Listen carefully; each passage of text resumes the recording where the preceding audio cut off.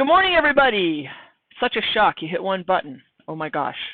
And now I'm looking at myself over there and a green dot. And on the other side of that green dot is all of you guys, which warms my heart. So good morning and thanks for being here. After yesterday's tech trickiness, we spent a little time on figuring out how to make the video's audio happen for you guys. And so I am tempted to put you through the trauma of watching Allison Van Alten go through her mite monitoring stuff.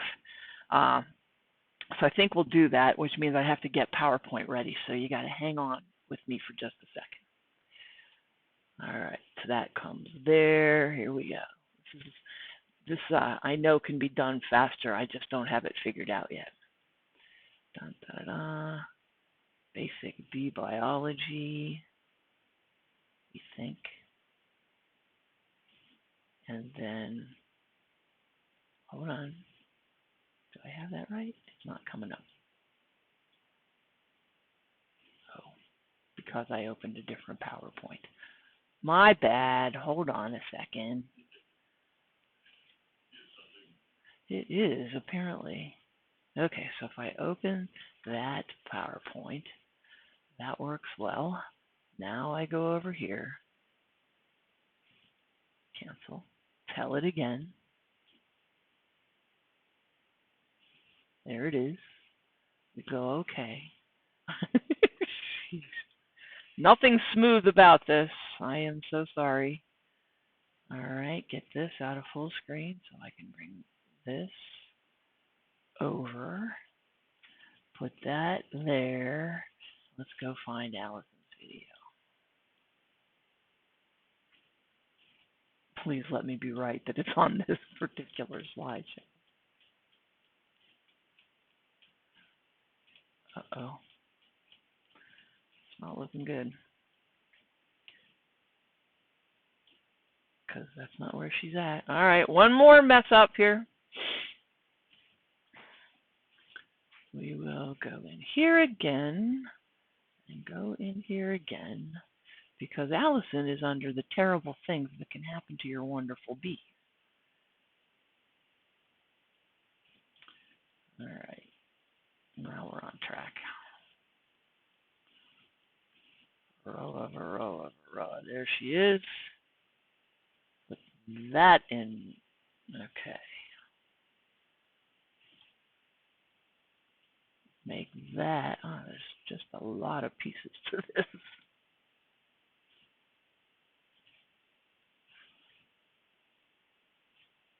It is not doing what I'd hoped. Why not?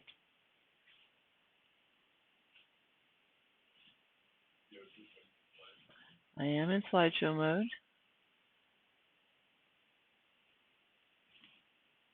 And she's showing, but she's not displaying in slideshow mode over there. So let me mess with that over here.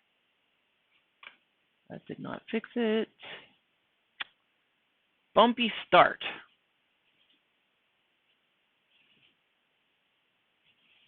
Yes, that's the one we want. Yes, that's what we wanted. Okay, there it goes. I don't know what made the difference there. All right.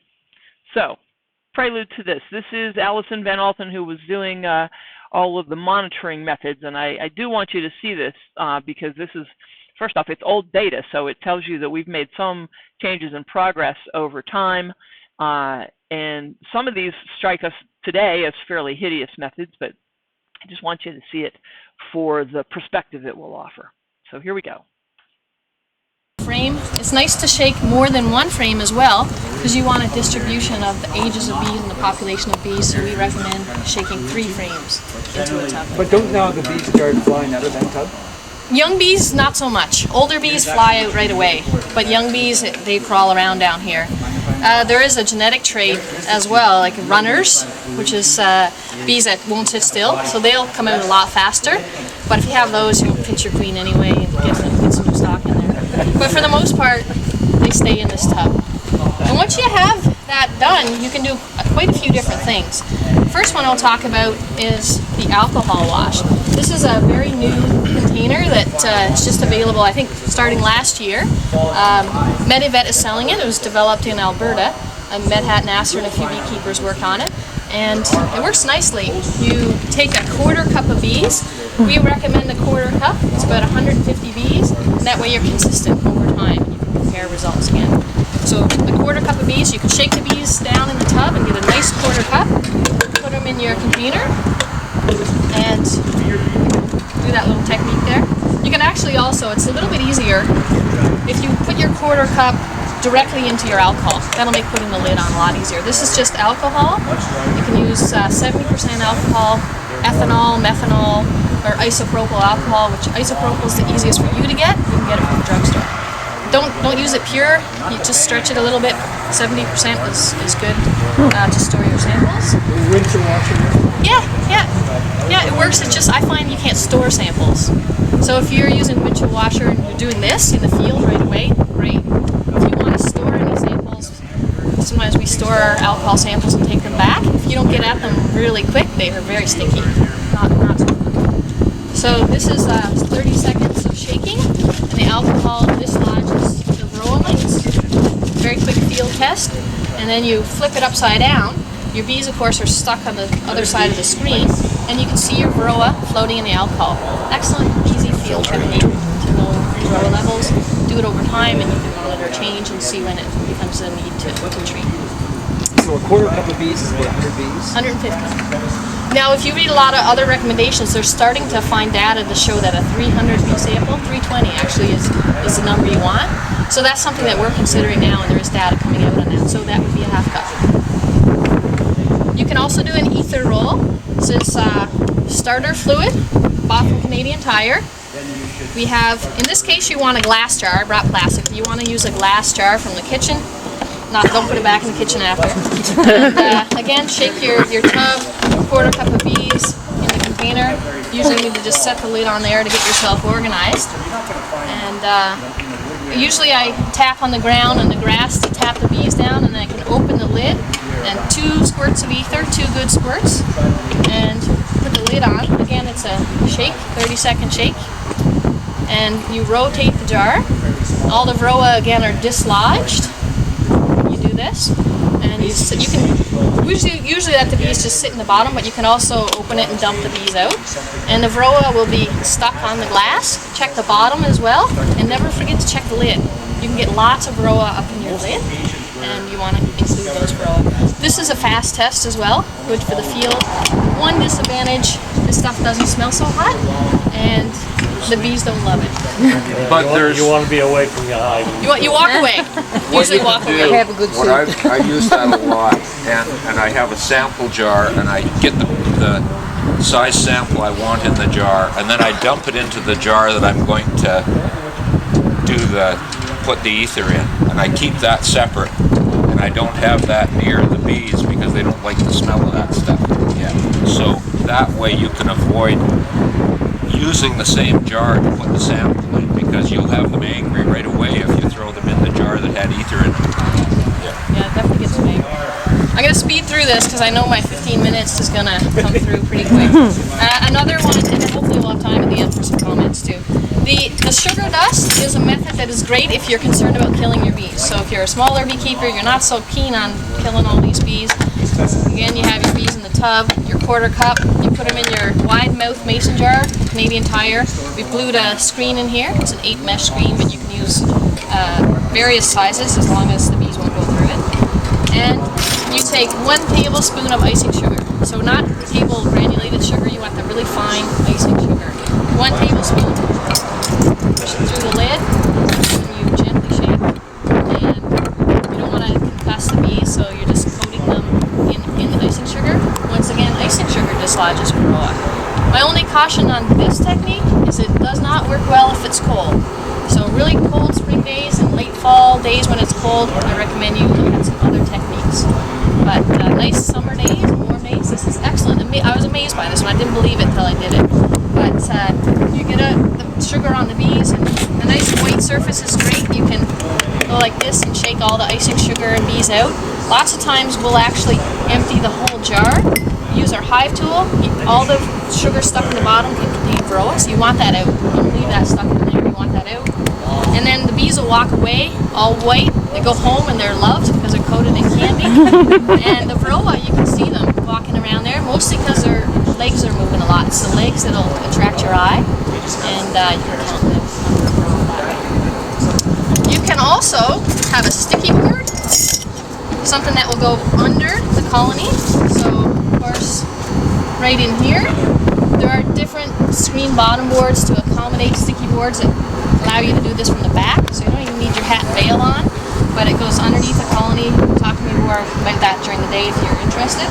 And this is a natural drop of varroa, so you put a board in 1 to 3 days. We often do a 24-hour drop, but you'll hear a 3-day drop, and you can look at the number of varroa that have fallen over that time period, and again, get an idea of the levels.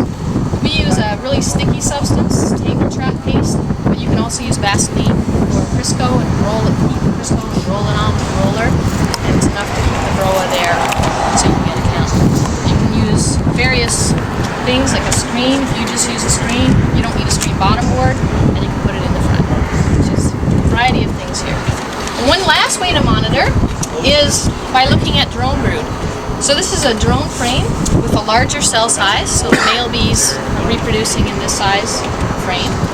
And if you have one of these in a colony, or even if you just have a patch of drone brood in a colony, you can find it and uncap some drone brood. Varroa preferentially reproduce in drone brood, so you can preferentially check the drone brood to see what your levels are. We like to uncap 100 cells. That's a little bit time consuming. So you can even just while you're in the yard, the girls I work with, they're always on every colony they're in. They're like, oh, I got 5, and I know they've opened 10, and they got 5 out of 10 have varroa. It's just a little thing they do when they have enough time.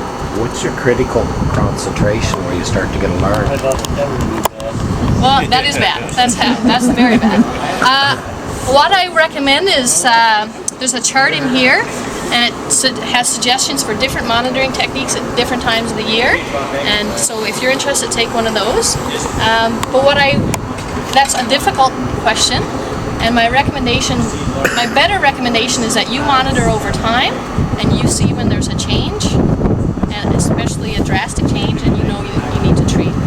My other thought is if you're unsure still, we're happy to comment. If you want to call us or email us and say, I did such and such a technique, and like I did an ether roll, and it's late August and I got 30 varroa. If you want to run that by us, like I'll be saying, I think you want to get your honey supers off and do some treatment. That is the big question. That's it. Yeah. I'm going to move right into treating, and I brought a lot of the options that are available for varroa. I'll start with the strips. This is the original early treatment that we had available to control varroa. This is the Apistan, and active ingredient fluvalinate. You wear gloves when you're handling any of these pesticides, and I encourage you to always be more conscious of your own health. You're far more important than your bee colony, so always please follow the safety precautions. But these ones are just strips, very easy to apply between the frames in the brood chamber. They don't go here. They don't go, over here. What you want is to put the strips where the bees are and where the brood is. And so generally it would be between the 3rd and 4th frame, slightly towards the center, and again between the 3rd and 4th frame, slightly towards the center. And if the bees are clustering here, then you're going to have contact with the strips. If there is a chance that for some reason, when you put your strips in, that the cluster's over here. So please, you do want to change then. But don't put the strips where there are no bees.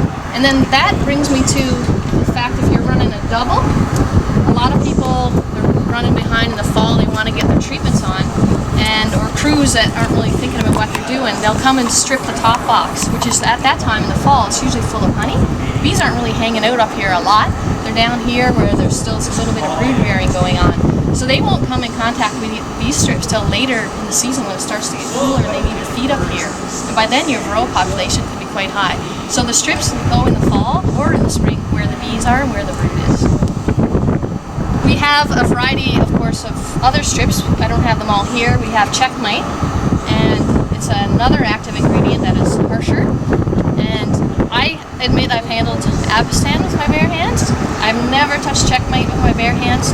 Don't touch checkmate. You need gloves for certain if you're working checkmate. What's the active in checkmate? Phos. It's an organophosphate, so it's a harsher chemical and more danger for us. Gotcha. If Doesn't let you potentially there are some reports of residues and so on, and it's a harder chemical, but yes, there is more concern about that. We have a new strip that's registered, the Apivar, active ingredient amatraz, also a strip full of formulation, very similar. We were talking about this a little bit last night, and Riel said, you know, it's really important that people follow the label for this new product, and the label says it's a 42-day treatment. You need to leave it in for 42 days. There are concerns with underdosing and overdosing lead to resistance, but there's also indications that for the new amatraz, you won't get the efficacy unless you're leaving it in that full length of time. So if you're pulling it after 3 weeks, like Phos, if you pull it after 3 weeks, although you're underdosing and creating a resistance situation, it still works. The amatraz may not. So keep that in mind. Pardon? 5 minutes? Okay. do my job. Yeah. She pointing time. Yep, that's perfect. Yeah. You have a group Okay. tonight, yeah, so you have a few minutes. Okay, good. I'm going to speed through though, because one thing at the end I really want to show you. Formic acid, great treatment for varroa, but a lot of onus on you as beekeepers to do it at the right time. So an excellent tool, but a lot of thought goes into when to put it on and so on. So it is temperature dependent. The formic acid is inside the fiberboard pad here. These holes are the slow release mechanism. They've been studied to determine how many holes, what size holes, to allow the right amount of formic acid out over a 3-week period. Again, 3 weeks is the treatment time. Don't cut it short. You need that third week, even though it doesn't seem like it. They have to be supported on the little sticks. If you lay this pad directly on the top bars, you're actually sealing the holes, and it's not effective. So we've done those trials, and that's not as effective.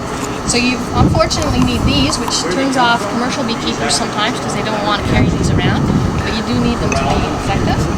And you lay it holes down on the brood chamber, and the formic acid will go through the cluster. It's heavier than air, so it actually sinks to the bottom, and therefore you don't want to be running a screen bottom board that's open at the back, in particular in the front, to let all this formic escape. You want to run a regular bottom board with completely open, no entrance reducer. And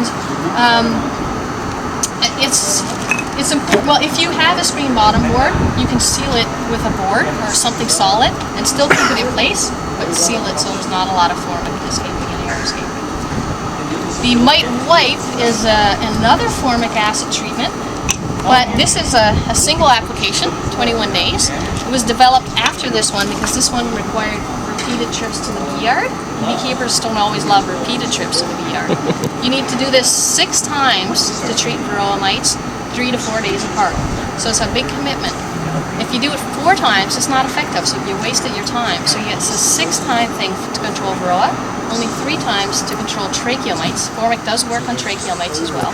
But this is soaked in formic acid, and you have to do that yourself. You soak it in 35 milliliters of formic acid, and then it's placed again on the top bars of the colony. When you come 3 to 4 days later, you can put another one beside it. At the end of the treatments, you can peel them off and take them away, or sometimes a strong colony has already eaten them and dumped them out the front door. Be very, very cautious with these. This one as well has the formic acid in it. Instant formic acid burn, instant acid burn if you touch it, and I've seen beekeeper scars. Be very careful. I recommend a respirator when you're soaking these if you're in a confined environment, but it's best if you can do it outside. This is the mite wipe treatment, and this is just a meat pad. And so what is the special name for that meat pad? I don't know, a dry lock pad. Ask Ralph Lockhart, he buys these. Both of these excellent tools. We're lucky we have alternates to these chemical treatments, but there's a lot of onus on us to do the right thing at the right time. I'm going to jump right right into oxalic, and goes very well hand in hand with formic. So formic is done in the fall; it'll be done as soon as your honeysuckers come off, and oxalic is done late in the fall season. This oxalic acid treatment is only effective on varroa that are on the backs of the bees. It doesn't affect any varroa that are reproducing inside the cells. So you want to do this when there's no brood. So this is something you do the day you're wrapping bees, for example. It's a late fall treatment and cleans up any varroa left over from the formic treatment. Oxalic acid is something that you buy at the drugstore. It's called oxalic acid dihydrate. You can go to the drugstore. If they don't already have it, they usually have it within a day or 2 days. And it's a crystalline powder. They will also carry possibly oxalic acid anhydrous, which is a liquid. So you don't want the liquid, you want the powder. And then you measure 35 grams, mix it into a liter of 50-50 sugar syrup. If you don't remember all this, you can always talk to me and I can tell you the recipe. So it's a sugar syrup mixture. You can't see the oxalic. It's all blended in. It takes a little bit of agitation to blend it all in. And then you want to apply 50 milliliters on the bees late fall. So the bees are generally in a bit of a cluster, and you want to go back and forth, coating as many bees as you possibly can. And sometimes people don't want to keep refilling that, although I prefer that myself. You can attach this to a backpack tank, and you can. This is from Medivet, and you can apply it between frames. And it's only 12 and a half milliliters at a time, so you just have to do several times. And I'm going to jump really quickly into Nosema because I want to make sure we have time for it. But those are a quick overview of varroa treatments. The Nosema disease that I mentioned in the beginning, the gut protozoan that is affecting our industry at this point, is a new species, a more aggressive species has been identified.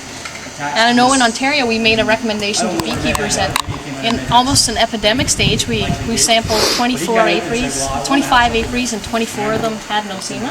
We were shocked. And a lot of them had stopped using this, running integrated pest management systems. They didn't think they needed it, so they cut this drug out. But now in 2007 we were overrun with it. But this is the only treatment we have for Nosema right now, and it does work against both species of Nosema. We're still studying a lot about when is it most effective to apply it, and like the timing during the year, and wondering about knocking levels down that are really high, or if really high spore levels are, the bees are done kind of thing. But we had a little bit of trouble with applying this. It's mixed in sugar syrup, and our beekeepers do a lot of barrel feeding. So we mix this into a barrel, set it in the yard, and the bees have to fly to the barrel to get medicated. So a colony that's weak and already affected by Nosema doesn't eat a lot. They have a gut problem. They don't want to gorge on honey syrup, so they don't get treated, and that was a big problem. So we started looking at individual colony treatments, and that's when we started to try this. Okay, one minute. And this is a freezer bag. You can put 2 liters of syrup in here at a time. It's medicated syrup. I followed the label to make it, and so it's all medicated. We put it right exactly on the top bars. We make 2 5-inch slits in the bag. The bees will walk right up here. We use a formic acid rim to accommodate the bag. So it's a little rim that goes around the colony. Our inner cover actually is almost a big enough rim, so we could almost use this. The bees just walk right up here, feed on the sugar syrup. I usually let it start a little bit and dribble some sugar syrup. They'll take this down really quick. And they're forced to almost, it's right on top of them. So I really like this method for treating individual colonies with the medication. You might have to put a couple bags on at a time, but follow the label. If it calls for 4 liters of syrup, that means a 2-liter bag and then another 2-liter bag. So follow the label. But this works really well. Or in the spring, if you have a weak colony and you just need some stimulatory feed, you can do this. We're doing trials on that, but we haven't got really conclusive results yet to say that that's effective.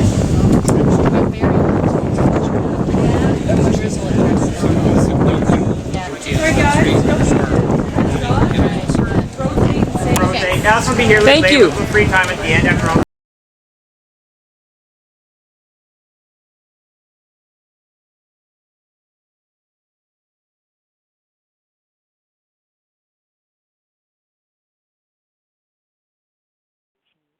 Okay, now we are looking for how to get frame. It's nice to shake more than one frame as well.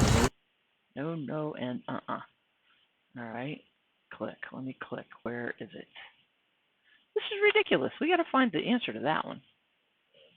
Tab, tab, tab, tab. Okay, so it's over there. My focus is on the other. Hang on, guys. Sorry. Where is the mouse? Why can I not find it? This is enough to make you crazy. If I knew where I was, I would quit said file. I can't get out of full screen without the mouse. I did. Think, Christy. Where? Aha. Okay, so if that works, this should work. God! We don't want that. I want to. I got the mouse now.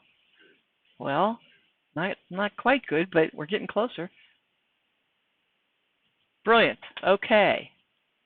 Man, how in the heck do you lose the mouse? That is the weirdest thing. I am so sorry for how awkward that is. So, briefly, first off, thanks to Allison Van Alden, who let me record that video outdoors on a windy day at Prince Edward Island. We were actually at Wyman's Blueberries when she did that little demo as part of the Maritime Bee Tour. And she's also a part of an interesting thing that happens only in Canada. We would like to have something like this in the U.S., but they call it the Tech Transfer Team.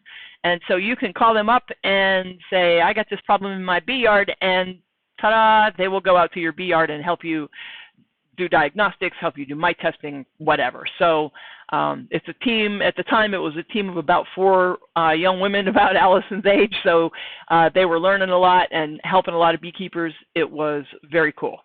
So what I'd like to do is, via Jeff and the chat bar, let's discuss that video a little bit, because some of it makes you go, ah, I know. And then after that, we will pick up questions today and yesterday, and then we will have a quiz.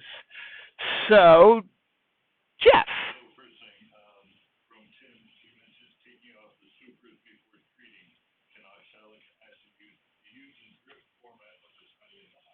He asked that yesterday, and I did not get him an answer.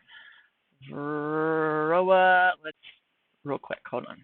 Oxalic during honey flow. First thing up on Google. Has not been approved for use during a honey flow. If you have honey supers on the hive, you must remove them before treating. Leave them off for 14 days to give oxalic acid treatment time to be removed from the hive to avoid contaminating the honey. So that was a holdover question from yesterday from Tim, who was asking about the use of oxalic acid during a honey flow. So it's not approved for use. Due to the nature of it, I'm not real uptight about that, but if you are selling your honey, you had best be uptight about that. So that's where it really starts to draw a line. So there you go. Not approved for use during a honey flow.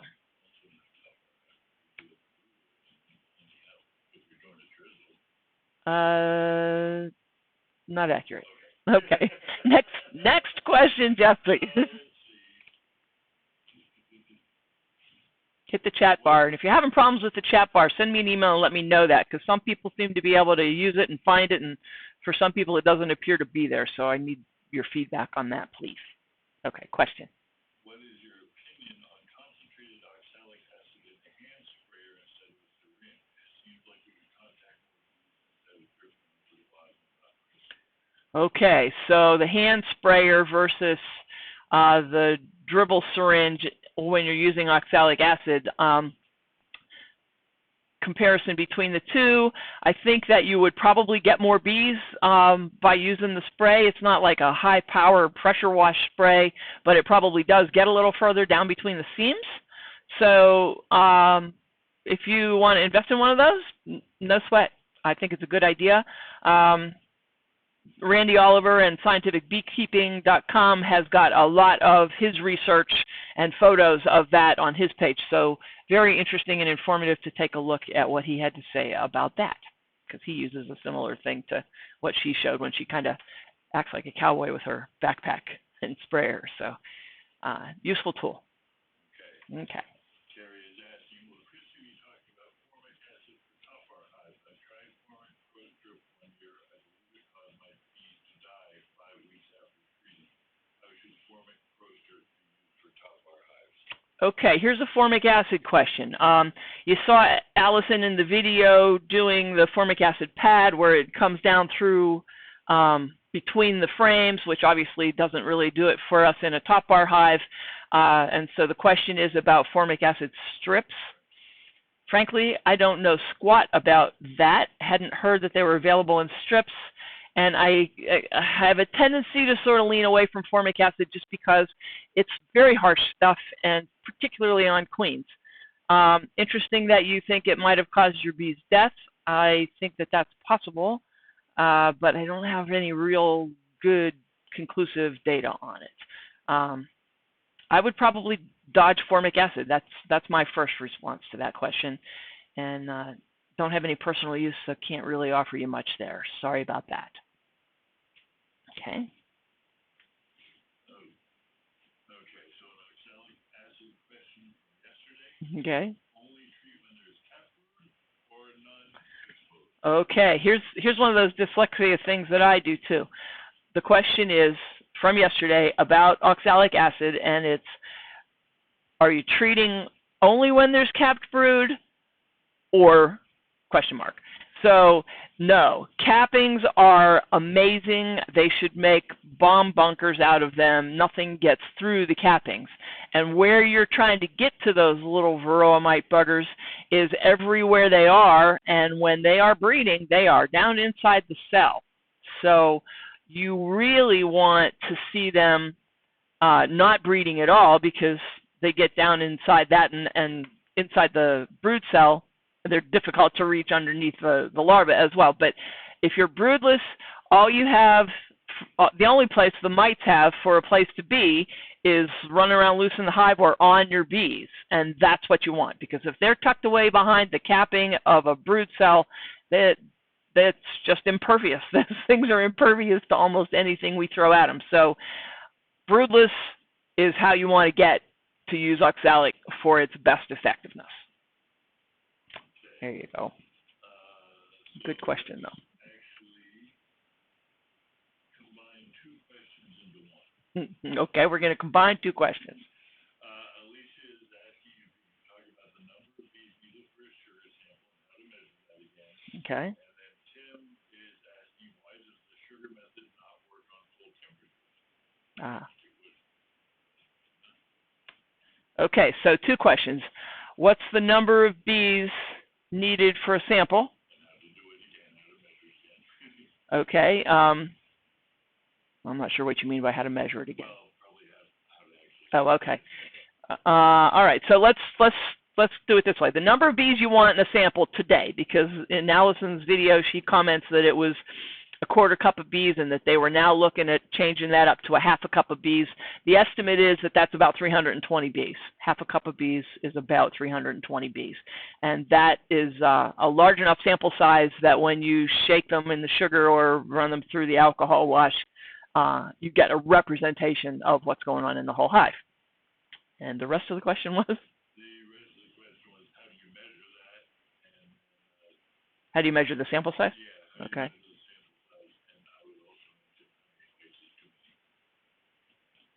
And the threshold. Okay. All right, so how do you measure the sample size? Let me just get a tool here to show you. Maybe. Whoa. All right, so what I have used is this little guy. It's just a little plastic square box. I like the fact that it's square because when you go to get your sample, which is kind of the rest of the question, you need to come down the comb so that the bees do like a little backflip into the box. And it's been a while since I actually double checked and measured this, but this is right around a 1/2 cup. And if you got bees moving around, you probably better fill it as full as you can in order be confident that you've got a sample size that you need. So one more time too, let me demonstrate the getting of the sample. Okay, so I pull my comb out of my hive. I pick up my box, square size. This could be a measuring cup. Anything you've got with a square size. It could be a cardboard box. And we're covered with bees here. And I'm going to gently push on their backs. And as I do that and move it down, they just kind of lose their grip and fall in. It doesn't work to do this. You're going to gouge the comb and probably break things. But doing it like this, and they just kind of whoop, very, very cooperatively fall over backwards into your box. And you can do that multiple times up and down to gather bees off of one side and turn it, go for the other side, pick up a different comb until you've got a pretty full cup. And then, now I don't have enough hands, hold on. And then thump, thump, thump. I would do it on the top of my hive, but you can't really see that. So thump them, they'll fall down a little bit, and then you can set a lid on. And it doesn't have to go on tight. You're just containing them until you're ready to put them into the jar so you can sugar shake or alcohol wash your poison of choice. Okay. Think we answered that one? Okay.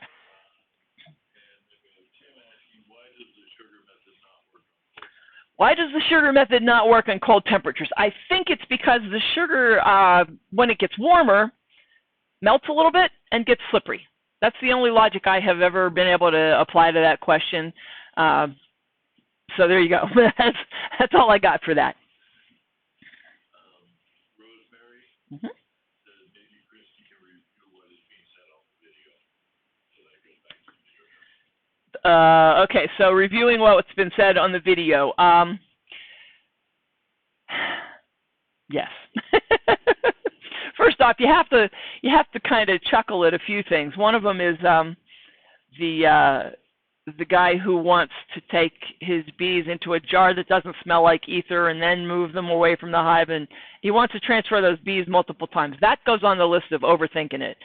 Cut that out. The bees don't like the smell of ether, and they don't like to be put in a jar, so just get it done quickly and firmly and stop worrying about it. Some of the other things that get commented on in that video are like, oh, if you're not so keen on killing all these bees, especially when you just took the sample size and doubled it. So I'm not big on killing bees. I absolutely think that a sugar shake is a better idea than an alcohol wash, but if you are in the business in a different way, then speed might be your driving factor. One of the interesting things about Allison and the tech transfer team up there in Ontario is that they walk with a foot in both worlds. They're talking to backyard beekeepers and they're talking to a big deal commercial beekeepers. Canada has a bunch of commercial beekeeping goes on up there. And so she has both a viewpoint that I basically talk to, and that's, we're keeping bees in our backyard because everybody that's growing food should do that. And it's not about one guy with 60,000 beehives, but that's what kind of informs her perspective. And so sugar shake makes a lot more sense when you've only got 2 to 10 hives in your backyard. Alcohol wash might make more sense if you are the province bee inspector in Ontario. So that would be my input on that. I also, every time I've shown that video in a in-person class, there's a place where she talks about never ever touch this stuff with your hands. So she's got the gloves on and she picks them up and then she goes like this. So be conscious, and if you aren't getting that kind of stuff during the days of coronavirus, then you're not paying attention, because it's very, very important what you're doing when it comes to touching your face. But most of these chemicals really are nasty, not good for humans. And that's one of the biggest reasons I can think of for going treatment-free, because if it's not good for you, how is it going to be good for a creature that's, that big compared to you? Another comment on that video, she has that bright green plastic drone brood frame because, as they say, supposedly Varroa preferentially breed in drone brood.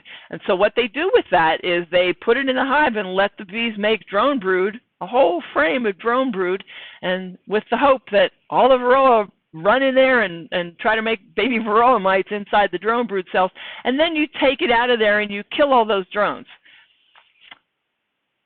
Okay, I see why that logic works. but I also see that in every other possible way, we prevent the bees from making drones, and so they're going crazy to make drones because they know when they need drones. And if you let them make a whole frame and then you take the whole thing away, what a terrible use of all the bees' energy. So I don't think that it's that big a deal that they supposedly prefer drone brood, because they breed in all of it. If there's no drone brood, they absolutely jump into a worker cell, no problem. So I would rather see us support the genetic diversity by not killing all of the male of the species. That one doesn't make any sense to me. Any specific questions about the video coming up?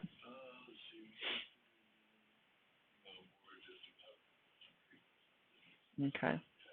One thing I can comment too that is different between the United States and Canada, you see her talking about oxalic treatment in 2009. Well, in Canada, that's the truth. In the United States, it wasn't registered for use in beehives until fairly recently, when Brushy Mountain spent the time and the effort and the money to get it registered for use. And apparently it was pretty expensive because they're not with us anymore. But we appreciate the fact that that happened in the U.S. because I'd much rather use an on-label product than an off-label product, and it was good of them to make it available that way. Okay. So next question. Okay. You don't recommend formic acid for treating rural mice and caterpillars. Then what are our options for treating rural mice and caterpillars? Beekeeping? Okay. Let me grab that question again. Right. The question is about if I don't appreciate the use of formic acid, which is said to be able to work through the cappings, then what other options? And because oxalic wants to be broodless in order to be as effective as possible, then yes, caging the queen is your method. So let me, speaking of that, I want to show you something here. Don't think I want to show it to you there, though. Hold on. We're going to go out to Gold Star Honeybees and go to Info and Brood Break Timing Chart. Now, this is a shout out to Randy Oliver and Scientific Beekeeping, because he put this together in a format that, doggone it, I can see. So let me kick over to, oops, hold on. Video from computer.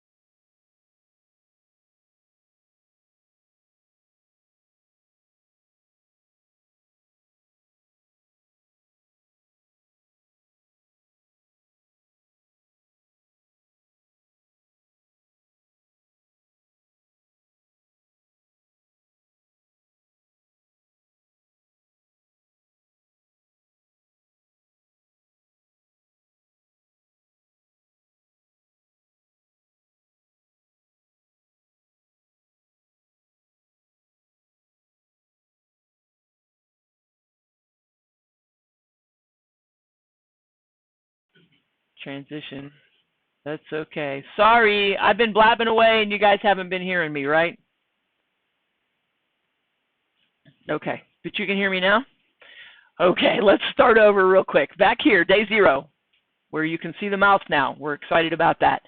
So day 0 is essentially there's an egg laid there, and then you walk down this side of the chart where day 1, day 2, day 3, you're basically watching this as the eggs laid on that day as they progress from egg to larva, get capped, and then pupate, and then hatch.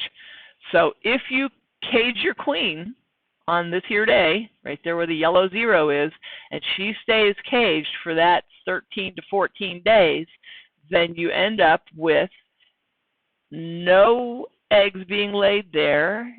Everything here is still open, and here all of these have hatched and these are still open. So here is the window where you treat with oxalic. So 14 days, and then jump in there on day 20, 21, or 22, and you have a broodless hive. Now the other way for this to happen is if your bees swarm, because that's what you're doing here, is you're inducing the same brood break that happens with a swarm. So it's not necessarily a bad thing when your bees swarm. The big bummer about a swarm is if they fly away and you never catch them and put them back in another hive, that makes us all sad. So it's a good thing that bees swarm, and it does give this brood break, and you do have a drop in your varroamite level because of that. But if you are going to split your hive, or they're not inclined to swarm, and you would like to work with managing the brood break in order to make oxalic more effective, that's how you do it. So caging the queen is the tricky part.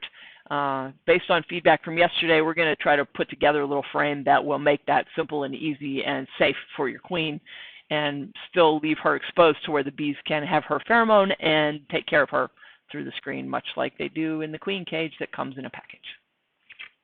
Okay, next up.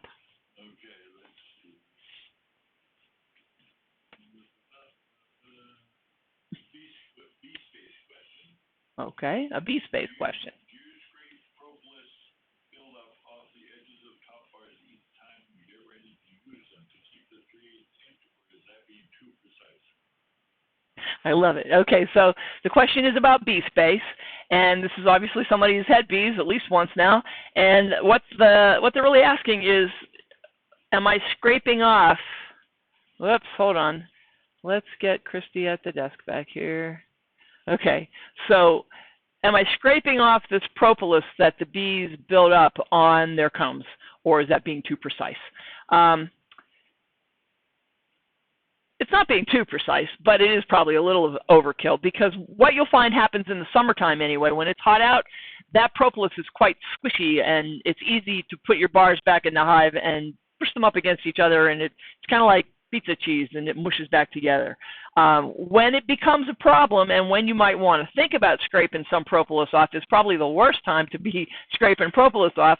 But if you are in there late in the season and the propolis is now brittle because of the temperatures making it get hard instead of gooey, then you want a tight fit there. And the bees aren't really well able to go and get resin because it's cold out now, so breaking that propolis seal becomes an issue. So what that really speaks to is less about scraping the propolis off, although if you can't get a good fit, you probably should, but more about not inspecting late into cold temperatures. Because it does matter a bit about the bee space, but I will also tell you that some schools of thought will say that the width of your top bar, and these are all 1 3/8" Gold Star bars, that they could be 1 1/4". And there's probably some science to that that matters, or that takes into consideration where you're at. I can't really speak to what locations would want slightly thinner bars. It's just not a big deal, the difference between 1 3/8" and 1 1/4". It's not a lot of difference, and it isn't rocket science. It's bees. So somewhere in there is the line past which you don't need to overthink it too much. Good question, though. Okay. If you are using powdered sugar to treat, how often? Thanks. If you're using powdered sugar to treat, how often? Powdered sugar is pretty harmless. It doesn't work on capped brood, so doing it, you could get away with doing that once a week. It's probably a little overkill. Once every 2 weeks, probably a little more manageable. So that's where I would land. About once every 2 weeks or so. That should work. Okay, Rhonda says, Christy, I know you use oxalic acid, but do you use any other treatment methods to avoid resistance? Okay, there's a good question. Rhonda pipes up and says she knows that I am in favor of oxalic acid, but do I use any other treatments? What was the rest of it? To avoid resistance. The other beautiful thing about oxalic, aside from the fact that it doesn't get absorbed into the wax, is they're not finding any signs of resistance to it, which is also very important.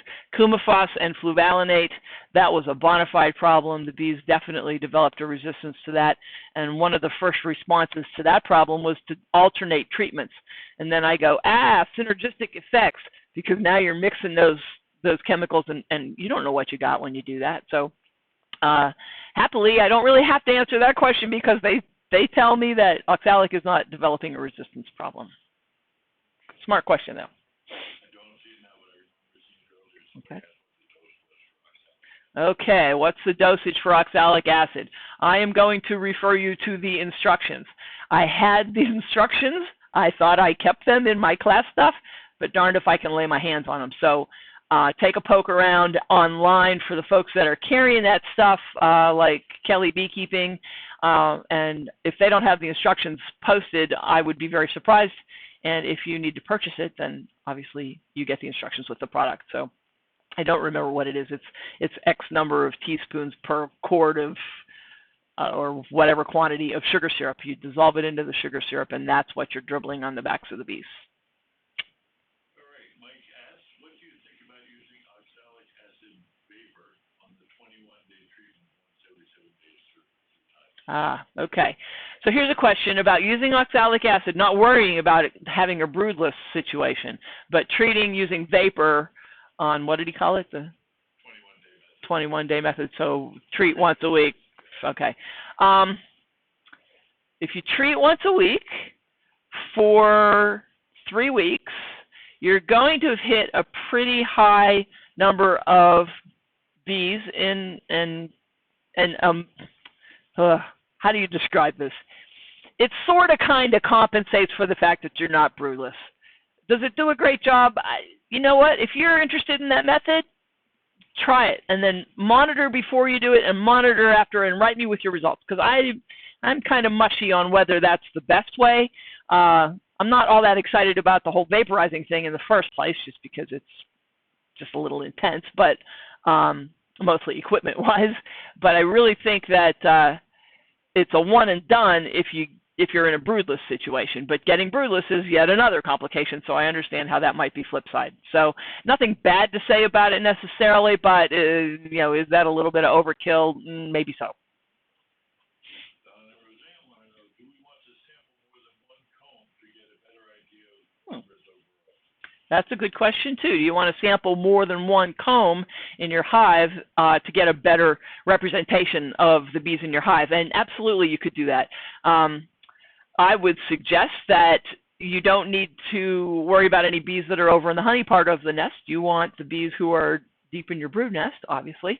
That's where you're more likely to have mites, and that's where your bees are more likely to have mites on them. So, yeah, more than one comb, nothing wrong with that idea. That's a good idea. In fact, when we do it, it took us more than one comb to get the bees. And Jeff comments that it did indeed take us picking up more than one comb to get enough bees to call that a representative sample of 320. So, yeah, that's a good idea. Good thinking. Okay, so how much sugar do you use for a sugar shake? How much sugar do I use for a sugar shake?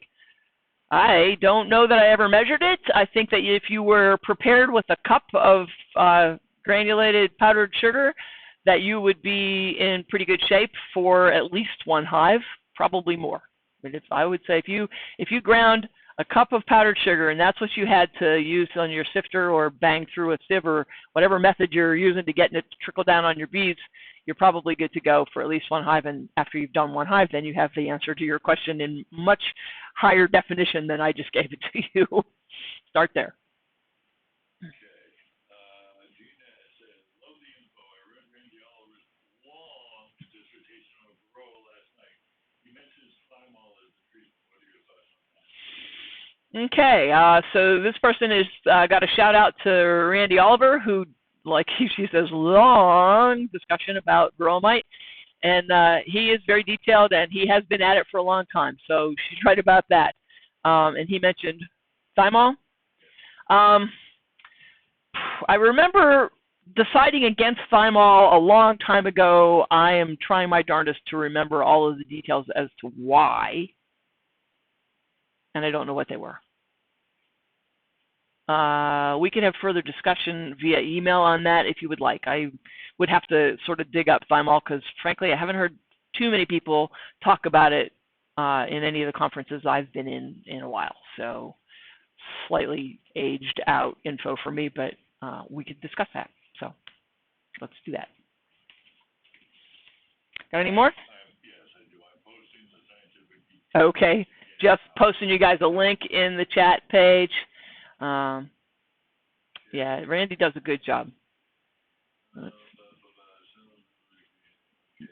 There's his link there too. If you, oh, you're not looking at this here. I'll kick it over here. Can you explain the exact process of feeding? Can I explain the exact process of caging the queen? It starts out with a great big, very carefully, and it's going to depend on what you're using to cage her. Let's see. Let me get some tools.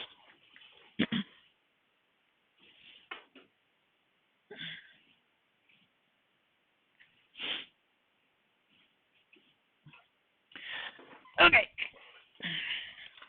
So here's a couple of examples of queen cages. This is the kind of queen cage that would come in your package. It's more or less intended for a single use, but you could press it into service again. Where's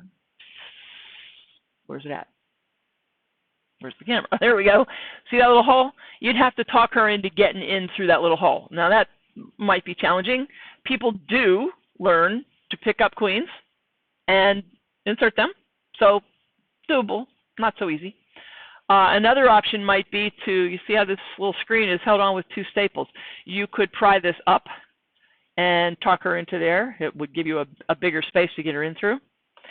Here's a neat innovation that I haven't seen it hit the market yet, but look at how cool this is. This is plastic. I don't like plastic, but this little guy pops open, and ta-da, you could scoop her up and then close the lid. Smart beekeeper, that one, with a permanently attached way of hanging her, whether you're hanging her in a length with Hive or wherever you're hanging her. But yeah, that was a nice thing just because it opens. And I hope they get somewhere with this. It says patent pending on it, so when you apply for a patent, that's a pretty expensive process, so I hope that they get somewhere. But nice, easy, clean. You could scrape it up and use it again, multi-use as opposed to single-use. Now, when it comes to actually getting her, trying to get into the hive and get her, this is not a hair clip. This is a queen catcher. And the size of these slots are appropriate for letting worker bees go in and out, but keeping queen bees inside there. Even that one. Drones can't get out either. So it's very gentle. It's got a spring in it, but it's not a very strong one, so that if you came up on her and you were able to, get down over top of her and then just gently let that thing close, but now you've got her. And you know where she's at. If you're ever doing anything else in your hive and you need to know where she is and keep her safe for a little bit, these are a great investment, $5, $6 at any beekeeping place.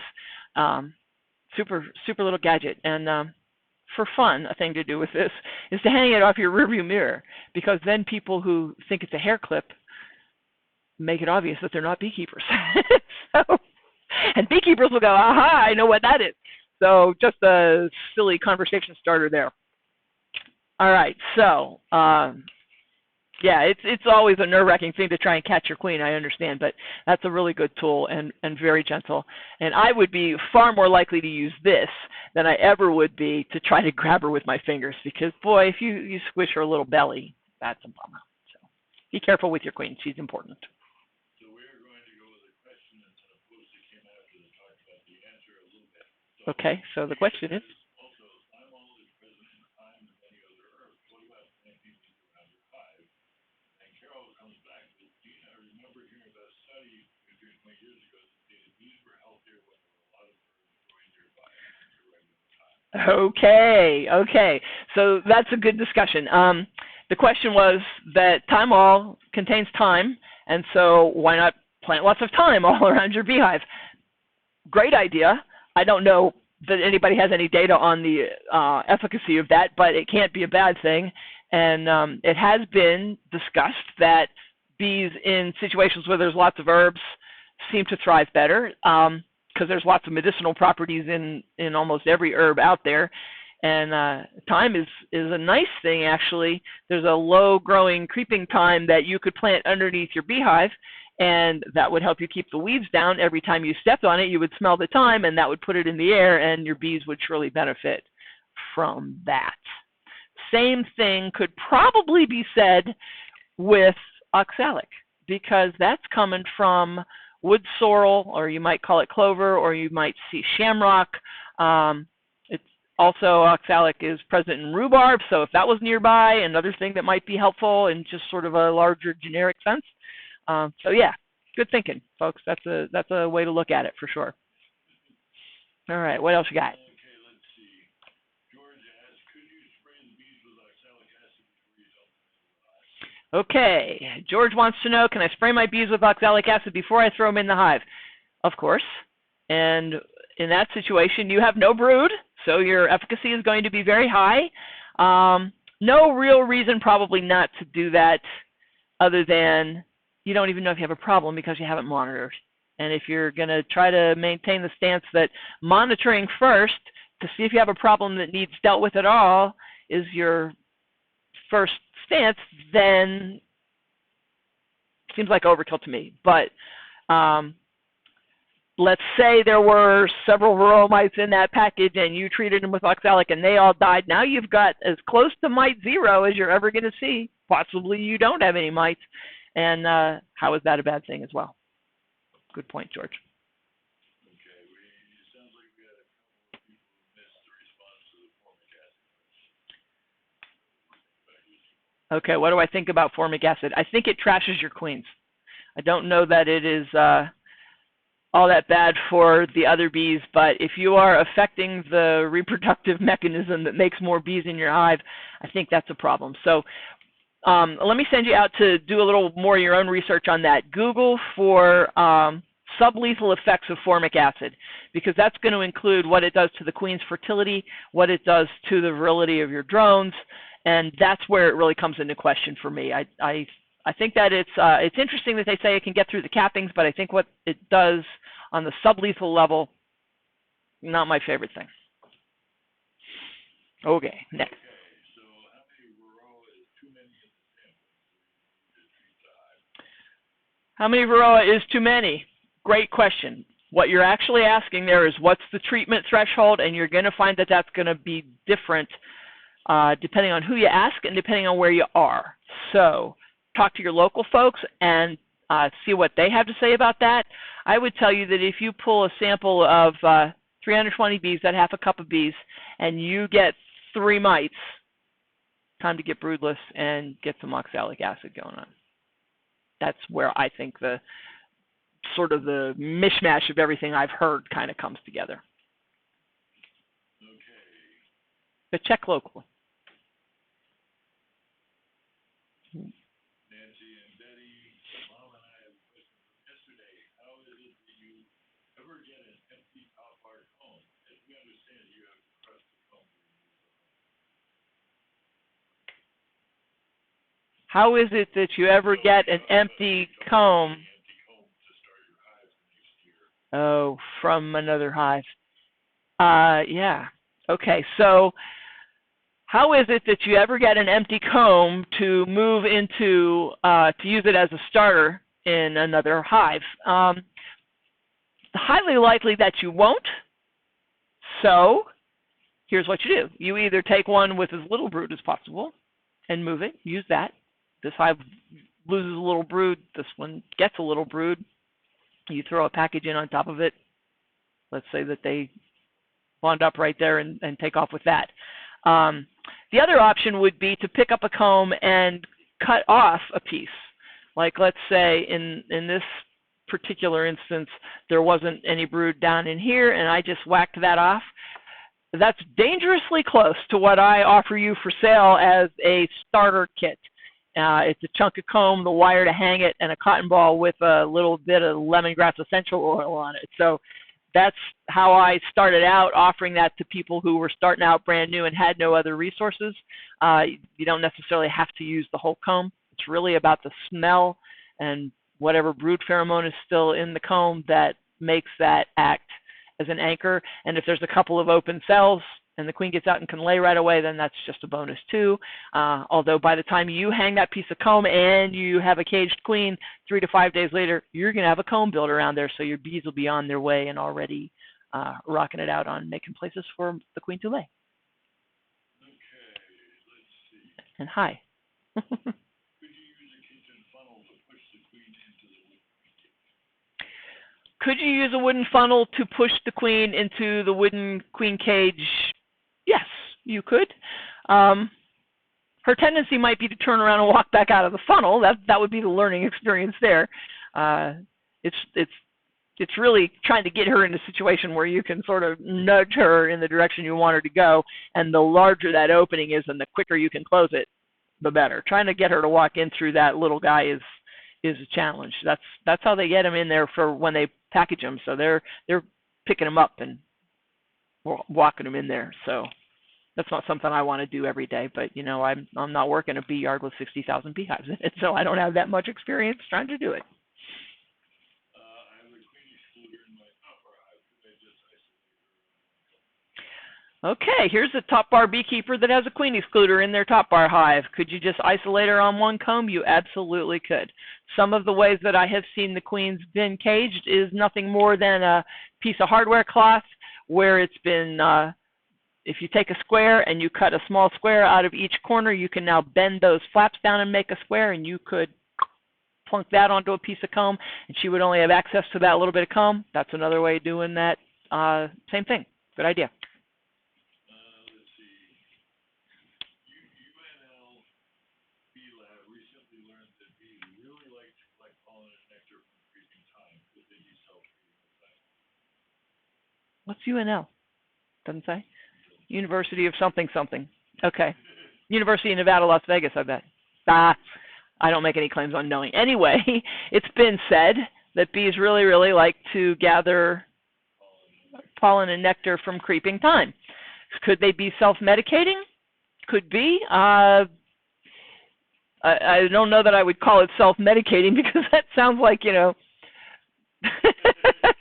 sounds like how we're trying to save our sanity in the middle of the coronavirus. But I think that it's a beneficial thing for them to be able to gather from, and there you go. No, University of Nebraska, Lincoln. Right there next to Michael, as in Bush. Okay, let's do one more, and then we're going to jump forward with a quiz. That's about it, actually. Really? Looks like we're good for now. All right, so we're probably missing some of you guys. We realize that, but Jeff's doing a really good job of sorting through the chat thing. So thank you for contributing in that way. It really, really matters to me to have that interaction with you. Thank you. So let's have a quiz. This is a situation where Christy now has to play around with the tech because the quiz is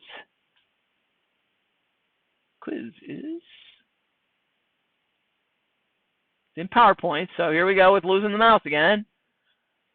Let's get you up here. Go there with that. Come over here to show a PowerPoint.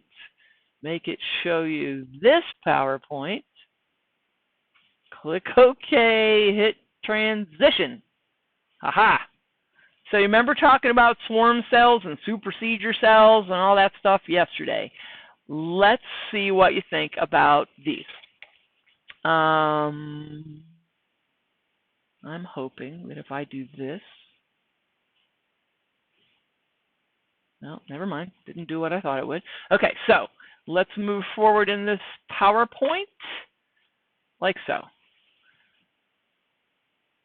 Swarms, just to review, swarms are the reproductive mechanism of your beehive. And to do that requires a vertical cell and the feeding of that larva with royal jelly. For them to make that vertical cell, is an intentional process. First of all, they say, yep, we're going to swarm, so we're going to go make this cell. Then the queen comes and lays an egg in that cell. So the process differs from supersedure, where there was not an intent in advance to make a queen, but they go to where there is existing worker brood, 3-day-old larva specifically, and they float that out so that it becomes a vertical cell, and they are able to then feed that bee royal jelly, and she turns into a queen. She started out being a worker brood, a worker bee. So I love this picture because it makes me think of Dolly Parton. Sorry, bad joke. But what would you say that is? Throw it in the chat bar. Is that a swarm cell or a supersedure cell? And does this make sense, this explanation?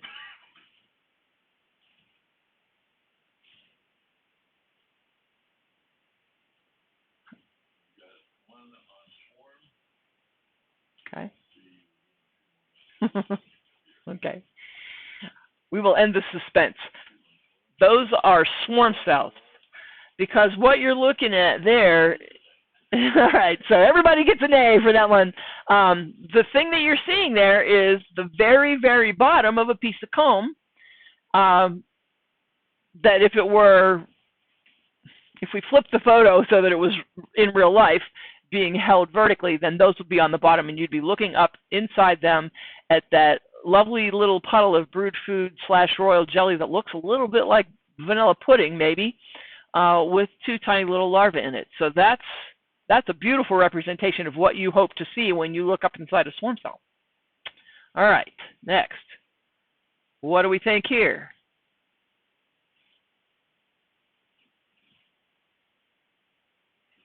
Anybody? Okay. The delay is just bizarre to work with.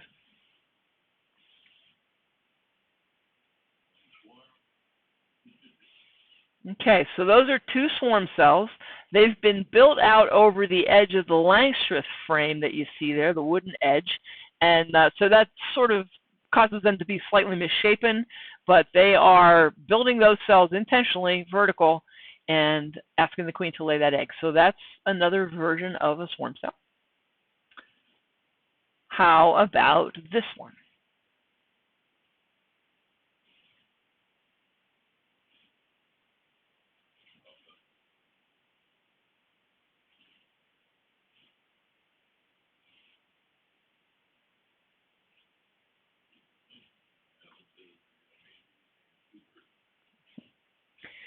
So the location of that cell is showing you what's going on, that they were up on the face of the comb utilizing an egg that had already been laid and then twisting the wax out into that peanut shape from an egg that was laid to be a worker bee.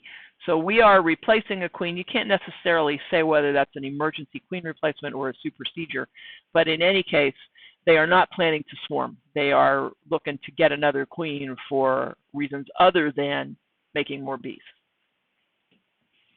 Okay, here's some slightly weird stuff. Hard to say what's going on in some of these, so I won't wait for your response. I will just keep talking. A couple of things that you're seeing there. First off, that cell is definitely on the face of the comb, which when I look around at the way that comb's being drawn, I think they're probably a little early in the process, which that also makes you think, probably not a swarm. But they're superseding, and probably because it is an early package, and if you look at the brood pattern on the rest of that frame, it doesn't look great. So they are probably not happy with their queen. And then if you take a look at the way that comb is built up off the foundation, isn't that an interesting thing? I'm going to segue completely off the beaten path of swarm and supersedure at this point, just to talk about bees and their desire to build wax. There's a guy somewhere in New Hampshire. He won a gold star hive in a raffle at a natural beekeeping conference held in Leicester. Is it Leicester? Worcestershire? The home, yes, it's in Massachusetts. It's the home of Johnny Appleseed. That's the thing that I remember about it. So, Leominster, there we go. So anyway, he took the top bar hive home and he put bees in it, and he called me about 6 weeks later and opened the conversation with the sentence, "I have a confession," which of course caused me to break up in gales of laughter. Like, if you're confessing to me, we are in a weird world. But what he wanted to say was he wasn't sure what his bees were going to do about making natural wax in this top bar hive, so he wanted to help them. So he took one top bar and he altered it so that it would hold a piece of foundation cut to fit inside his top bar hive. And he was calling me 6 weeks after putting the bees in the box to say that he now had 9 bars of beautifully drawn natural wax comb and 1 piece of untouched foundation. So bees don't really care for this foundation idea. This is the beekeeper that likes it. They don't need it.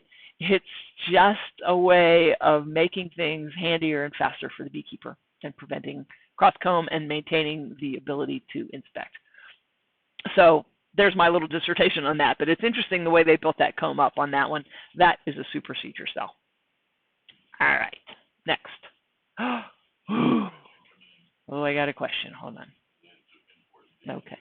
I'm a new beekeeper. If I see one of these swarm or supersedure, what should I do? Do I crush the cell? Oh, golly gosh. Yep, we're going to take that question. So the question is, I'm a new beekeeper. If I see a cell like that, whether it's a swarm or a supersedure, should I crush it? Only if you want to make your hive queenless on purpose. So in other words, no. Please don't do that. If the bees are making queens, there's a need for that. We'll see some pictures of what goes on when they make a bazillion queen cells, but the best way to go queenless is to take away the queen that they're trying to make for whatever process they're involved in. There are ways to sort of mitigate the fact that they can sometimes hedge their bets and make several dozen, but no, please don't crush a queen cell. It's just a way of finding yourself without a queen at all. And why would you do that? I mean, look at that picture. Isn't she beautiful? So there's a gorgeous, gorgeous, gorgeous, gorgeous queen. Shiny, shiny, shiny, shiny black thorax. When you look at all the other bees on that picture, you see how dull and lightly fuzzy their thorax is. That's really the first thing that always stands out to me when I'm looking at a comb and there's a bright, shiny thorax. It's like, aha, queen. The other things that are identifiable about her is the fact that her abdomen is essentially all one color as opposed to striped. And her wings are nowhere near as long as her body. Part of that is the mechanics of her being able to put her tail down in the cell to lay an egg. But that's what you're looking for. Shiny black thorax, wings not as long as her abdomen, and an abdomen that is probably a solid color as opposed to striped. If you look at the other worker bees on there, especially the one that's just to the right of the queen's thorax, that pale yellow and black stripe pattern is actually caused by hairs. The pale yellow are some very tiny, fine hairs. And as the bees age, those hairs wear away. So if you look down in the bottom right corner of that slide, there's a bee that's got a lot more black stripes than blonde stripes. That's an older bee because some of those hairs have worn off during the course of just moving around and being a bee. That's just a piece of trivia that makes it easy to tell a little bit what age your bees are. So the real reason for that slide being in here, though, on this swarm versus supersedure quiz is to say, hey, isn't it weird to look at that piece of comb and it's bright white? Why is it bright white? In this particular case, that's because that's a piece of white plastic foundation. So you want to talk about making it hard to see eggs. Wow, there you go. So anyway, enough on that. But it's a gorgeous picture of a queen. She looks like she's getting ready to set her tail into that cell that she's right on top of, and a little bit on fuzzy young bees. Okay, what's that? This one kind of makes you laugh because I just got done spending all this time going, bees don't like foundation and bees don't like foundation. And in fact, they don't like that piece of foundation very much either, but they must be in trouble because it looks like they need a queen. So with any luck, a queen bee managed to lay an egg in a shallow cell, and that's what they're using to either replace a queen or supersede a queen, probably an emergency replacement in that case. But very unlikely that that is a swarm cell, although the question of where's the edge gets a little muddy in that photograph. Moving on. Okay, buried underneath those bees is what looks like a really smooth cell, supersedure cell in this case, because they're up on the face of the comb. But that's to give you a little bit of an idea as to what goes on with that peanutty look. I can't speak to knowing exactly how old that cell is, but as they develop and the bees are helping that queen get ready to hatch, they tend to peel some of the thicker wax off the outside of it. That's one reason I've heard that they end up looking a little smoother at certain times in their development. Interesting shot. Supersedure cell in that case. So, now what is that? Back to the person who said, if I see those, and I said, oh, if they do dozens, then you might want to think about that differently. This is a really tough call, what's really happening here, because they seem to be on an edge, but they also seem to be on foundation, and in that case, they're not on the edge as in down over the edge of the frame.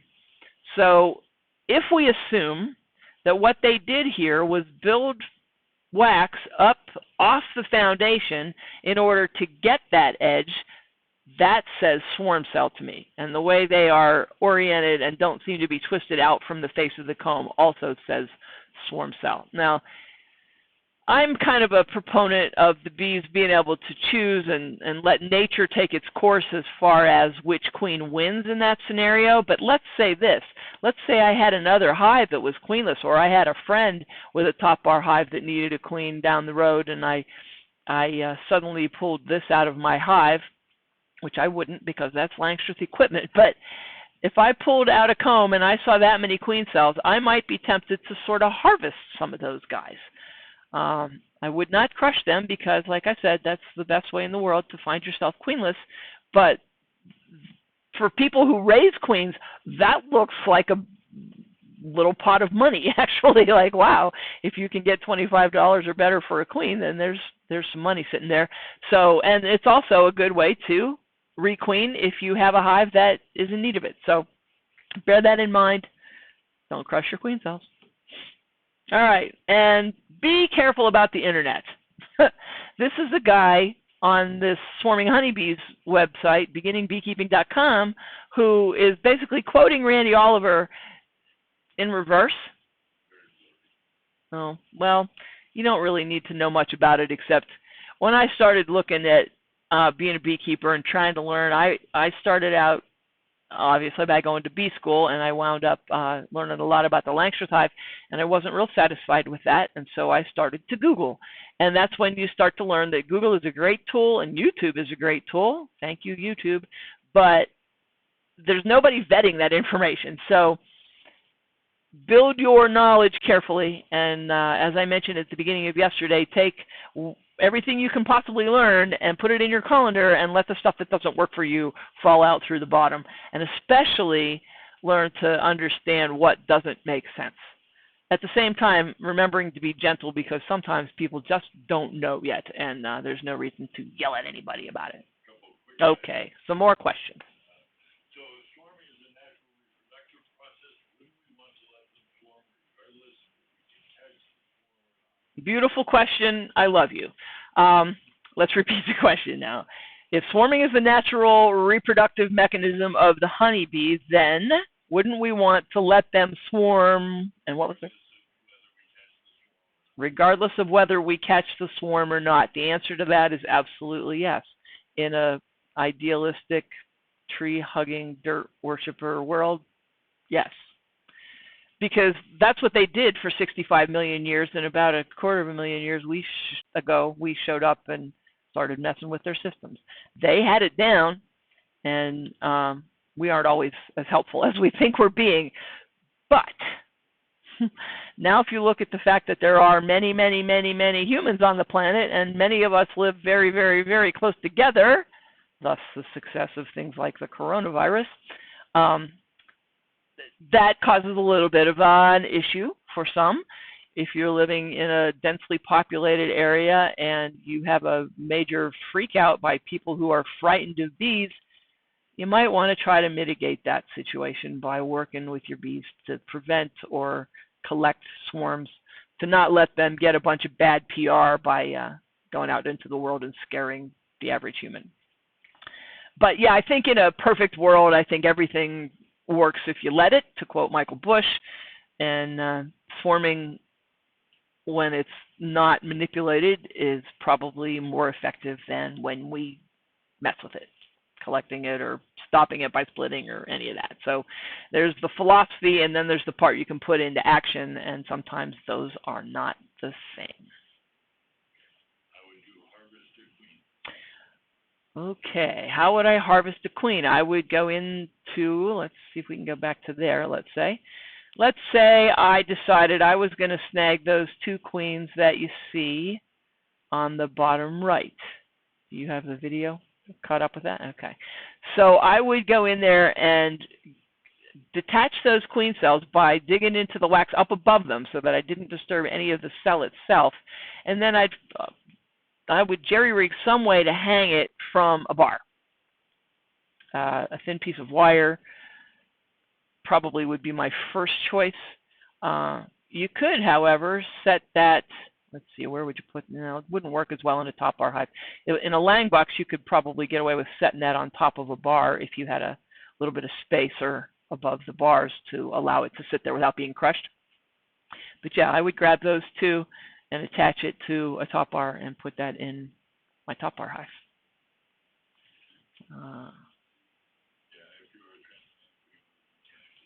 Yeah. We're pretty well caught up. All right, let me look at my notes. We did the Allison video, we did the quiz, we did the math of broodless.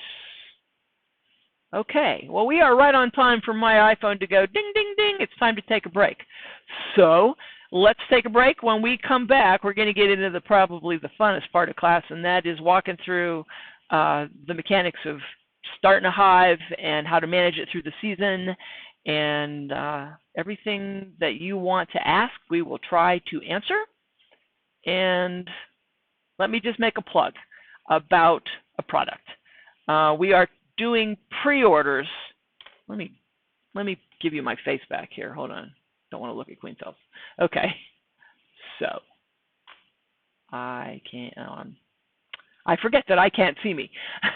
So anyway, we are doing pre-orders of our top bar hives. And the reason for that is this. When we got to North Carolina, we didn't have a great success story to share about getting set up with a hive kit builder.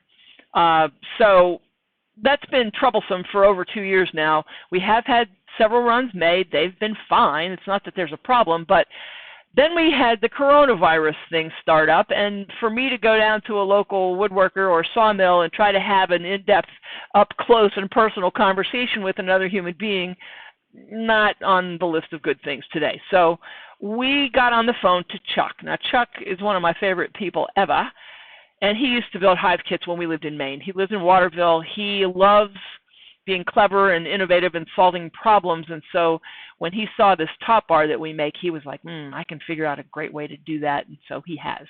Another thing that has happened for Chuck is that he has taken on an apprentice, and the apprentice is very interested in, basically doing a mind meld and getting everything that he can from his apprenticeship with Chuck. And this is no just like 2 guys hanging out in a woodshop apprenticeship. This is a formal thing paid for by the National Association for the Arts through the Maine Arts Commission and some other great organizations. If you got the constant contact email, I went into some detail about that.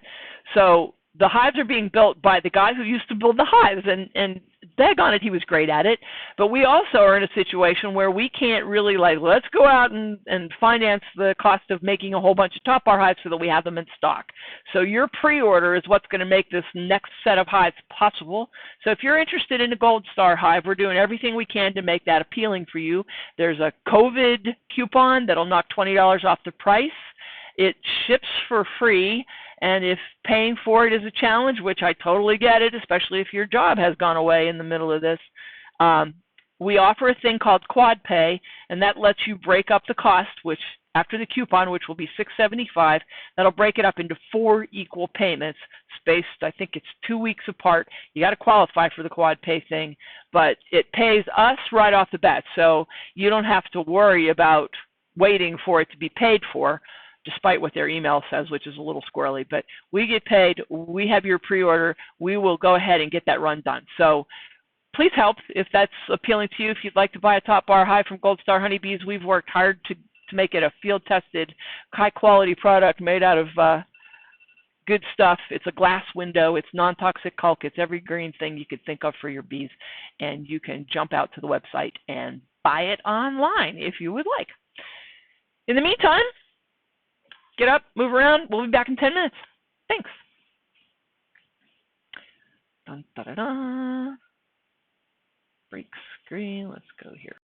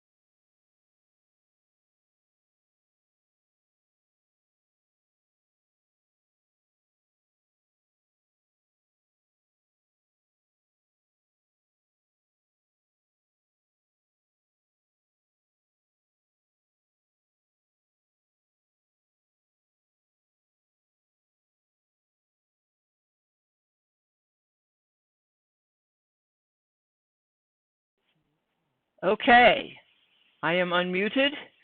Jeff has temporarily abandoned me to go get me something. And I realized that I had 2 questions from Ralph Jackson that I want to address before we jump into Hive stuff. And one of the first ones is he says he couldn't get on the chat. And I'd love to be able to say to you, tell me that you can't get on the chat, but you can't chat. So if you could email me at info@goldstarhoneybees.com and tell me what your issues were about the chat, that would be great. So he couldn't get on the chat, so he sent this to me, and he said, what do you think about the hot air method to kill mites?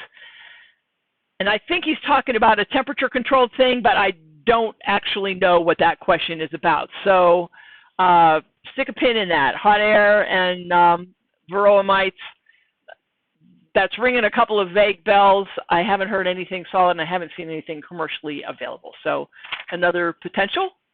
Seems pretty harmless, unless, of course, it melts or catches anything on fire. And then he asks another question that nobody's brought up before, and that is, do you smoke before dribbling the oxalic acid?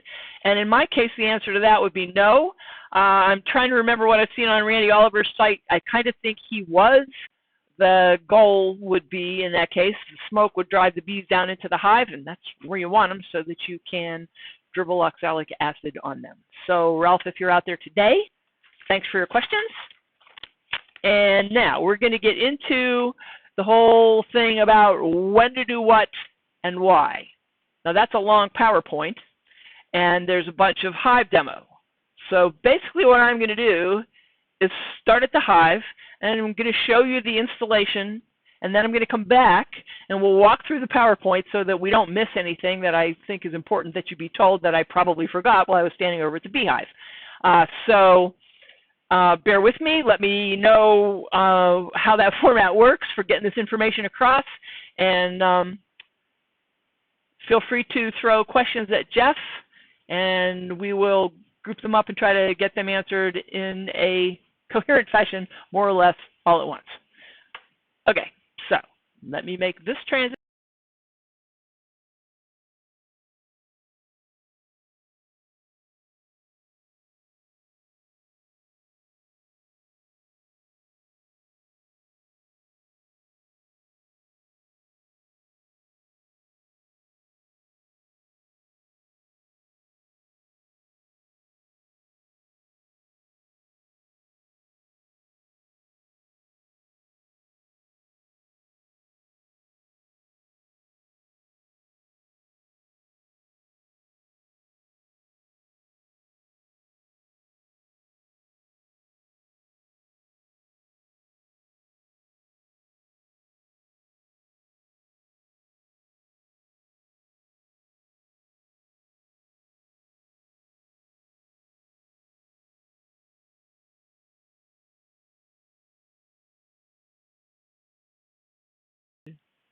How's that? We like it better? Okay. Somebody thumbs up the chat. Tell us that we got all the tech back on track, please. I hate it when I'm talking to myself. That's just really boring. So, all right, here we are, standing behind the hive. This is what we call the beekeeper view from here. The scenario is this. I am a brand new beekeeper. I have just purchased a package of bees. There they sit. I am standing at my hive. I'm going to put it together so that I can install my bees.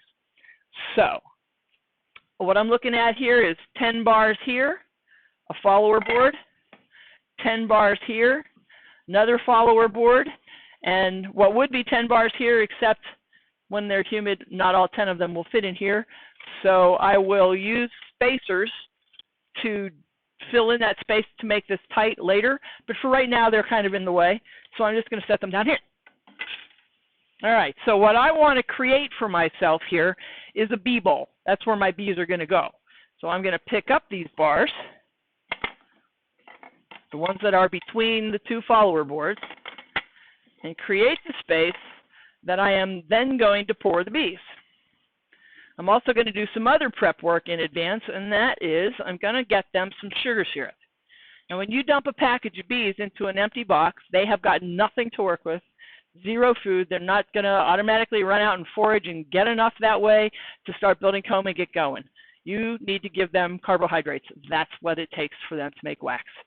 So the recipe is in here, but basically what you want in the spring is 1-to-1 sugar syrup. That's 1 sugar to 1 water. And I don't really care if you're using cups or pounds. It doesn't matter. As long as there's one of them here and one of them here, you've got the right ratio for warm weather spring feeding. All right, so you fill your jar. You got a quart of sugar syrup, you got your punctured lid, and you've got your base. So let's make space for this feeder underneath these top bars. It's sized so that it fits under the top bars because you always want all of your bars in place. So now if we consider this feeder the kitchen, and we're trying to eliminate the number of steps to the kitchen, that's why we're going to put this feeder here as opposed to like way over here in the corner. All right? So we're going to drop that in there, hope that it's level, take our full syrup, turn it upside down. It's going to go drip, drip, then it's going to quit. And you're going to set that down on top of those little blocks of wood so that it looks like this. Now you've got bee space underneath it, and that is how your bees are going to get to it with their prodigious proboscis so they can get to the food. And that's how they eat. There's about 13 holes punched in there in a crisscross pattern, and they will get it for themselves. They will get it and share it to other bees. That's how you feed them sugar syrup. Uh-oh. Now my headset, I know you can't tell what I'm reacting to, but my headset just went DTT. Are we getting comments about the audio? Why would it beep? I hope nobody's calling me. It's not connected to a phone. That won't work. Okay. This is a 1-quart mason jar in good North Carolina moonshine tradition. Canning jar, essentially. And it's a canning lid with the holes punched. Okay, so it sits down low enough that I can now put the top bars in here. If you're using some other size jar and you need another inch of height, turn your bar over. Not that you should need to, but if you do, that's one way of getting yourself another inch over top of that jar. Okay, so now I have 10 bars over on this side. My sugar syrup is in place.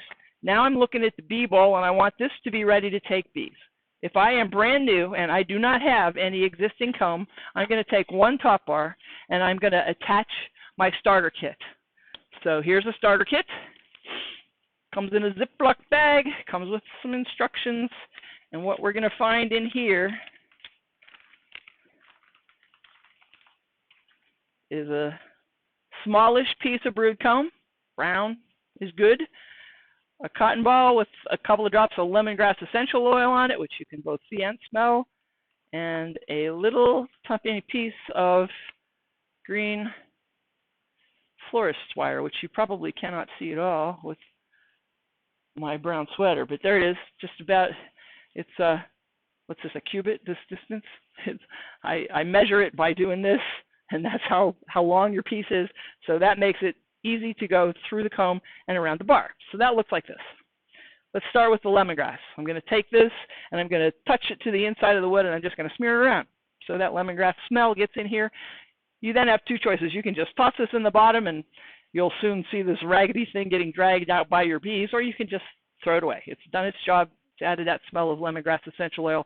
I'm not going to do it. I'm going to throw it back in here, but get the smell in there. Now take your wire, and you're looking at your comb. Now here's a trick. It doesn't matter if you get this wrong, but it's kind of fun to try it. When you look at the edges of this comb, think about what's going on with these cells. When the bees make the comb and the queen lays her eggs, or they store nectar or pollen in there, there's a little bit of a gravity thing. So they don't really go like this. They kind of go like this. They're tipped so that gravity helps to hold them, the contents, down into the cell. So if you look at the edges, and you don't necessarily know when you get this from me or wherever, which way is up.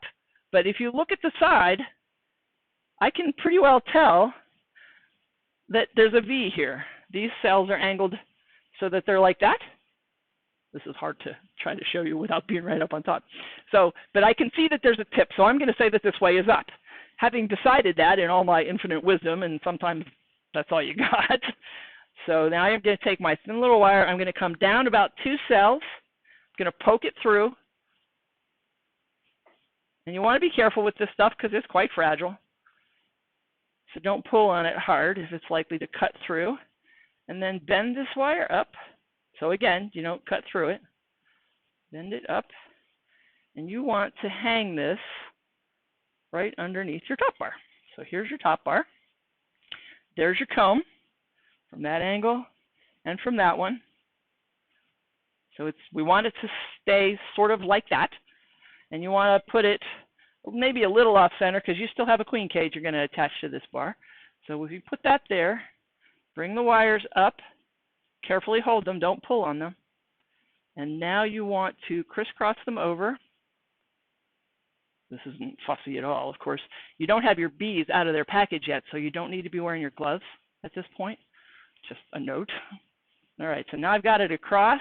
Now I can sort of do the twist tie thing, like a bread tie. Come on, wire. Take that and twist it so that if you get a perfect job on this, you're going to get the comb close up to the top bar, and it's going to look a little bit like the bees put it there. I wish. So there you go.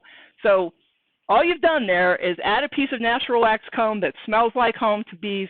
It's meant to act as an anchor. It's not crucial, but it beats having your bees abscond. So if you can get a piece of comb, whether you get it from me or even if you had to, oh my God, borrow a chunk of comb from a Langstroth hive, no crime in that. But, you know, we're looking for a clean environment, so that's why we hope to get nice natural wax to do this with. So just attach it there. What you're going to see once this process has evolved several weeks after you put bees in this box is comb built around here. And while that comb is still bright white and fresh, it's going to have this funny brown spot in it, and that's going to be your piece of starter comb. So, all right, enough on that. We did the starter comb. Now we're ready to get into our package. Do I have everything I need? All right, so this is a demo box. One nice thing I do have is I got 10 bars of space to use as a table now. Kind of handy. And I have a flat-bladed screwdriver, and I have a sheetrock screw. I know that seems like an odd thing with beekeeping, but you're going to find it very useful. So let me get my tools out the way here. And I will take off this strap. This strap will not be on your package of bees. This is how I transport this thing when I do demos like this one. So you're going to have a lid that is attached to the top of your box. You're going to see the top of your syrup can. Ta-da. And you're going to see one of two, there might be more, but I only know of two mechanisms for getting that queen cage in the box. One of them might be this keyhole slot.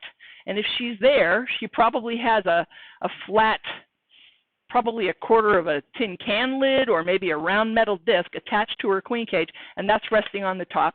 In this case, this strap would be stapled, not thumbtacked. That's me in the demo mode again. But this would be stapled underneath the lid to the top of the box. So one way or another, your queen is going to be attached in here. However you find her is how you have to then decide what's going on with the order of things. Now, the other thing that you would see, which you don't get to see today, is a bunch of bees that are doing something along the lines of that. They're clustered. Unless it's really hot, they might be more active and less in cluster. But when you look on my website at that picture under Buy Bees, the guy who is smiling and holding that package of bees, whose name I do not know, he was never my boyfriend, although that has been suggested. That's what a good package of bees should look like. That is a really beautiful package of bees, and that's why I have been using that picture to market forever. If he's in this class, I hope he gets in touch with me because I don't know his name. Anyway, back to this. Figuring out how to get your queen cage out is the next thing, and then your goal is going to be, you've got bees in this box, you want them in this box. So here's what we're going to do. Next, well, let's back up to here. I got this lid on here, and it is probably held on with staples of some kind, and you need to pry it. Flat-bladed screwdriver is a good one for this. If you have a Langstroth hive tool, that's also good. Anything, a putty knife, anything that you can use to pry this up and get it off of here, and da-da-da-da. And still no bees, so you're not really worried about, you know, wearing a jacket or gloves or anything. So you're going to get this off. Now, because I have two different scenarios going on here, if this wasn't here, then my queen cage would be here and this would still be blocked. And if this wasn't how it was done, then it would look like this. So we're still contained. The bees are all still in the box. But soon I am going to want my jacket. I just don't want to put the veil up because it'll mess with the mic. So let me get my jacket.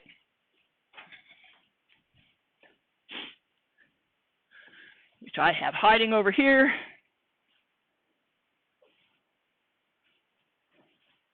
And my gloves.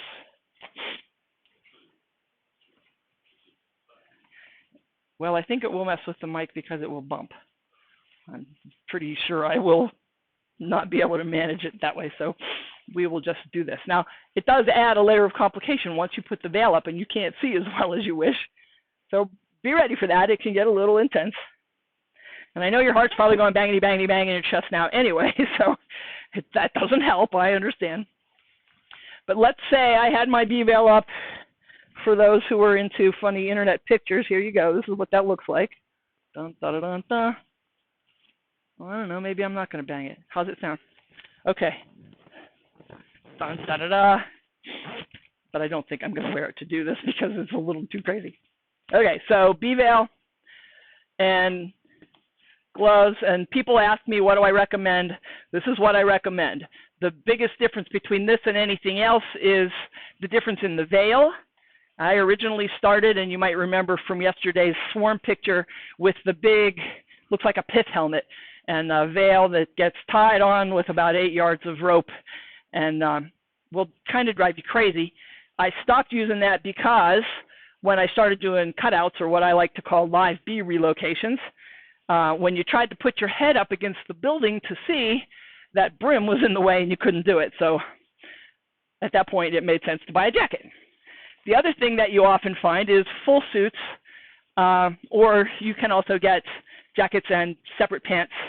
I have never felt the need to need anything on my bottom, and I certainly don't like the whole full suit because I'm a girl and it complicates the process of going to the bathroom. So this is kind of my preferred modus operandi, and frankly, when I have my way and the bees are calm, these go away too, because they make your fingers thick and you get really klutzy. So, okay. So that I can see, I'm going to cheat because there are no bees in this box, and this will be a better demo if I can see. All right, so here we have our bee ball and our package. Our next step is to get our queen cage out of here. So we've pried and pried and pried, and we've removed this. Now we're facing our queen cage syrup can conundrum, and I am going to teach you this method because the other one is easy. You just pull it out, and then when you need to cover this hole, you just set your lid back on. So it makes that makes it a good idea to pull any staples out so you don't get jabbed by them. And now you have just a flat piece. So anytime you need to cover this lid up, you just go ahead and set that back on. So this keyhole, in this case, would not be there, so ignore it. All right? Our lid is off. We are now facing the syrup can, and you're looking for ways to get this out. We didn't bring the vice grips in. Could you run for the vice grips? Okay, so I'm going to get another tool because vice grips are super handy for this, but you can also sometimes get the thing to tip. Maybe not today. If you can push on this can and make it tip and grab it, you can use the edge or the screwdriver to pry it if you can get it up that high. But when you see the vice grips here in a second, you'll be very impressed by what a good tool that is. So my goal is to get this guy out of here. This is not actually a syrup can. It happens to be a 15-ounce can of green beans with the label removed so that I could simulate the weight. Here he comes. Yay for Jeff. Vice grips. Okay, so grab your vice grips. Get that down there on the ledge of that can, and voila, up it comes. So now what's going to happen? Ready? We're going to lift that up out of there, and that is going to make a great big hole in the bee box. So set the lid down and breathe. All right, so now you don't need the vice grips anymore. You've got this out. Be aware, it's got two tiny little holes in the bottom.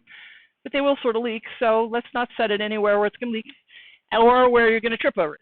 So move that out the way, somewhere safe, and back to this project.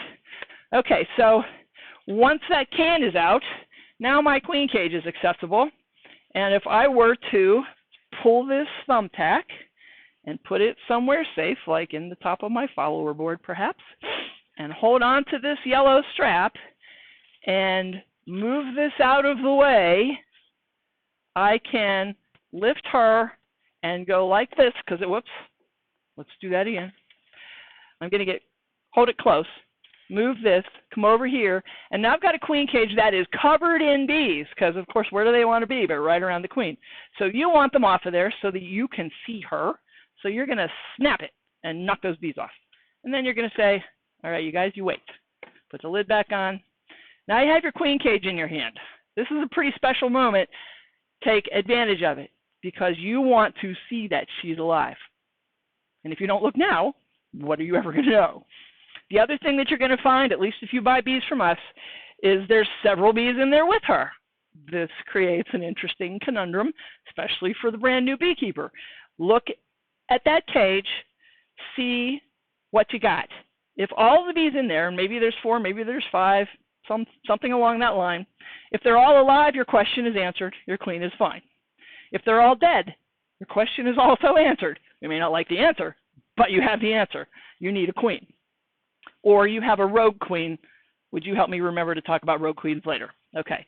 So all alive, happy, happy, all dead, sad, sad, but at least the question is answered.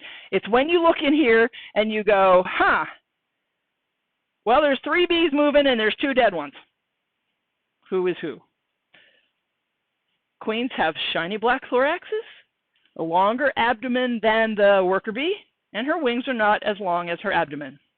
That's not real easy to see, but if you persist and just watch and watch and watch, you stare at this little cage, you will eventually figure it out. Now, a virgin queen, not a virgin queen, a young queen is smaller even than a big, fat, happy laying queen, so that's another thing that's going to be a little tougher. But just look. Don't forget to look. That's really the thing that matters. People get so excited about what they're doing, they forget to look. So look. And what you're going to see here is candy in this one. Don't know that you can see it there. I will get closer. Dun, dun, dun, dun. Okay. Get some lights here. Okay. Candy over here. So this is a plug, and this is basically a slow release mechanism for your bees. There's a cork on this end, and there is a cork on this end, because she walked in through one end, and they are plugging the other end with candy so that the slow release bit happens. So the cork that you want to move is the one that covers the candy. So here's my little markings. There's showing you where the candy is. This is the cork you want to remove. Uncover the candy. Don't pull this cork out, because now she's whoop, straight out of there. And if you happen to be holding her in the air when that happens, she's going to fly away and not know where she is, and you will lose her bad. Okay, so we've got her out of the package. We're looking at her. They all look great. Everybody looks fat and happy in there. Now I need my sheetrock screw. This is where this gets handy. Don't push really hard on this when you do it, but touch the point of the screw to the little cork and twist. And what that will do is dig it in just enough that you got a grip, and you're not in there poking and dragging. It's trying to get that cork out of there. In with the screw, pop, it comes out, and then look real quick to see whether the candy is intact, because if that's already been eaten through, now she's instant out too. So if there's candy in the way, you're good to go. Now you can put this aside. You've got a queen cage you want to hang, and you want that to be here next to this piece of comb. And now let's take a second to talk about wax. When the bees build wax, you want them to build right on that comb guide, and you want it perfectly straight, just like all these pieces you see me handling. I'm very matter-of-fact about that. But we haven't really talked about cross-combing. Would you put that on the list of things to talk about? Rogue queens and cross-combing. So you don't want to create any situation that causes them to make crooked wax or to build out around something, because they'll do that on the first bar and they'll echo that immediately from every bar thereafter. So what you want to do is hang her in such a way that she's under the bar, but she cannot be kicked out like this so that she's out here messing with other comb. So use the fact that this is springy to work in your favor, okay? Also, there's a lot of discussion about, do I hang her with the plugged end up or the candy end up, and what's the difference? The only thing you're going to solve there is if you hang it with the candy end up and she can walk out of there, you'll never find that entrance is blocked by a dead bee.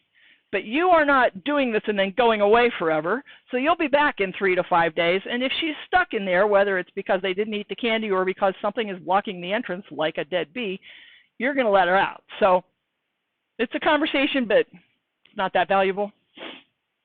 All right, so I'm going to take, she's candy end is down in this case. I'm going to use this springiness to attach her so that she's as close to the bar pretty much as I can feasibly get her. I'm going to go back to a push pin, which is another thing you should throw in your bee bucket. When you build a Gold Star hive, it comes with 4 because it's part of how you assemble the thing. So that's just a weird piece of trivia, but you'll find yourself with 4 push pins. I usually stick them inside the roof of the hive because they're useful throughout the year. But I'm going to use that push pin to go through that plastic strap. I'm going to come down from the top because if I put this way up here, what's it going to do but push my bars apart? Don't want that. So come down here near the bottom and push that guy into your top bar. So now I've got a fake piece of comb and a queen cage that's sticking way out. Like, that would be a mess if I put this in the hive like this, right? Because this bar of comb would be like, what? So we're going to put it in like this, and we're going to put it up against our follower board. Whoops. And so that pushes things to where she's now right underneath the bar, like so. Doesn't get in the way of any wax that's getting ready to be built, and yet she's up there close to the bar where your bees are going to cluster. That cluster is the next important thing that they start to get involved in. If you're not using a side center entrance hive, you are installing this up against the front of your hive. So it would be, in this case, it would be right up against this board, and your bees will build that way. So that's the only difference in what we're doing here. You don't have a bee bowl that's in the middle, your bee bowl is at the front. Okay, so my queen is hung. I pulled the cork. I saw that she was alive, and I have my comb. I'm as ready as I can get before I actually put the bees in. So I'm going to take a moment to get tools out of the way, sort of clear my work situation up so that I can stay calm and keep breathing and get ready to stick my hands in a box full of stinging insects. So lots of discussion about, oh, is this the best way to do this? They call it thump and dump. What's the other thing that, oh, bonking your bees. Yes, that's what I called it for years, was bonking your bees. And what you've got is that cluster, and they're hanging onto each other really tightly. Bees can hold on pretty tight. And you want them loose because you want to dump them into this space. And you want this to get over pretty quickly, so I don't really see too much value in the idea of trying to set this box into this hive, because they will just start to build comb inside this box. That's not what you want at all. You want them in here, exposed to your top bars, and ready to get going. So hold this lid in place. I usually do this on the ground, the bonk part. I'm going to do it up here so you can see it. And it looks like this. Boom. Sounds really violent. I know. It's not that big a deal. You're going to go wham, and the bees are going to all fall in a heap in the bottom, at which point you pull the lid off, and you pour the bees into the bee bowl. And you go back and forth, and you probably whack it a few times, possibly more than a few times. Depends on how smart your bees are. Whackety whack, ding, ding, ding, bang, bang, bang. And you're going to end up with a few bees that stay in here because they just do. Take this.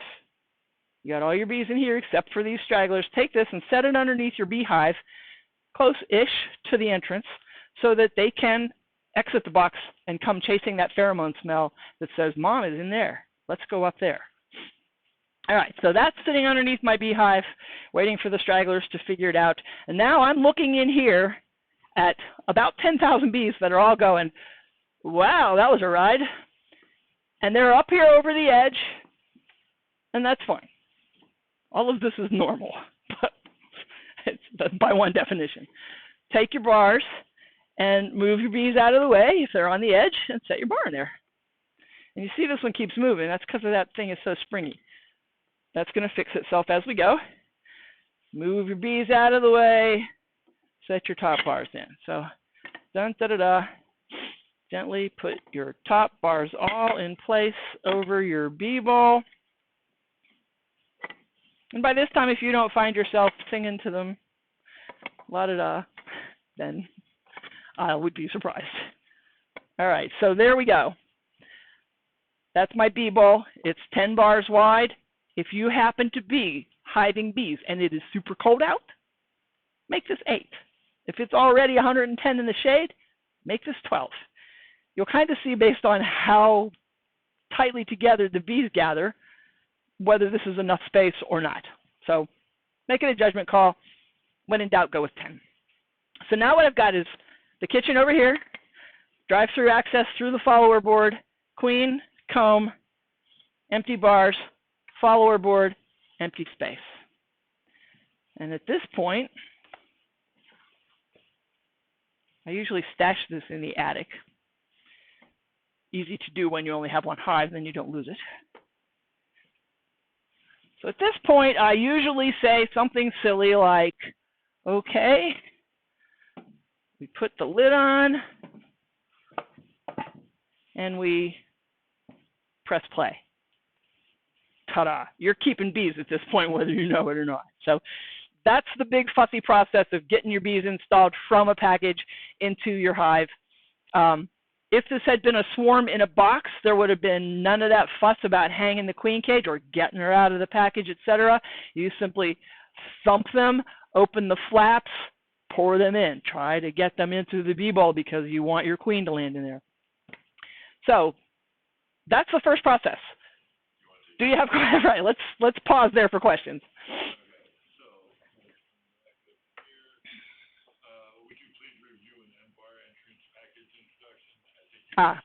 Okay, just briefly. Those of you with your hives where the entrance is on the end, you probably have a flat lid, not that anyway. So this would be your number 1 bar. You would put, if you have starter comb, put your starter comb here, hang your queen cage here, and start up against where your end entrance is. That's the only difference. Pretend that this is the end of my hive, this board here, and it's the same exact process. All right, anything else? Troubleshooting. Not use a starter kit, and my bees are building back to front, heading in the wrong direction in my entrance top bar hive. What is the best way to correct? Back to front. Well, I would probably, yeah. Okay, let me say, I'm trying to think of how that question is actually configured. All right, so the question says, I have an end entrance hive, and my bees are building back to front. So if we're standing in front of our end entrance hive, which is not where you want to stand because this is where your bees are going, right? Stand back there. But for instance, I'm at the landing board, this being front, that being back. So I would say that what sounds like has happened is they hive the bees. They don't say where they put their queen. Okay. I would have hung the queen here, and that generally dictates where they start to build comb. But if they have started back here and they're building this way, hard to fault them for what they really wanted to do on their own. But what I would do, because in this particular case I am somewhat manipulative, I would take that bar and put it here, and the next bar next to that. I would just reverse the whole process. But I would also, this is tricky to explain. Let's get a piece of comb to demonstrate with.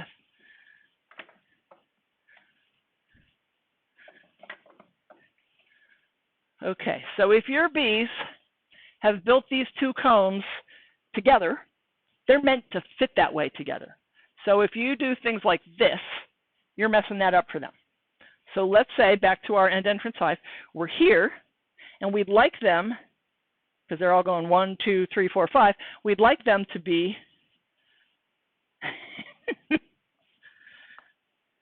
You following me? 1, 2, 3, 4, 5 that way. But you notice I turned them because I don't want to see you. I don't want to see you pick this up and put it there and put that there, because you see how you're reversing the sides. So maintain the direction and the order, but move it to the other end so that this becomes bar 1. Whew. That was really tough. If you didn't get that, say so, and we'll try to explain it a different way. Okay. Contortions. It's warm in my bee jacket.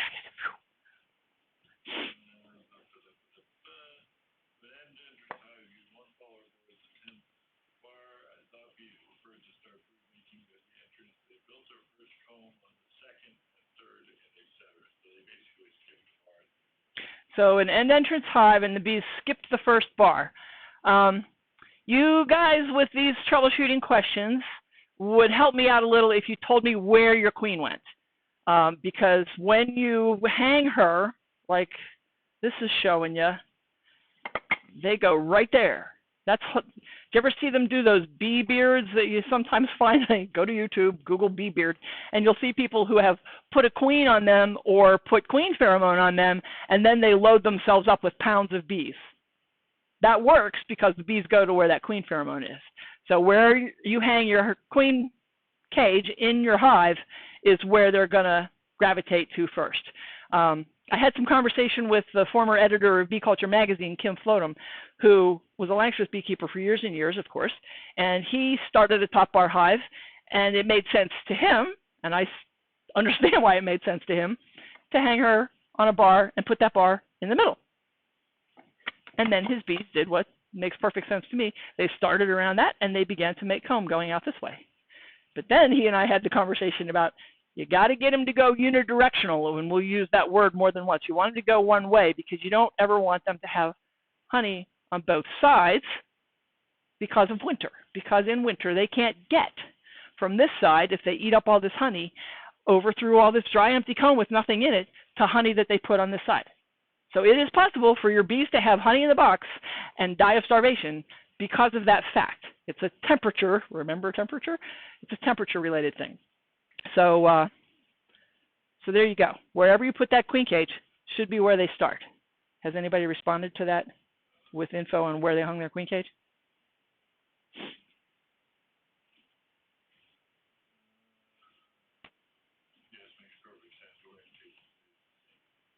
Okay, good deal, good deal. Aha. Do I wax the comb guide?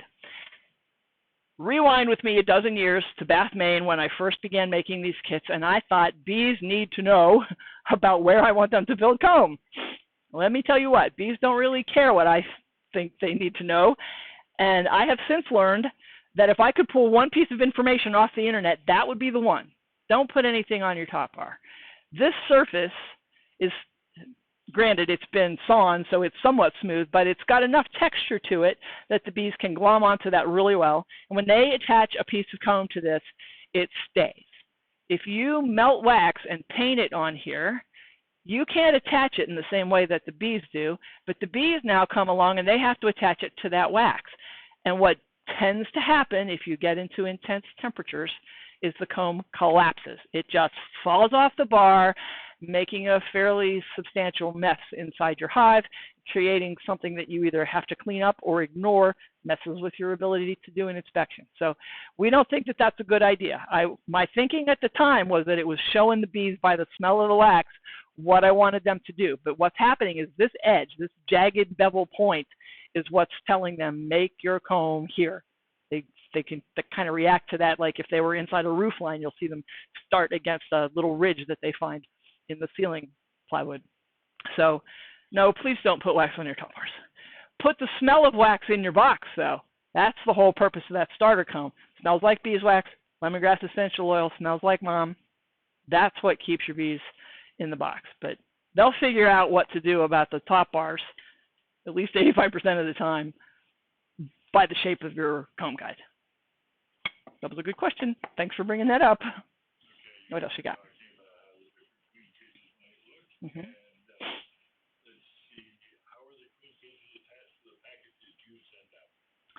with that plastic yellow strap, just like you see? Good. Oh, sorry. Repeat that question. It seems like I just did. Okay. So this little yellow strap guy, and you have to take the can out first to get to her, but it's this flexible little yellow strap. That's how the queen cage is installed in your package, yes. So when you lift the lid off, with your syrup can in place, don't just grab the strap and pull, because that will put the strap in your hand and the queen cage on the bottom of your package. That's not necessarily a big deal, but it generally makes a new beekeeper panic, because now their queen is in the bottom of the package, and how do you get her out? Well, you reach in there with your gloves on and get her, but it's not necessarily the first thing you want to have to deal with when you've been a beekeeper for like negative 10 minutes. Okay, next. Okay, I didn't talk about the configuration of the hive itself, but the way you see it. Okay, the question was, how many entrances do I have open? And that makes me realize I didn't talk about the other things about the configuration of the hive when you're starting to hive a package. And that is one entrance open. You want them to have to defend very little at this point. They are very small and just starting to get organized. So only one entrance. If you have an end entrance, put an entrance reducer in it so that there's only a small space for them to defend. And if you have a removable bottom board, put it in the closed position. If you have an observation window, make sure your shutter is over your window. And I think that's the most important stuff. We'll talk in a bit about where you're going to put it and all that. Part of the PowerPoint.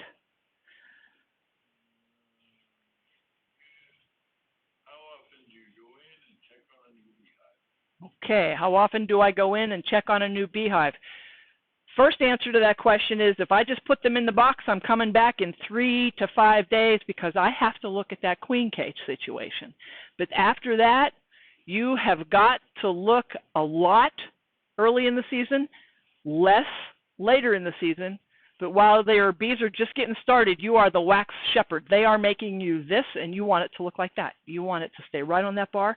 And if it goes off track, you want to fix it immediately. Like, be ruthless. If that starts to be a problem and they cross comb, you got to fix it early, because like I said, it just echoes through the box otherwise, and you end up with, might as well be a skep or a log gum. You won't have any ability to inspect. So wax shepherd, early, lots. When I say lots, how many is that? 7 to 10 days. Do it every Saturday. Do it once a week until you get a little further in. You'll start to see, I probably don't need to look at them. You'll start to see comb production increase. If there's a honey flow on, that will have you in there wanting to put more bars into their space. That's going to be important. But that's the kind of thing that you'll start to get a feel for as you go. As a rule to start from, every 7 days after you've got your queen cage out of there.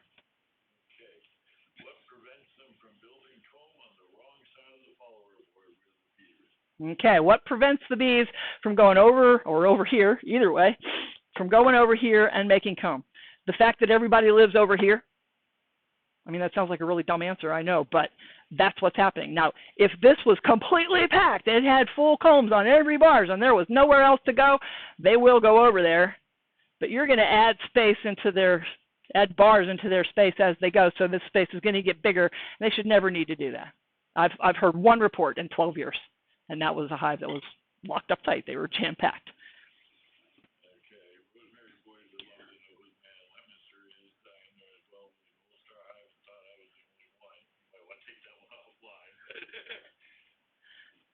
Well, let's just address the general. The question has been posed, like, who was the guy in Leominster? I want to say his name was Michael. It was probably 2010 or 11, so the chances of him still being there are somewhat slim. If you're familiar with Dean and Laurie, they wrote Beekeeping for Dummies. Obviously, we have a different viewpoint on how smart beekeepers are, but they sponsored a couple years worth of natural beekeeping conference in conjunction with Dee Lovesby, who's out in Oracle, Arizona, and has a number of strong opinions about bees and natural wax and cell size and some other interesting things. Worth a Google there. If you get online looking for Dee Lovesby's POV, that's point of view, POV, you'll find some interesting stuff there. You might also find that if you go out to Bee Source. But in any case, if he's out there, if he's listening and wants to chime in, we'll try and hook you guys up. And if not, if you hook up with Dean and Lori, and if you Google their names, you'll get the name of their company. They sell some of these honey, and they make a mocha honey. They put chocolate powder in it. Amazing stuff. So Massachusetts for them. And if I can help that connection, I'll try. But I haven't talked to him in a long time since his confession.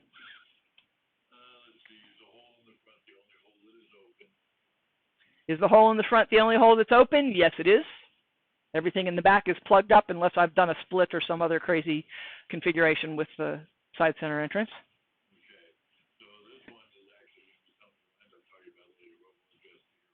Okay.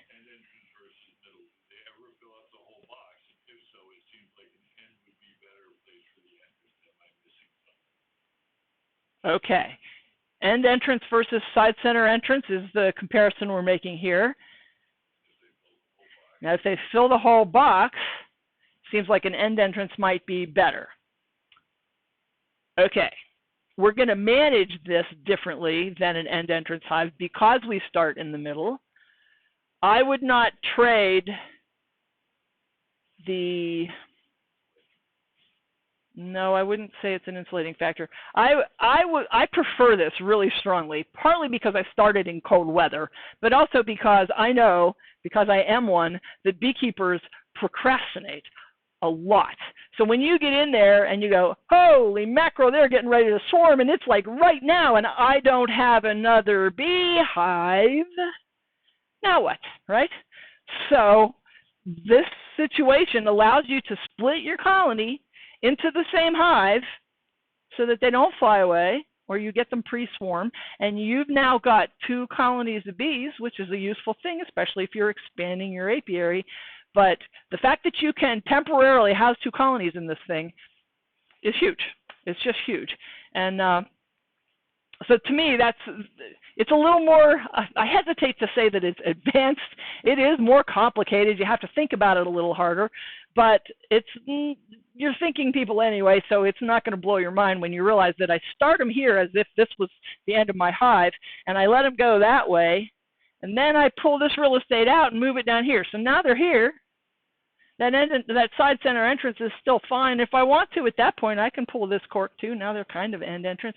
I don't think that the bees give as much thought to where the entrance is. They want to be able to defend it, and whether they care about wind patterns or proximity to brood. I've heard too many all over the road anecdotal conflicting stories to think that there's anything about that other than beekeeper's choice. And beekeeper's choice is a valid thing, but it doesn't always matter to the bees. Does that make sense? Okay, next. So do I scrape all the leftover wax from last year off the bar? Do I scrape the wax off from last year's bars? No. Bees will just either move it or build on it or whatever.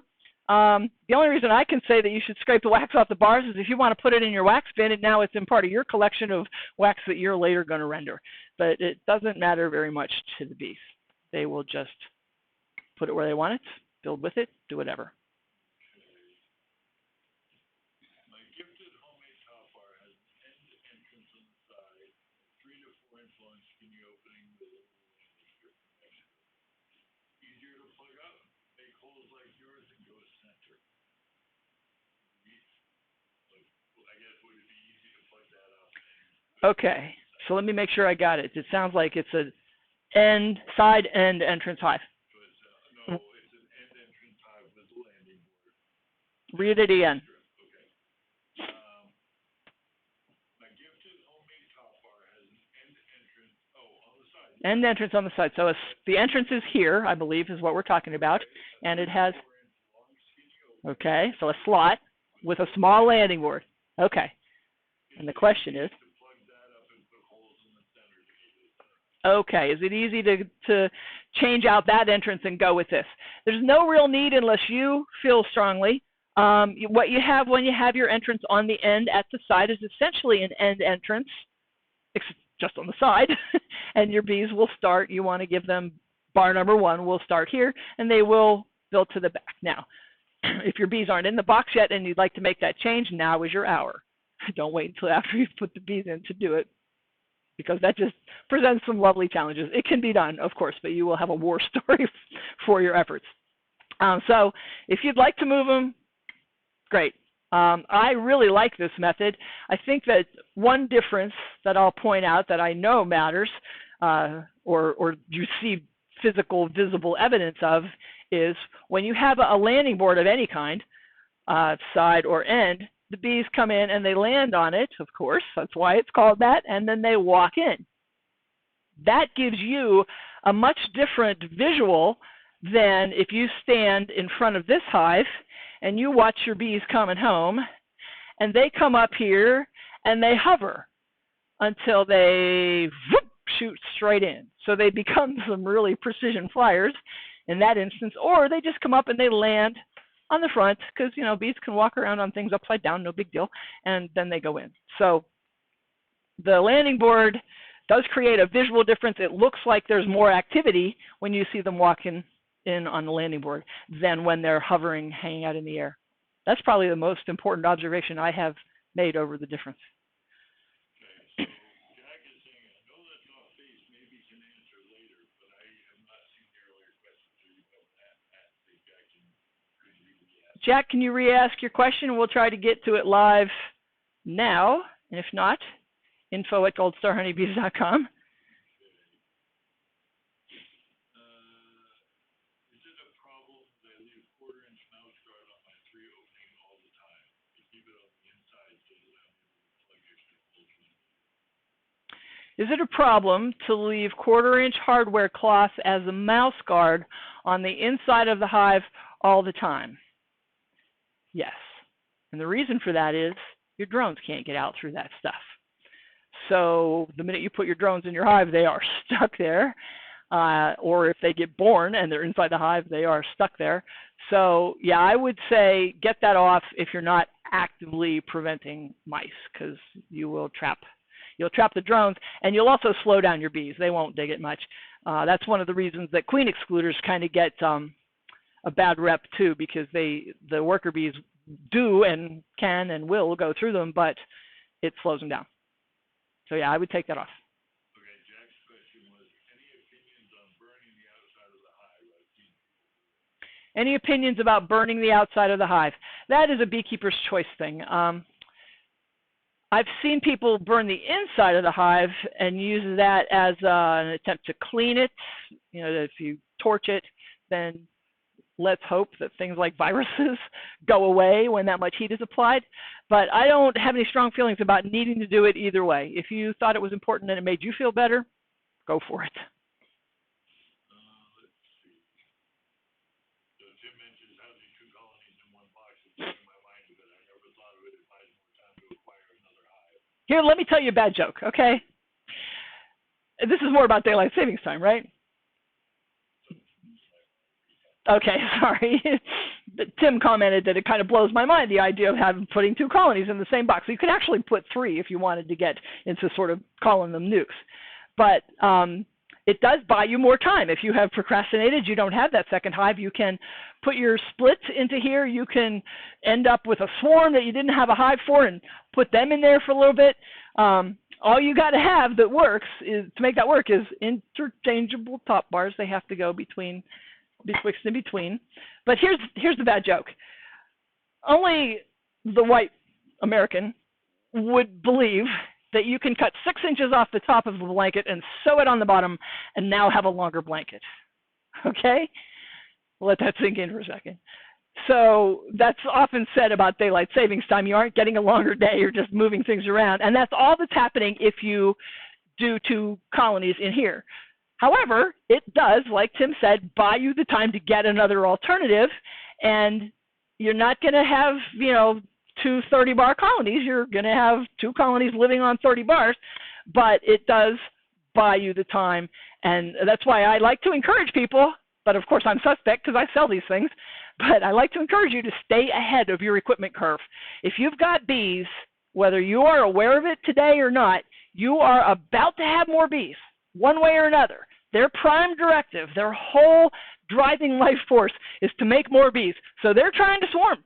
Everything they're doing is to get bigger and badder and make another colony of bees pop out of your hive. So you need another hive, whether you see it or not.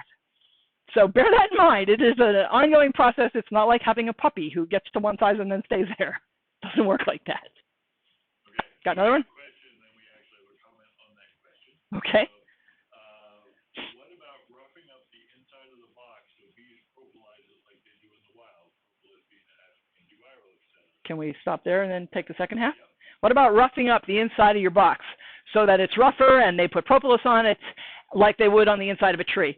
Great idea. I have not ever found it anything that I could make commercially viable, but if you can do it at home, by all means. The beautiful thing about propolis, and a couple of thoughts about it. First off, it sterilizes their environment. It's antibacterial. It's antimicrobial. And pay attention, coronavirus people, it is antiviral. It is amazing stuff. So bees living in a tree have a big round sort of tubular thing that they coat with propolis. If you can get them to do that in your hive, wow, I think that's a great thing. I've never actually had them coat it like that. I've seen it pretty thick in trees, but really a valuable thing for them to live in a propolis intense environment. One of the reasons that propolis is not as prevalent, especially in industrial beekeeping, is it sticks things together, and your commercial beekeeper is in a hurry.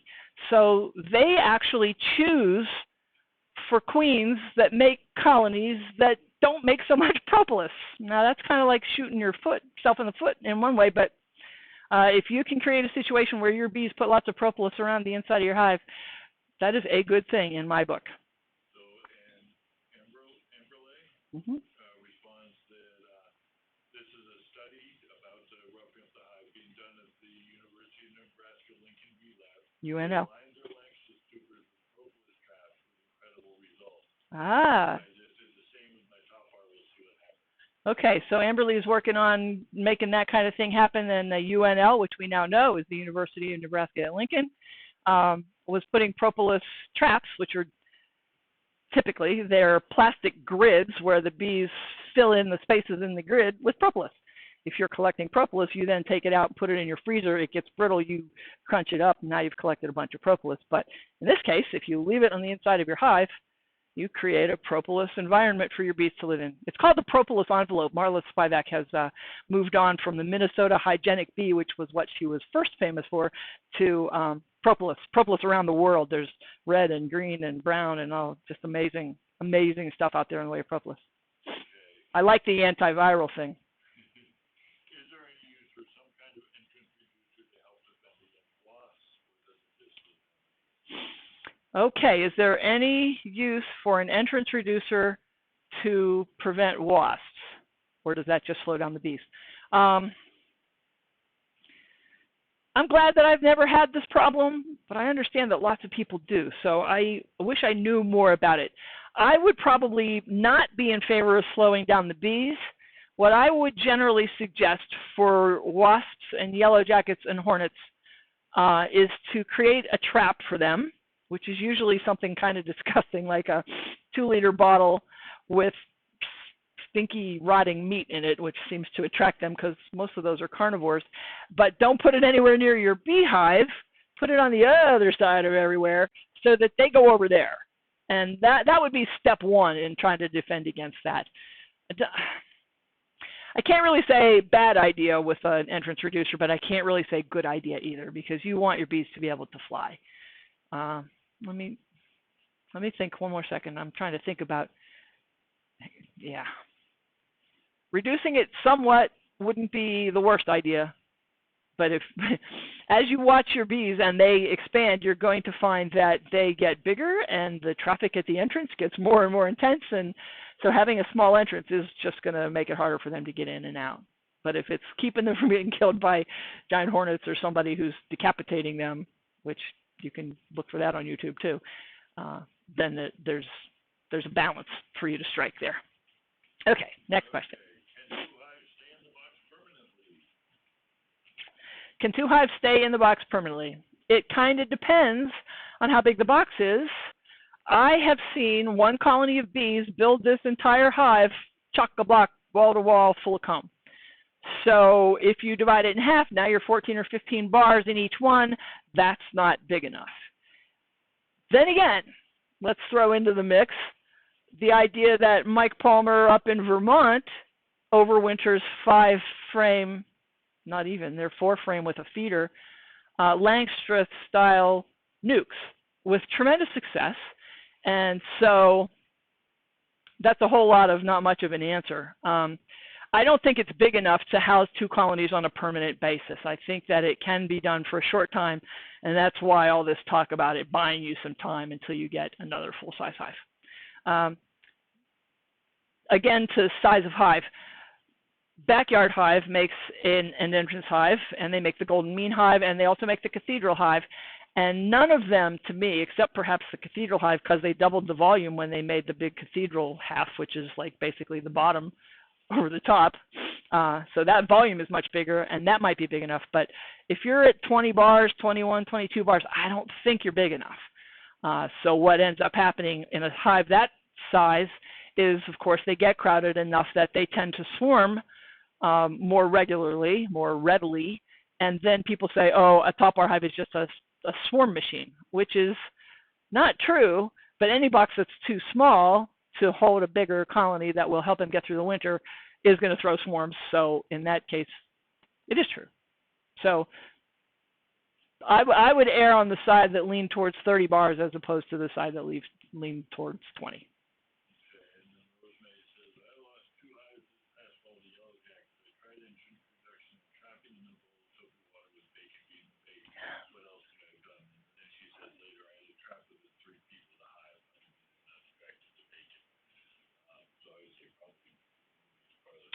Okay, so she tried an entrance reducer. Okay, so here's a beekeeper with a yellow jacket problem and had reduced her entrance and used a trap that had bacon in it, and it was 3 feet from the hive. Now, the only comment I can make on that is I would move the trap, not because I'm worried about the bees getting involved with the trap, but I want the yellow jackets to be attracted far away from my beehive.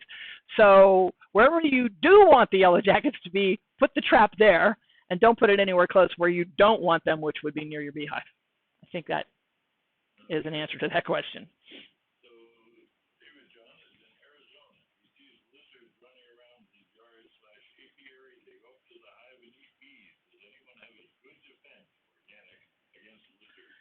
Lizards eat bees. Now, who would have thought? Is he talking great big lizards? Is he talking little chameleons, I wonder? Does he say? Okay. Boy, if anybody has a solution to that one, you get the prize for having been the first person to ask that question.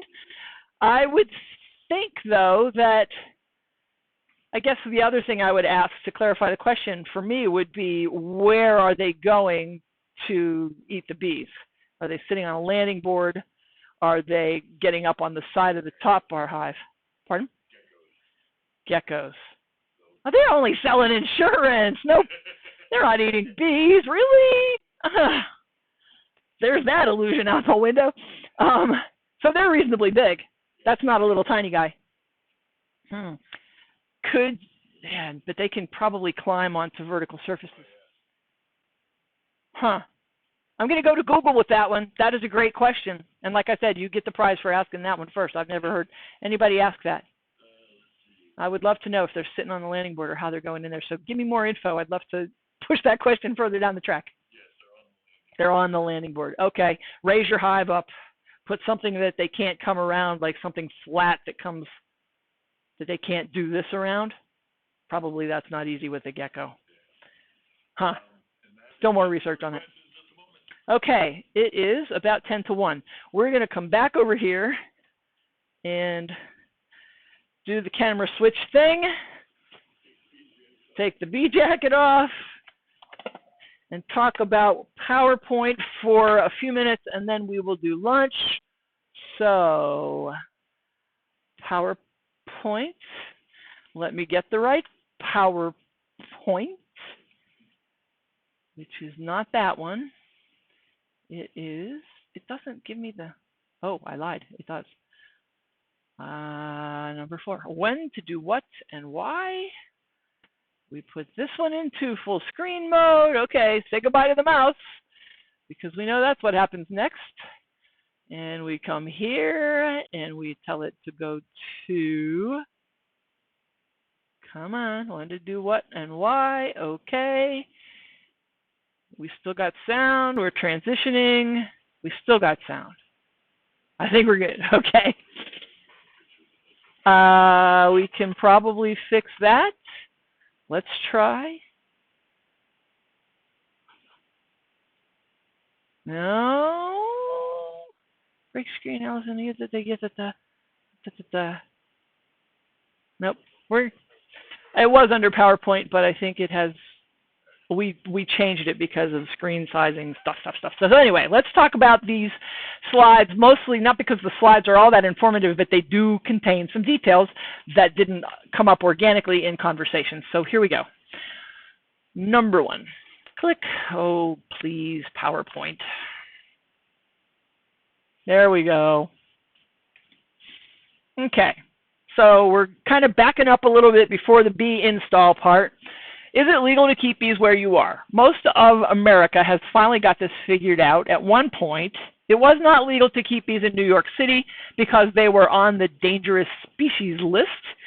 That changed in about 2009 or 10 when Vanishing of the Bees came out, and they had a big movie premiere, and that was to celebrate the fact that they removed honeybees from the dangerous species list. So that took care of that. Then if you were following along when Barack Obama was our president, you may know that he had a hive of bees, not him specifically, but the Obamas kept bees on the White House lawn, which created a little bit of dissension because it was not at the time legal to keep bees in Washington, D.C., unless apparently your name was Barack Obama. But they did have a beekeeper. Charlie Brantz was their beekeeper, and they had just a wonderful scenario there that I thought was a great example set by a president for growing an organic garden, involving children in that garden, and having bees. And he demonstrated things with that bees and all of that stuff. But they also had honey that they were able to give away to diplomats from other countries. So altogether, very cool.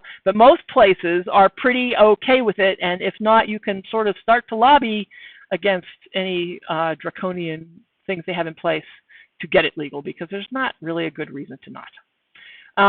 In the interest of being friendly, it makes sense to tell your neighbors. When I started keeping bees in Bath, I walked over next door to where Dave lived, and I said, Dave, I'm going to start keeping bees. And he said, oh, cool. And I said, I think I'm going to put a hive right here. And at that moment, I was standing 4 feet from his house, and he was fine with it. Not everybody will be. So having that conversation might be a judgment call. You can kind of grease the skids a little with a promise of honey, perhaps. But you know, because there can be some reactivity, you might as well try to be upfront and open and transparent about it. Some people will be thrilled. Some people may be terrified. So act in accord. And here's the question I get asked a lot. When can you start a beehive? Well, bees are seasonal. So if there is nothing growing in your area in November, that is not a good time to start a beehive. So think about when there are flowers, because bees and flowers have to live together. So time it accordingly. That's why usually when you see me selling bees, I'm sending you out to the Farmer's Almanac or something that will give you the estimated last frost date where you live, because that's when you want to time the arrival of your bees, especially if you're buying a package. Okay, where are you going to put them? Excuse me, needed some water. You want a situation where your hive can be made level. If it can be protected by the wind, you are miles ahead of the game. If it gets lots of sun, especially early morning sun, that's a plus. If your pets can't mess with it, your dog and your cat aren't much of a worry, but if you've got goats or horses or cows, that can be a problem, so think about that. You don't want to put it where kids play all the time, and you don't want to put it where vandals can get to it. They say that one of the worst enemies of a beehive is a teenage boy, so bear that in mind and act in accord with that. You don't necessarily want your neighbors to feel threatened by them, so consider that in your placement. And you don't want to put it where the mailman is going to walk from his vehicle or up your sidewalk to your door and have to walk through the traffic pattern of your bees, because, you know, Amazon matters in these days, and you don't want to scare him. So level is super, super important. A windbreak, we talked about that yesterday when we thought about winter. If you can get a good windbreak, then please use it. And early morning sun will wake your bees up earlier and get them moving, so that's a bonus. The flip side to sun is the fact that it can create a problem if your hive is baking all day long in a sunny drenched area. It might cause a comb collapse problem. So in that case, someone commented yesterday about adding an artificial sunshade, and that's a good idea. If you've got too much sun, that's one way to mitigate it. So getting bees for top bar hives. Obviously, there's my smiley guy on the left with his beautiful package of bees, and that is one way. To collect a swarm, like you see there in the top right hand with the smiley face on that too, that's a beautiful way. And just to add to that, add weight to that particular way of starting a top bar hive, a swarm of bees is super, super, super organized, and all the bees that fly in that swarm are the right ages for all the jobs that they need to do. So when they get in your hive, they take off like you would not believe. So here's some statistics that I have held close to my heart for years, because this is my own personal experience. I threw that swarm that you're looking at right there into a 30-bar top bar hive, and they built 22 bars of comb in 17 days. Letting that sink in. That's a lot of comb, and the fact is you could not have stopped them from doing that. They were that big and that eager to get going. So that's a lot. The other statistic I have is 17 bars in 14 days. Now, compare that to a package. A package is going to probably build about 6 bars in about 3 weeks. Much slower, but those bees ended up in that package garbled up and jumbled between multiple hives with a queen they've never met before, and it's anybody's guess whether you got exactly the best range of aged bees in that package.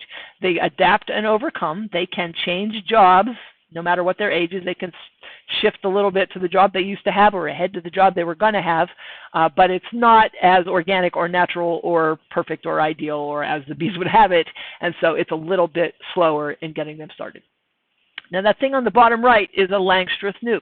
It's got 4 or 5 Langstroth frames inside of it. Started on natural wax or foundation, I know not. But if you're buying a nuke, the problem you're going to have is that rectangular frame will not fit in a trapezoidal top bar hive.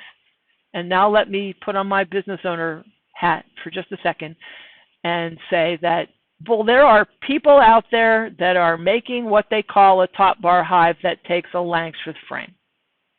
And I say this to that. That is, first of all, a horizontal hive, or you might call it a long lang. It's a Langstroth hive that's been made to go horizontal. It is not necessarily a top bar hive. The mechanics of the airflow, the way the frames go together versus the way the top bars go together is all completely different.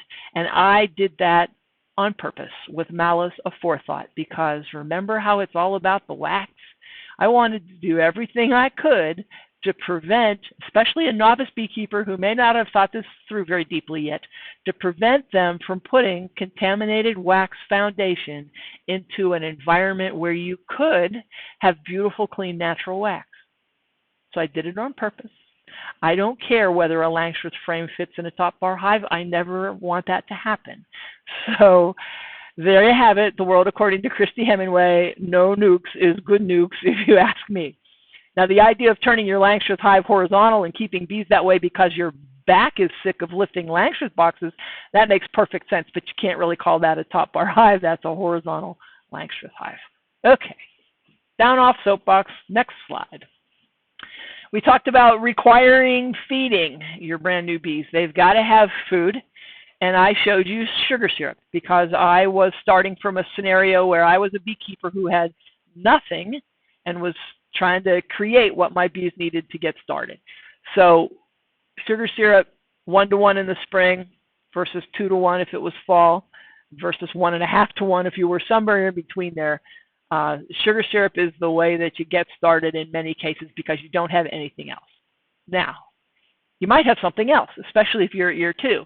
If you've got your own honey in a natural wax comb and you can put that into your hive and feed your bees your own natural wax honey, by all means, please, please do that. That makes perfect sense.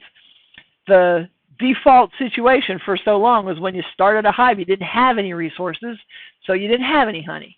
Now, one thing you will hear about feeding honey to your bees, and this is kind of a tragic thing, if you get honey from a source that you don't know what their treatment protocol was, and those beekeepers were using antibiotics to treat prophylactically, or preventively, in other words, against American foul brood, which they may or may not have had, then you can accidentally give your own bees American foul brood that way.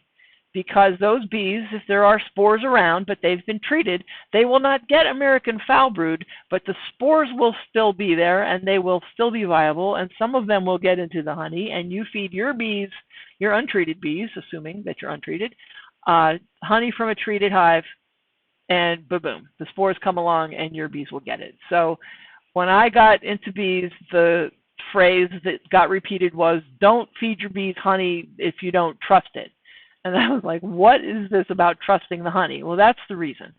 And credit to Kim Floatum of Bee Culture for that one, because I asked and asked and asked about that, and all I got was, well, you just don't feed them honey if you don't trust the honey. I'm like, okay, so that's the reason. It's treated hive with antibiotics for American foul brood. They can give your innocent little treatment-free bees American foul brood, and nobody wants that.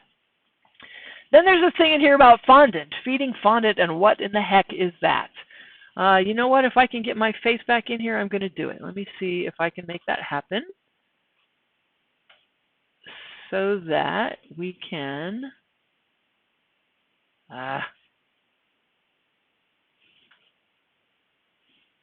yeah, okay. Well, then I got the PowerPoint problem. Oops, there's the lunch bell. Can I? Erg. Let's turn off the alarm, and now we'll try this transition, which should stay. I want to talk to you about fondant. I also want you to think about temperature. All right, temperature and fondant are tied together. Okay. This is a frame of fondant. Camera. So this is a very, very hard sugar candy that I cooked, used a candy thermometer, used the recipe that's on my website, and this basically, you could call this a fake honeycomb. It is designed to fit just exactly like your top bars fit into a Gold Star hive, and it's designed to give your bees hard candy food because in the wintertime, they cannot leave their cluster to go visit that faraway sugar syrup feeder. So you wouldn't be starting a hive with fondant more than likely unless it was snowing when you hived your bees. And yes, that can happen. Hello, Maine. So this is food that you need to use when your bees cannot leave the cluster. So it's temperature oriented and it's just hard sugar candy. And yes, we sell them, or you can make them. You see that it's just essentially a frame that would go in a top bar hive. And the recipe's on the product page on my website. So makes a lot of sense. When you buy the frame, please note the fondant is not included, but the recipe is.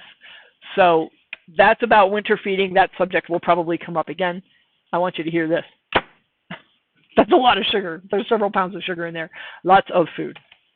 Okay, back to PowerPoint. Is it going to work? Yay! Okay, so this is kind of a review. We're going to do this, go to lunch, come back, and get into the progression as we go through the season. So you're going to situate your hive, and you're going to make it level. I have a level. I also have an iPhone, and there's an app for that. So whatever you have to get hold of in order to make your hive level, do it. And you want it to be level end to end and front to back. And of course, that's different whether we're talking about an end entrance or a side center entrance hive, but make it level both directions. One of the reasons that the Gold Star hive has not had its legs made flat, so so it would sit flat on the ground, is so that you can use the points of the boards that are the legs to dig into the ground to push one corner down more than another corner in order to get it level. So level matters. And here is another transition back to this, because I have to show you this too. All right.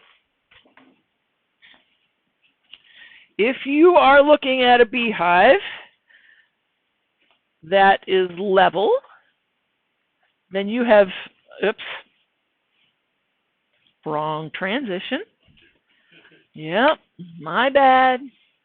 Dun, da, da, da. I want the top bar hive transition. There we go. Okay. If this is your hive and it is perfectly level, then you have every reason to expect that the comb coming down from your top bars is going to be, there you go, plumb is the word. This is a tech term. People in the construction industry think about this concept all the time. Plumb, or vertical, is from where you are directly towards the center of the earth. It's not like this. And so what happens is, bees, remember that catenary curve? They're going to hang in that chain, and gravity is going to make them perfectly plumb. And so that means you want this to be perfectly level because you want this to be perfectly perpendicular. Did we get all those P's? You need it to be perpendicular, and that will get plumb comb, and that will cause a couple things. First, it will probably help, no science data on this, but probably help prevent cross-combing. And the other thing is it's going to make it so you can actually do an inspection, because if you picture this, if here's my hive and here's my comb, that's a good scenario. But if your hive happens to be sitting like this, now look what just happened to plumb. Plumb is no longer perpendicular, it's now doing this. So when you come along and you try to lift that bar out, it's kind of cocked over sideways, chances are real good that you're going to break it off the bar. It also does seem to contribute to the cross-combing thing, so level this way and level that way. While I'm up, here's my little level. If my iPhone was in my pocket, I would whip that out and say, there's an app for that. So level this way and level this way. Whether that's front to back in your particular hive doesn't really matter, but make it level, super, super important. And then the other thing that we get to talking about is the orientation and where your entrances face. I'm going to tell you south, slightly southwest. There are numerous schools of thought, but I think the most important thing is that the wind doesn't blow right in the door. So you want them to get sun in the morning and not a prevailing wind going in. So compass, that's helpful if the south-southwest is going to work where you are. And there's an app for that too. We are iPhone heavy. Okay, there are Android apps too. I somehow married outside my religion. I'm not sure how that happened to me, but Jeff is not an Apple guy. Okay, back to here. So we beat the level horse to death. Temperature concerns. Couple of these. One is obviously the wind thing that I just mentioned. The other one is where you are in relation to a wind break. And the other thing is, if it is cold out and you are hiving your bees, don't count on them to get to that sugar syrup. Get them some fondant. They are going to need it. All right, so now the rest of this is how we did the install. We placed the follower boards, we filled and placed the feeder, we removed those middle 10 bars, and we had all the other bars in place. You noticed that, right? Because we only want the bees to fall in the bee bowl, not into the rest of your beehive. Okay. What does it take to make that jump? There we go. All right, we had this discussion too. The organization of a swarm is much different than that of a package. The problem with the swarm is they aren't available as simply as going online and placing an order for a specific ship date. You get a phone call and you go, drop everything, run out with your box and maybe a ladder and your bee jacket and all of those good things and try to collect that swarm before it flies away, before you get there. So swarms are a wonderful thing and it's a ton of fun, but it doesn't always happen when you want it to. And we talked about bunking the box. We talked about managing the lid or the flaps of your swarm box, with a reminder to be very careful because your queen is loose in there somewhere and you pour your bees into the bee bowl. And then, oh, we got a question. Yes, sir. Oh, right next to where do you place the fondant in the hive? And the answer to that is right next to your cluster of bees. So let's say you threw your bees in, their queen is on bar 1, and they're probably taking up the better part of 2 or 3, maybe 4 bars. Put the fondant bar 5, or maybe even squish them up a little bit and go bar 4. Okay, back to this. We talked about 3-pound packages. Oh, let's assess the package line is a thing worth mentioning, and that is when they ship bees. The United States Postal Service ships honeybees. They have been doing it for decades. They are really quite good at it, and their success rate, believe it or not, is 95%-ish, give or take 1%. I had a bad year once, and it maybe dropped to 94%, but sometimes it's as good as 96%. So in other words, they succeed most of the time. But when you show up at the post office to get them, because we ship them hold for pickup, and they call you, you show up to get them. If there are dead bees in the box, but they are less than an inch deep, you still have enough bees in that package to successfully establish a hive. So don't worry about it too much as long as that's less than an inch. But if it is more than an inch, file a claim for the insurance that we buy for your purchase, because you are now in danger of not having enough bees to get your hive going. That's why we ship them insured. And that's why also I like to tell people that their success rate is so high, because if it was any lower than that, we wouldn't ship bees, because it would just not be good for bees, and that would not be good for us. And we hate it when your bees get damaged in shipping. We hate it. But you don't always have to send us the pictures of dead bees, because trust me, I have seen some hideous pictures of dead bees. So please spare me that. But please, if you buy bees from us, the bee order policies tell you what to do about filing that claim. And I will help you in any way that I may need to try to get the claim to go through. Another thing, I want to get through this one slide. Another thing that comes up when bees are being shipped is how long can they stand it in the package?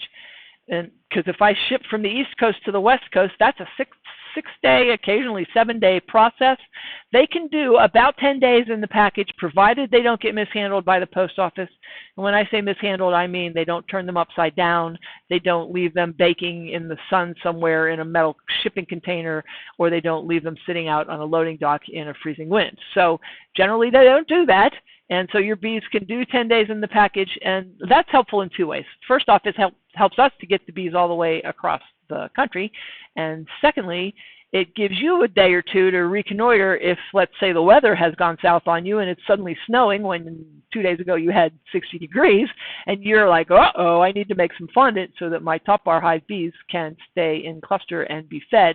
So you've got a day or two of leeway to get things figured out. They don't have to go in the hive within 10 minutes of you getting them, but you don't want to get past the 10 days, and you want to get them some sugar syrup through the screen if you're on the latter end of that 10 days, because they could finish the syrup can. So you can do that by making sugar syrup, putting it in a spray jar, and if your bees are in a warm environment, you can literally spray them through the package, or you can take a soft paintbrush and use that to dip it into the sugar syrup and paint it on the screen. Be careful of their little bee toes. They stick out through the screen. Don't break the bee toes with the paintbrush. But up to 10 days. But feed them if you're on the long end of that, because they can run out of syrup. And then temperature concerns, I think we've got most of those. If it's cold, fewer bars. Fondant if it's really cold. I think that handles most of that. Jeff looks like he has a question. No? No. There was one earlier about ants, but there were actually some good responses. Okay. All right. So we're going to stay here. All right. We've already done this. Tools to have: do your feeder can, get the queen cage, expose the plug, suspend the queen cage, bonk your bees, put the bars on, and there you go. Press play. There's the bad joke in visual. And then I usually harp on this loudly and constantly. Write that date down in your bee logbook. You'd be surprised how fast you forget what you saw the last time you were in your beehive. And especially if you have more than one hive, get a notebook, take some notes, just write down your observations about what you saw. And then if you ever need to get in touch with me with a question, the first thing I'm going to say to you is, when did you put them in the hive? So I need to know what day you put the bees in the box. And that's where we start the math from, because then we can do the math because we know how long things take, and I can answer your questions that way. All righty, we have press play, and we are now keeping bees. And let's use this moment to go to lunch. One more question, then lunch. Clarification. Gina's asking, what about heat? It gets 100 and reaches here. So I'm asking back, is that hiving bees in heat or what it is? So Okay, we have a heat-related question as opposed to cold. You can tell I started in Maine. If you talk to Les Crowder, he's in New Mexico. So I would imagine it was a little warmer there, although in the mountains, that's probably not true, too. Do you have further data? yes, our spring is 40 high one day and 80 the next. Okay, so what if you're hiving in a hot situation? The only thing I would really be concerned about if I was hiving bees in really hot weather is I would probably give them more than 10 bars in their bee bowl because they're going to be active. And the difference between a package of bees that is clustered up tight because it's cold and that is all spread out because it's hot is pretty amazing. I mean, they can cluster into a very small ball of bees, but if they're active, they're going to take up a lot of space, and so they can probably use a little more space if it is hot when you hive them. Okay. Shall I stop there? You have...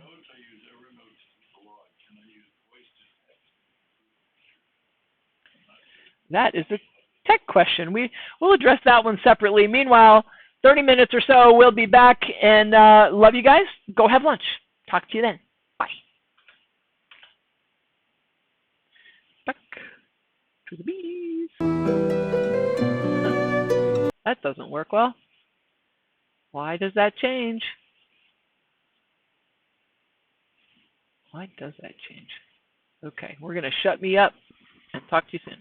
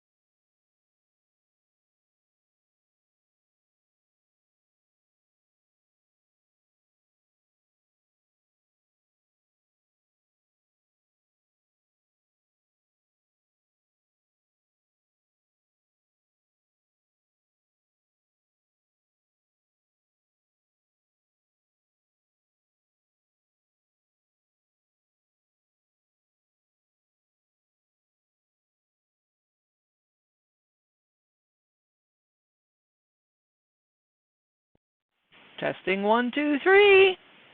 Hello, beekeepers. We are back, all of us, all the pieces. Sorry about that. Let's see. I was headed down some road with some thought that I have now left behind somewhere. Oh, yes, I was hoping that you had lots of blood flow to your brain while you were on lunch because we're going to jam a lot of stuff into the rest of this afternoon. So let's start with, I believe Jeff tells me we have some questions. Shall we catch up on questions? Okay, let's do that. So how particular are you about time of day and temperature for doing a hive inspection? Is there a best time temperature? Okay. What time of day does it make sense to do a hive inspection? This is influenced by a lot of things. The primary thing, use this as your benchmark. If it's warm and your bees are flying and you break into their hive, you have to contend with fewer bees. This is generally a good thing. So I would say midday when most of your foragers are gone. Now, here's reasons to change that information. If you're in Arizona and at noon it's 110 degrees in the shade, you might want to do your inspection at something more like 9 in the morning. Of course, I realize it might be 110 degrees then too, but the point is mitigate the intensity of the heat by going either earlier in the day or later in the day. Either one will change up your temperature. What was the rest of the question? Or did that answer? Is there a best time? Okay. Best time is really when you are looking for to contend with fewer bees because why not? Things that get in the mix on that question usually include what about thunderstorms? Sometimes your bees can be really grouchy about that. Sometimes they will appear to not be affected at all. Cold temperatures are not so great, and that makes them grouchy as well. And when I say cold, we're probably talking starting at 65 and going down. That's probably increasing their grouchiness. That's what I can think of to offer on that one. Okay. I have 2 packages of bees coming from you around May 4th, but my last frost date is May 15th. Will that be a problem? Okay, let me start with that question. This person is expecting their bees to arrive the ship week of May the 4th, but their last frost date seems to be more like the May 15th. So there's a possibility that it's going to be beautiful from May 4th on, and there's a possibility that it could not be so warm. So I would be prepared if you suspect there might be cold temperatures on a consistent basis. A frost at night is not that big a threat, but if it's cold during the day, be prepared with fondant and just put them in just like you would, except start with warm bees. If you start with cold bees, and you hive them into a top bar hive that has nothing for them to climb up, no comb in place, they will fall in a heap to the bottom and not be able to get themselves into cluster, and that is the kiss of death for them. They have to be in a cluster to stay warm. So if you've got temporary nighttime cold, this is not a big deal, but if you are, like I have done in Maine, hiving bees in freezing cold, snowy weather, then be prepared with fondant, start with warm bees, get your whole hive set up, ready to go. Your bee bowl is sitting there wide open, and you are just, all you have to do is go open the package, get the bees in there, and start with warm bees. I mean, literally, sit them in the kitchen to be warm. Let them be room temperature, and then move quickly and firmly through the process of getting them in the hive, and they can climb back up that way and get into cluster, and that's what saves their little lives. Good question. Is it reasonable when you receive a box to dust with sugar to feed and demite? Is it reasonable to dust your bees with sugar in a package to feed them and to demite them, like delousing? There's nothing wrong with that idea at all. I would probably, if I was worried about feeding them, I would probably hit them with sugar syrup, but powdered sugar would also feed them to a certain extent, and if you've got a sugar feeder in there, then you're good there. So nothing really wrong with that. It would, just like the oxalic acid question, hit them with that in the package, but I do tend to lean on monitor to see if you have the problem before you take any action to treat it. So that would be the only caveat. Okay. Will there be time today for a first or second inspection walkthrough? That's part of what we're getting ready to do right now, and then we'll be back at the hive with trying to show you how the bars move and give you something in the way of pretend real life. Oh, and the question for that was, will there be time for A walkthrough of an inspection. Yes. Sorry. I'm so bad about repeating the question. I live in an area surrounded by apple and peach orchards. How far will bees go to get food? Because I wonder what they will eat after the blossoms are gone. Okay, here's a beekeeper who lives where there are apple and peach orchards. And what are the bees going to do for food when that bloom is gone? Okay, this is a fun one. Let me find the tool I want. I want a top bar. Give me a top bar. And let me say that this is your beehive. And if this was a piece of string that was 5 miles long, think about that. Your bees can fly up to 5 miles. I've heard 7. That one's hard to believe, but 5 miles. And so let's take this and make a big circle around this hive and think about how much space that is. So if you were to Google Earth that amount of geographical area, that's where your bees are going to forage. So what you can see, within the line of sight from your beehive is probably only a small part of where your bees are going to forage. So think about trees, early flowering trees. Like right now we've got maples coming out, tulips. Pussy willow is an amazing thing early in the season. We're now seeing azaleas and dogwoods and that kind of thing. And so the further out you go, the more varied I think you'll find your forages for your bees. There's probably more there than you think.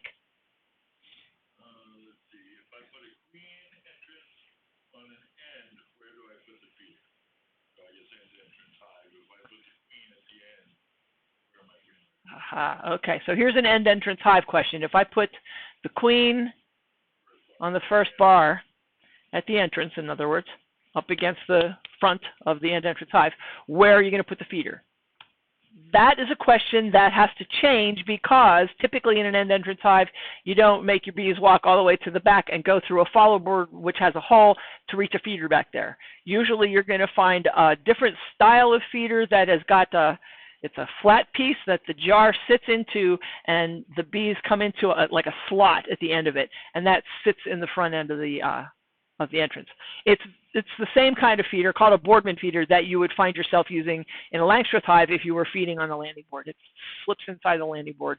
The jar is outside the hive. Same equipment, different beehive. So Matt says, I have crushed comb with residual honey. Always fed this back to bees. Any risk of leaving it out for new hives this spring or feeding new bees last year's honeycomb bar? This question came up because of your lesson on CCB abandonment. Okay. All right, so let's start with the beginning of the question. I'll feed it in 2 pieces. I have crushed comb. He has crushed comb with residual honey on it. I've always fed this back to the bees. And has always fed that back to his bees. Any risk of leaving it out for new hives this spring or feeding new bees last year's honeycomb bar? Is there any risk in leaving it out for newbies this spring or feeding them last year's honeycomb bar? If it's your honey and you, quote, trust it, badly beleaguered term, if you know that you didn't treat for American foul brood and you're putting untreated bees in your hive, then you're fine. Crushed comb with residual honey early in the season with a just installed package is probably not a big deal. If you were to do that later in the season, you would probably cause a rotting frenzy. So there's 2 different situations to measure. No real reason for that to be a problem, except that it gets into the open feeding question if you leave it out in your bee yard. And no problem at all with feeding last year's honey. We often have top bars sitting around in the kitchen with they're upside down on their heads with honeycomb on them that we're thinking, well, we might be feeding this back to the bees, so we haven't harvested it off the bar yet. Now that does mean that I have extra top bars, but I have extra top bars. So if you have extra top bars, then you're able to take something out of your hive and fill back in with a blank bar. So that makes your life a little easier. But no problem with feeding them honey. Feeding them honey that you know what the treatment protocol was frankly, it's what bees eat. So better than sugar syrup. Okay, and then Gina says, I may have missed this, but where do you put the syrup in your hive? Oh, in a Gold Star hive? Is that what she's asking? So the question is, where do you put the syrup in the Gold Star hive? And it sits inside the hive. Briefly, let me just grab it. Can we see the hive from there? Not well enough. if that center bit is my bee bowl, then on the other side of the follower board, inside. Which camera am I talking to? I am so confused. So it's sitting, if you were behind a hive with me, okay, left-hand side, follower board, bees, follower board, rest of hive. Hope that did it. Next. Do you feed pollen protein patties in spring with new package? Do I feed pollen and protein patties in the spring with a new package? No, I don't. You could. I just don't. One thing about feeding pollen. Pollen tends to stimulate brood rearing, so it's appropriate in the spring. It is not an appropriate food for in the fall. Next. Okay, let's see how quickly Christy can make us go back to PowerPoint. When to do what and why, and transition. My fault. Transition. Now we have me in the picture, which Jeff, for some reason, thinks is a good idea. All right, so let's go back to this idea of when to inspect your bees. You are going to start by hiving them, and then you are going to need to get in there and get that queen cage out. And then you have some specific purpose at the very beginning. So the slide actually says, why should you inspect your bees, which ties into when, but you want to be that wax shepherd. If I could make a business card for everybody who's starting to top bar hive, I would put their job title down as wax shepherd, because if they get off the bars, you have a mess. So you want to catch it early, so you want to inspect. So do your best to prepare yourself, gird your loins, get confident, and be ready to go out and take a look. You don't have a whole lot of bees at that point, so it's a little easier than full-blown 65,000 bees in the hive peak of season sort of thing. Just keep them straight on the bars. It will really make your life much simpler. A quick note on how to help that, if you need to, is if you have two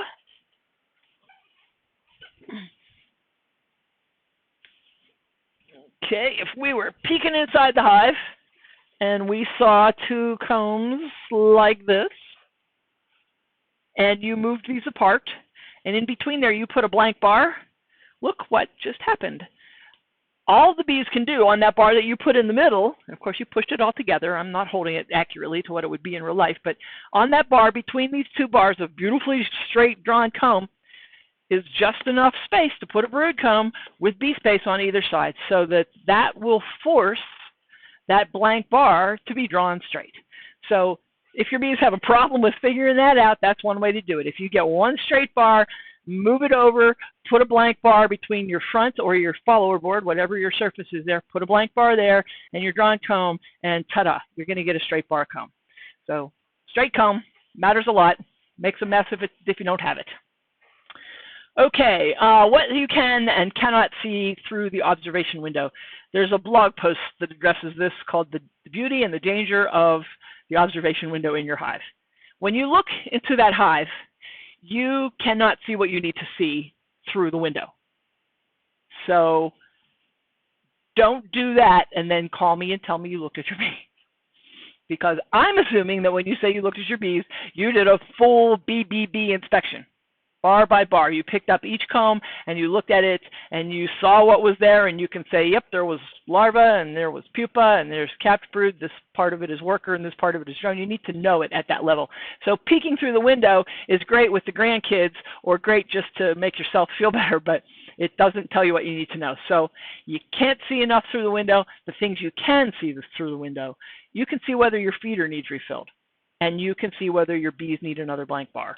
So use it for what it's good for and enjoy it, but don't let that take the place of a full bar-by-bar inspection. That is super important, because leave them alone beekeeping is not really what we're in here for. I mean, you came and asked these bees to artificially live in this box that you came up with, and you probably should be slightly responsible for them having done that. They cooperated with you.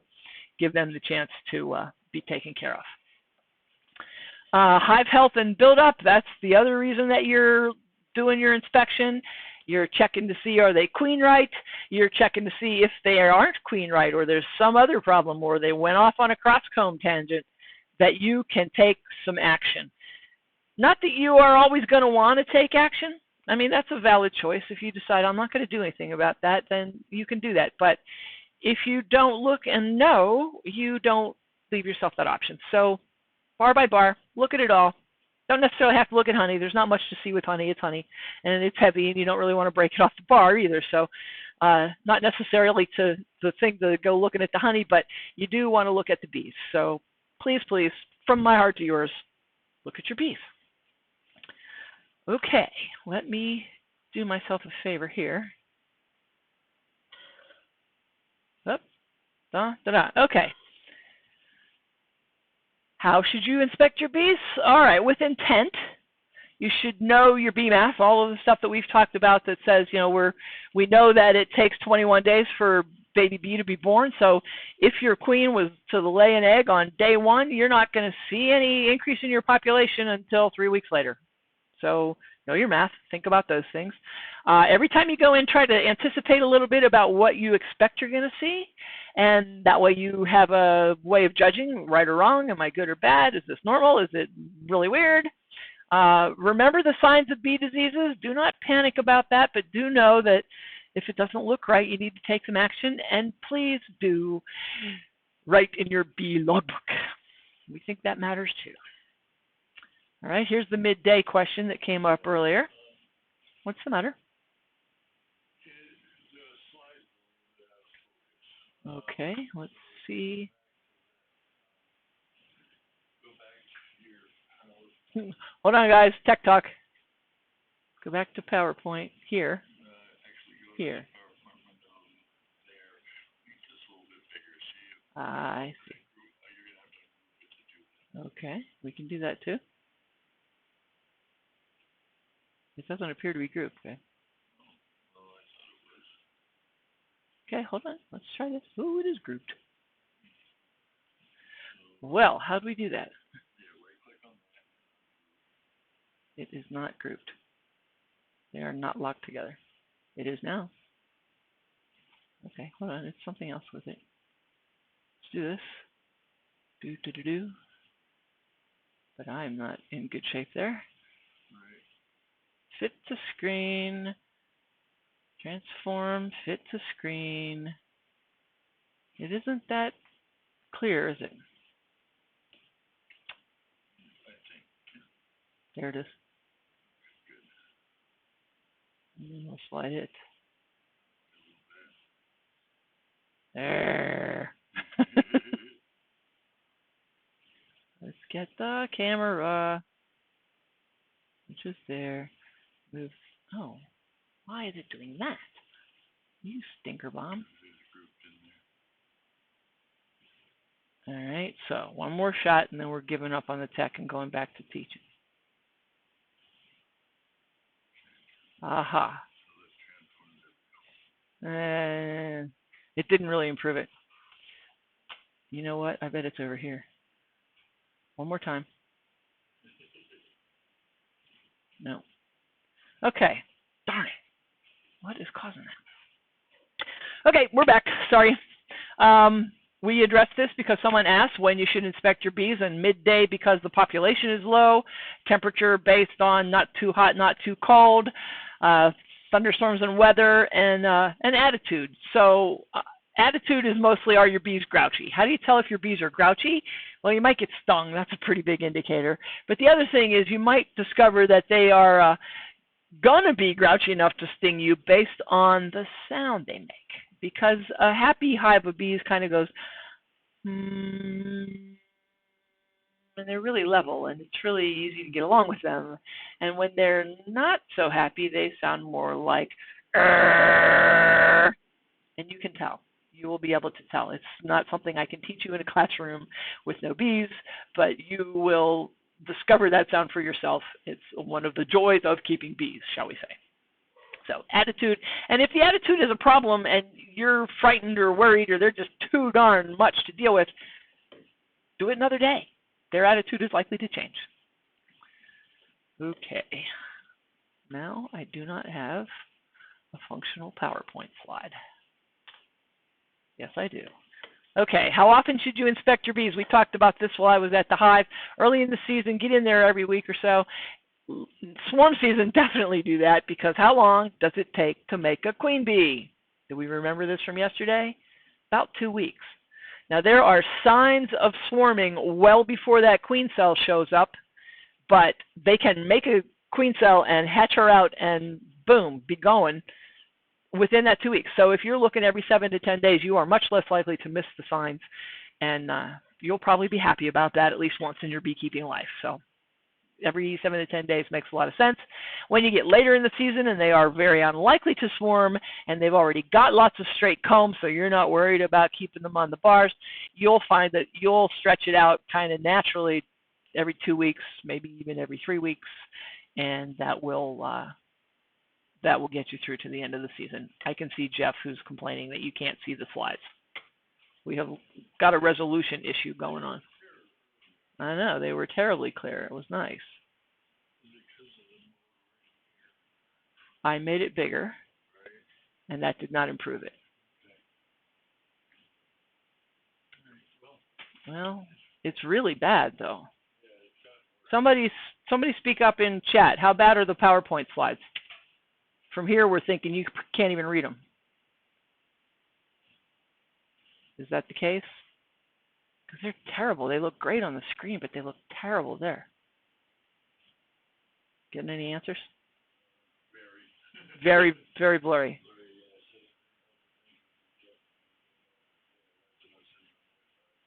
Oh. Okay, what if I do that and drop me? Why did it do that? Okay, let's try reloading the PowerPoint this way. When to do what and why. Okay. Transition. Are we transitioning? We are transitioning. Did we make a resolution change with something? No, it's a display.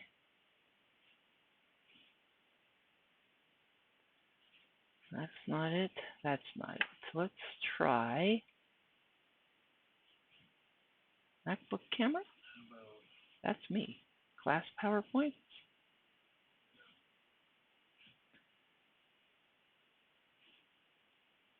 Aggravating.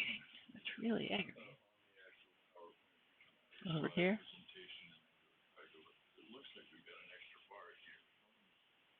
We do have, you're right, there is a tabby thing going on there. Hold on, let's try that. Let's try this. No improvement.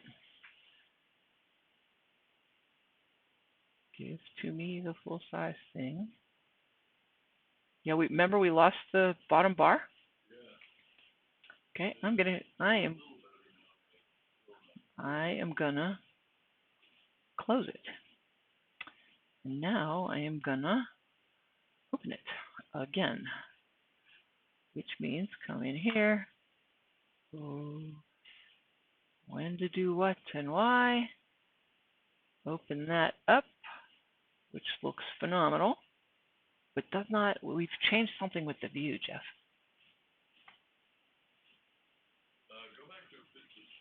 Hang on.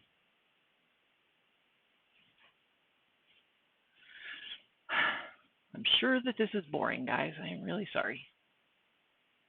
If I transition this, is it going to blow up because I didn't go here? Let me go here. Let's go back in here. And there we go to there. Now we go there. Now we're way back at the beginning again, but we can fix that. Vroom. Boing.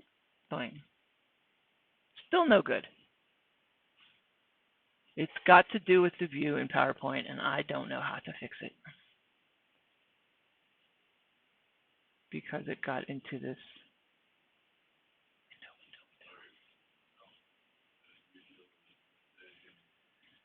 And it's not very nice to look at. Really? You can read it now. It's still not great, but it is better.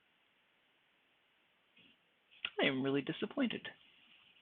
Because I can, of course, see it. Just all kinds of great. All right, let's try that. One last shot. No. I will. I'll be giving you guys all of this in PDF, provided you registered and I have your email address that way. So if you didn't register, run out and register, which means go to Gold Star Honeybees, go to Coronavirus Live Stream class, and buy the free product. That way I have your info. Okay, so let's talk about, we've done the install. Here's your next big step. Are we good? We got sound and we got something in the way of PowerPoint? All right.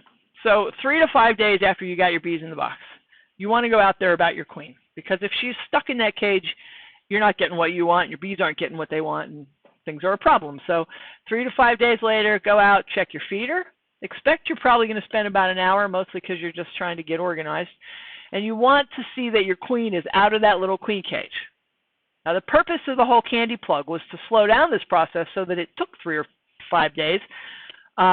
So now that you've got the 3 to 5 days, and it's obvious that they've accepted her pheromone, and they probably, for that matter, traveled with her long enough that they were okay with that pheromone, now you want to make sure that she's out. So if you pick up the queen cage and you look and she's not in there, ta-da, beautiful.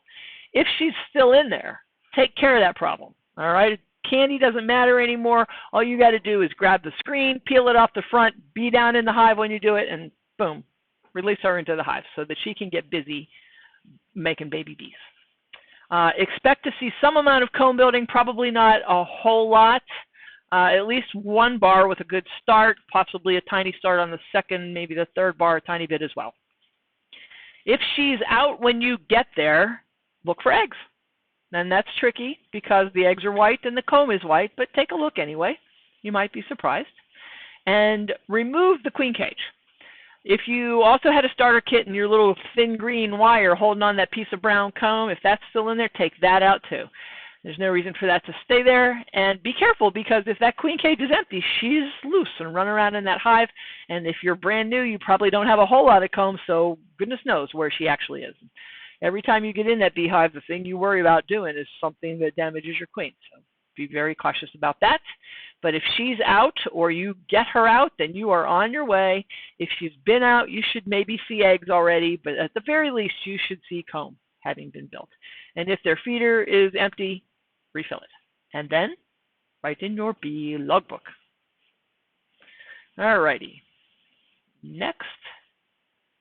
Click. Here's what happens with inspection schedules. People ask, how often should I inspect? And I usually say about every week, because every week we have a weekend, and that's usually when people who are employed Monday through Friday have an opportunity to do it. But look what happens in the difference in what you're going to see in your hive if you've inspected every 7 days and every 10. By the time you get to inspection number 9, if you've been doing it every week, your hive is only 66 days old. If it's been every 10, you're on day 93.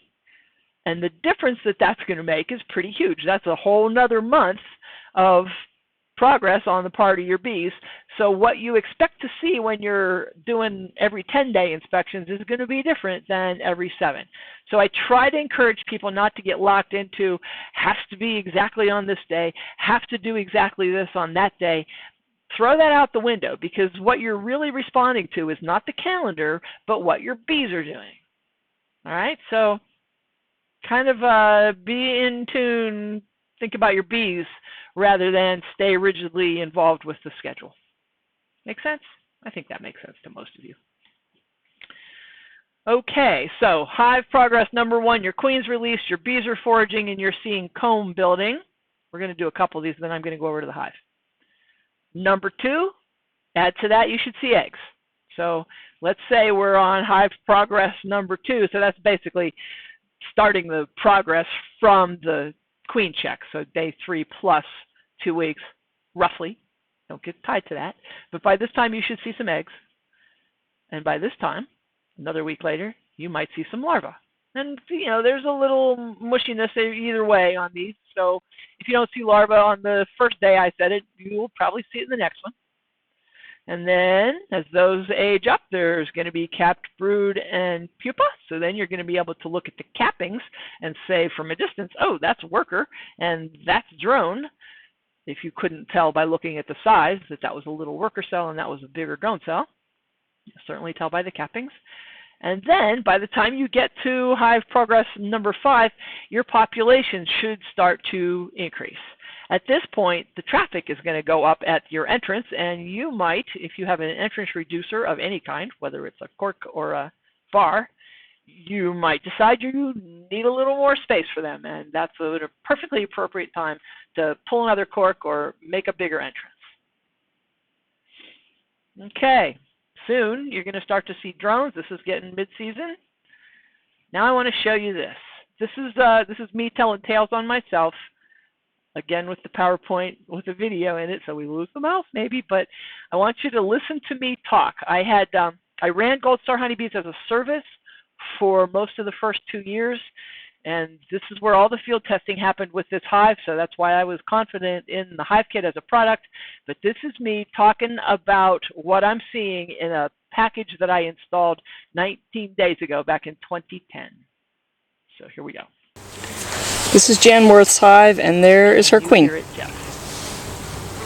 She's pretty. Look at all the pollen. Dark place that you can see there. This hive's got tons of worker brood, lots of pollen, some honey coming in. I can see eggs, I can see larvae, I can see capped stuff. There's a lot of really big, tanky drones, but not much in the way of drone brood. So anyway, there she is. Nice to see her. This hive is only 19 days old, and they are 5 bars of that ilk, and the 6th one is this itty bitty thing right there. They're doing good. They're happy. We had a mite board on them from 11 days ago, so we're going to collect that, and we're going to leave them on. We're going to make it 10 bars in their space and pull their feeder. So, nice day. We like to see bees. Bye. So there you go. There's a number of silly things that I see that I said in that video. And probably the most important one is there's a lot of big tanky drones in here, but not much in the way of drone comb. Think about that. Here's a math problem. That's a 19-day-old package. That means on 19 days before that, I had installed them in the hive. And they had those itty-bitty little combs, like 6 bars of this ilk and this one itty-bitty one, and no drone comb. So where did those drones come from? Smart people. Smart people. I know that Jeff is seeing you all go. They arrived in the package. So this was a beekeeper not doing her math, standing beside the hive and not realizing what I was seeing. I was a brand new baby beekeeper still, and I did not necessarily know what I was talking about in a lot of cases, and I would say that remains true today. I think it will be true for all of my beekeeping life. But the package will have some drones in it, and so you will see some. Whether that's seasonally accurate for you, like Nebraska, to get drones in the package is going to be a little strange, probably, unless it's already really hot. So that's a thing to consider. Packages often come from warmer climates than beekeepers live in, and that's just the logistics of it. So there's that. And you saw how that first comb was biggish, right? It had the catenary curve, and it was closer to the full size of the hive. And then the other, that little last one is that little tiny mitten. That's how they start. That first comb was that little bitty mitten at one time too, and then they build out, not just on one at a time. They build on this one and this one and this one, but they are sort of smaller as you go. If anybody's got Les Crowder's book, he does a really good visual of that from a side view, and you see that this comb is bigger and this one's less, and da da da da da. So that's a helpful visual if you've got his book. But the other thing that I comment about is I took their feeder away from them at 19 days. Maybe that was probably safe to do. They survived, but I would have not done that if I was doing it today. I would have kept putting syrup in there and kept feeding them for some time. Jeff, are you looking at me like you have a question, or are you just looking at me? Okay, question. If I have both broodcomb and honeycomb from a vacated hive, how many bars of each should I leave in my top bar hive for a new package, and in what order from an end to entrance? Okay, feed that to me in 2 pieces so that I can repeat it back. If I have both broodcomb and honeycomb from a vacated hive, If I have both broodcomb and honeycomb in a vacated hive, and this is an end entrance hive, how many bars of each should I leave in my top bar hive for a new package, and in what order from an end? how many bars should I put into my new hive and in what order? These are good questions. This is kind of thing where you'll make some judgment calls on this. But let's say that here we are at bar 1 or next to the follower board. I don't care what you're next to, whatever your starting surface is, the interior of your end entrance or your follower board in your side center entrance. You are going to go brood, brood, brood, brood, possibly, depending on your temperature, a couple of blank bars, and then some honey. And what I find myself doing is I add bars when I add them into their space, which is a demo we're getting ready to do.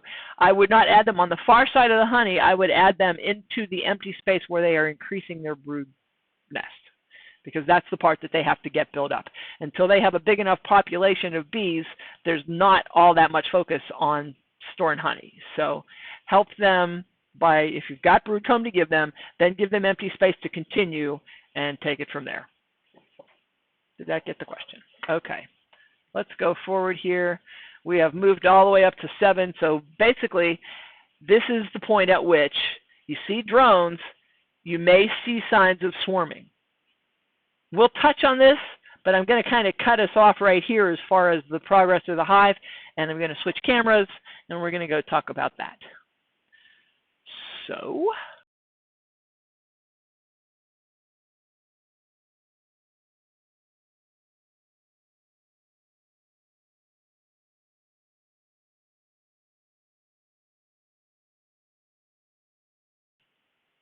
now I'm still talking.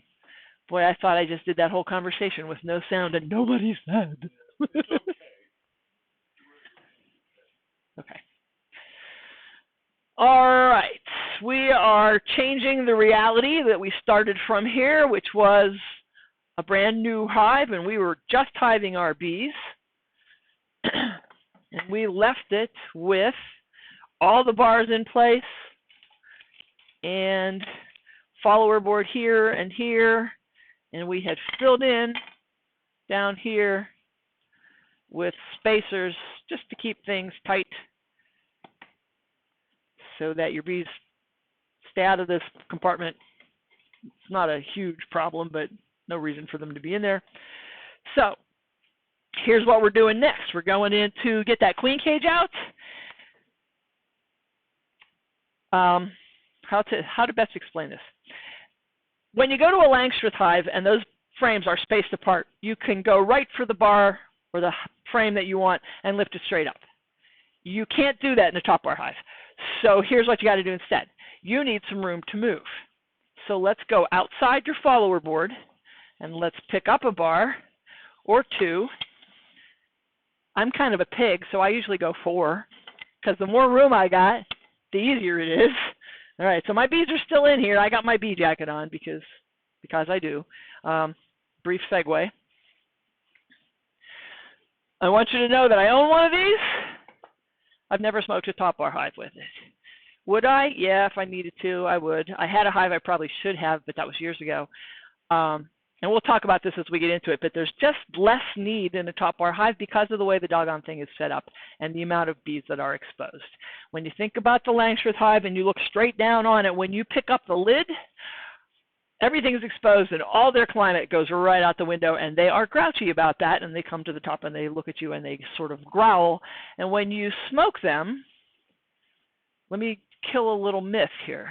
When you smoke them, we don't know whether they think there's a fire. But we do know that bees do almost everything by pheromone and smell. And when you fill their environment with smoke, they lose that. So they can't find you, they are confused, and they don't sting you.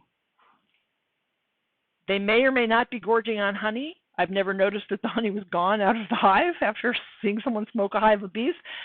So so there you go. I think that the best thing to do with your smoker, I think you should have one. You should definitely have one because you might need it.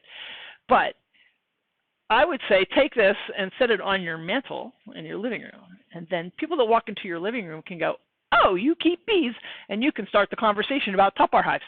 But because when you go into this hive, as you'll see here in a second, you don't rip the lid off and destroy their climate, they don't get that excited, and so I've just never seen the need.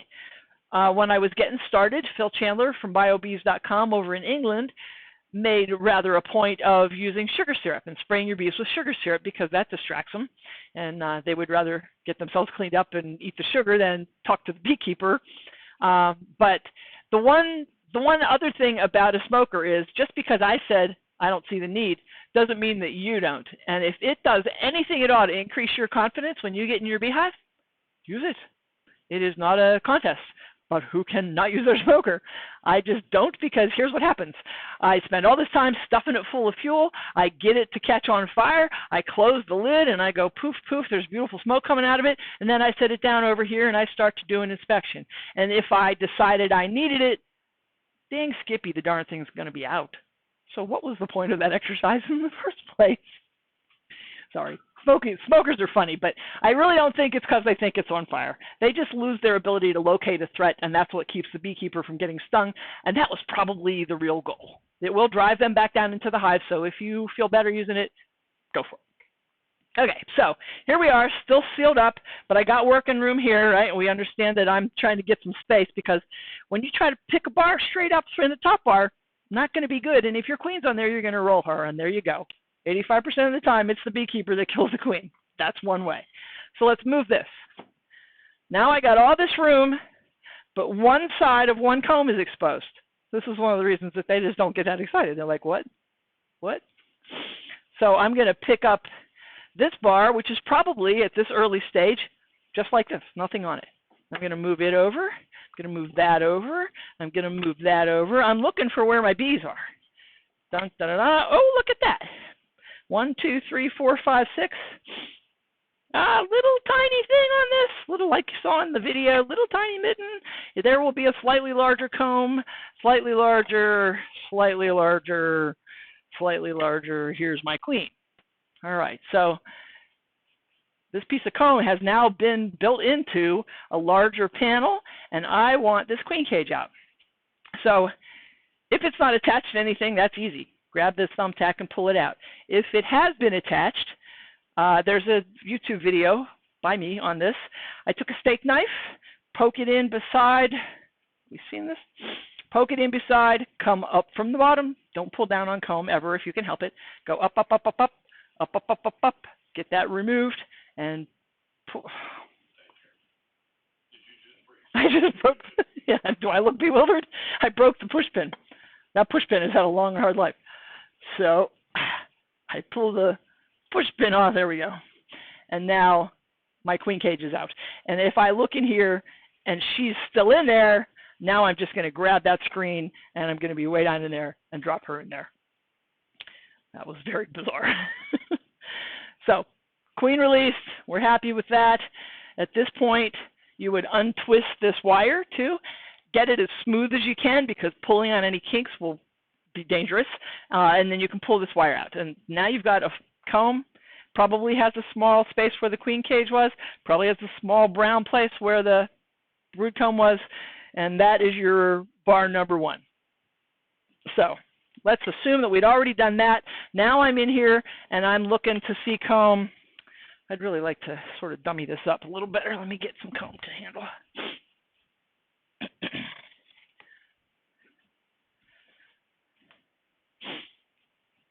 When this hive is brand new, your hive, the wax on your bars is light colored, soft, and breaks easily. So be ever so cautious early in the beginning, and then later on you get this stuff where literally I can do this, but you don't ever want to do that inside your beehive when it's still new and this wax is fresh. Okay, so let me show you how that goes. We're getting in here to do an inspection. We go, no bees, no bees. So, okay, there's some bees. And you're going to pick these up, and this is a little bigger than you would see here, but I want to demonstrate this. Okay, I'm ready to pick up this piece of comb. I know that it's brood comb. I have looked down the side, both sides for that matter, and I see an attachment. Let's fix the attachment problem. So I take my hive tool, something long and straight, preferably not serrated because the serrations grab and catch. I like a smooth edge. Down the side, I'm hitting the handle, using that as a fulcrum, and I'm going to cut like this, like a windshield wiper, staying right up against the wood and detaching anything that's holding that comb to the side. If I need to come over here and do it again, same idea. Down, stay on the wood because you don't want to cut the comb, and then come up and detach it. Now, if you can see one little tiny place, just reach in there and get it like that. But the point is, if you go like that, you're going to be sure that you got all of them, and you might even remove a few on the next one over if there are some. So we know now that we're not attached to anything. We're going to pick it up, and we're going to look at it. This is the part that matters the most, and it's very cool because now you're looking at, truly, when you're holding this in your hands and it's covered with bees, you are holding a piece of life that is precious in capital letters. So I'm looking at this comb. I'm looking into the cells if they are open. I am noting the cappings if they are capped. I'm hoping that I see eggs, tiny little white eggs that are very difficult to see, tiny little larvae that are easier to see, and then possibly the capped stuff. So if I see all of that, I'm pretty excited. You know what's going to make a big difference, though, between doing that like this in my office and doing this in real life? You're going to say to me, there's going to be bees all over that. Yes, and boy, does that make it hard to see. So you hear a lot of people say never blow on your bees. They don't particularly care for the CO2, apparently. But if they're in the way and you go, they'll move. So helpful hint. So basically, you're looking to see what is in the cells. You also want to take a quick note about what you see on the edges, because when it is swarm season, that's where you're going to see them, down the sides, maybe on the bottom. If you've got a super seizure situation, you'll see these funny bumps on the front of the comb. You want to watch for that too. So now one of the things that's happening with this is because it's fragile comb and it is not surrounded by a wooden frame, you want to handle it special. So it looks like this. I have picked it up. I am looking at side one, and I am holding over the hive too. You'll notice that, because if my queen falls off and I go like that, then I join the ranks of beekeepers who've stomped on their queens, which we don't want to be. So I'm looking at this side. Now I want to see the other side. Now I can do this. This is totally acceptable, but it isn't very comfortable, and I can't see very well. So I'd like to have a better straight-on shot into that side of the comb. So here's what you do. I like to hold it right as if I were over where I was going to put it back in, and I'm going to rotate it like this. Now it's upside down, but if I open my arms, not like this is crossing yourself up. Open my arms. Now I'm looking into the other side. Now this isn't really hard. It feels awkward until you learn it, but it isn't hard. So don't let anybody tell you that it's really difficult in topper hives, because that is not true. But you pick it up and you turn it, and then you open your arms, and there it is. If there's nectar up here and it's loose and runny, it's going to run out. So don't spend a lot of time like this unless you have to.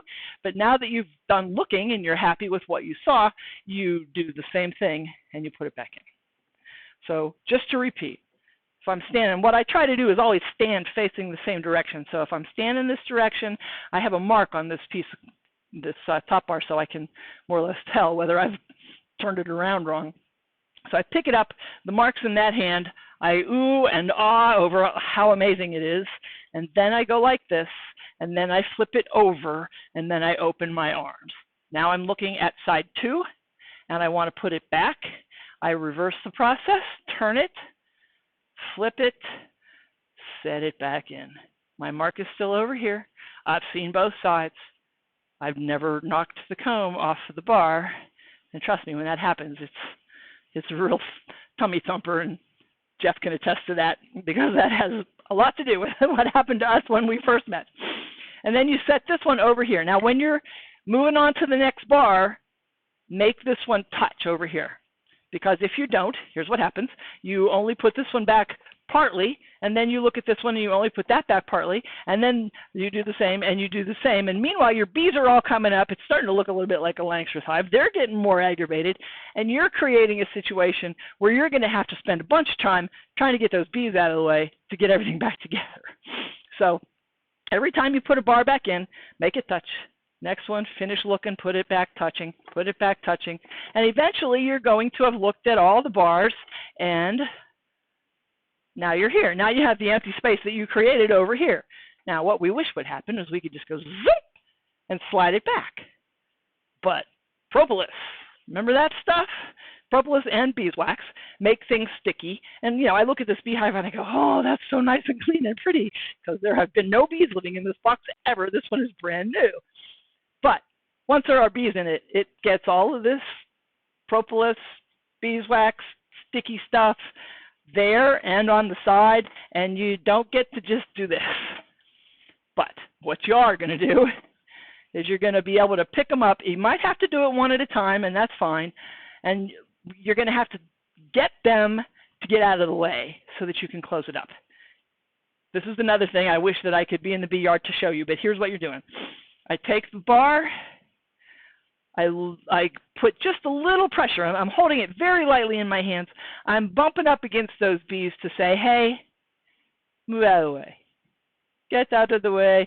Gentle touch, not even really pressure, just a bump, so that when you kind of unbump it a little, lessen the pressure, they walk out, but you've still got only a tiny, tiny gap at that point. No bees get in, and you close it up. So I wish there was a better way to get this across. It's kind of like bump, bump, touch, touch, go, go, and then they're all out of that gap, and you just set it in place. And then you're going to do that again. Bump, bump, nudge, nudge. Now, when you get a little fancier with this, a little more confident and makes a little more sense to you, you can pick up more than one bar at a time. The risk you take with this is you might kind of lean it a little sideways, and that's going to push the comb against the inside of the hive, and you don't want to crush any bees that way. So I put my hands out on the edge. I take them straight over where I'm going. I do my bump, bump thing, get the bees out of the way, set it in like that. And if I can get 2 or 3 bars done at a time, I can literally cut the time it takes to do this in half or by 2/3. So dun, da, da, da, slide it over, bump, bump, bump, bump. Come on, get out of there. Come on, you dingling. Aha, okay. All right. And then if these were just empty bars, it's basically the same thing. Pick up the empty bars, slide them over there, get the bees out. Ta-da. And then you're going to put your follower board back in place. And then you're going to put these guys back on the far side to close up. I threw a piece of comb in there, so I now have an extra top bar. I wish they were magically multiplying top bars, but that's not the case. So that was an inspection where we had X amount of space. We looked at those bees. We did not add any bees or any bars to their space. What happens if you come out to start your inspection and you pull the shutter off your window and you look in there and you go, the feeder's full. Holy crow, I can see that there's comb all the way to here. Oh, where have I been? Holy mackerel, I should have been out here last weekend. Okay, so we've got comb built all the way up to here. We need to add bars to their space. So I have a couple of rules that I sort of live by. By the time I have a hive that has filled this space once, if I add more than 4 bars, must want to go this way. If I add more than 4 bars into their bee area, they tend to cross-comb. I'm not sure why that is. They seem to do okay when there's only a few bees and they've got 10 bars, but suffice it to say that that's been what I've seen. Your mileage may vary. But let's say we know we're combed to here. We want more space in here. That means pull this bar, move your follower board, put it on that side. Did you catch that? This is kind of like, in the Langstroth world, adding a super. Except I don't have to add a whole box of extra blank space for them. I can only give them a fairly controlled amount. And there you go. So I've just added 3 bars into their space. So we went from 3, 4, 5, 6, 7, 8, 9, 10, 11, 11, to 14 bars. And that would be a pretty good progression if we were at, say, inspection number 4, 5, something along that line. Again, don't hard and fast on those numbers, but if you saw them and they were here and you had this many bars, they don't need any more bars. If you see them and they are here, add bars. If you can keep it down to only 2 bars you're adding at a time, that's beautiful. If you're going away for 2 weeks and you know, not like you get to do that in coronavirus days, but if you were not going to be able to do an inspection for 2 weeks, then you might go as high as 4 bars, but be aware that they might cross comb. You might want to take a quick look at that when you get the next chance. Let me pause, because that's a lot of talk. Questions? Yeah.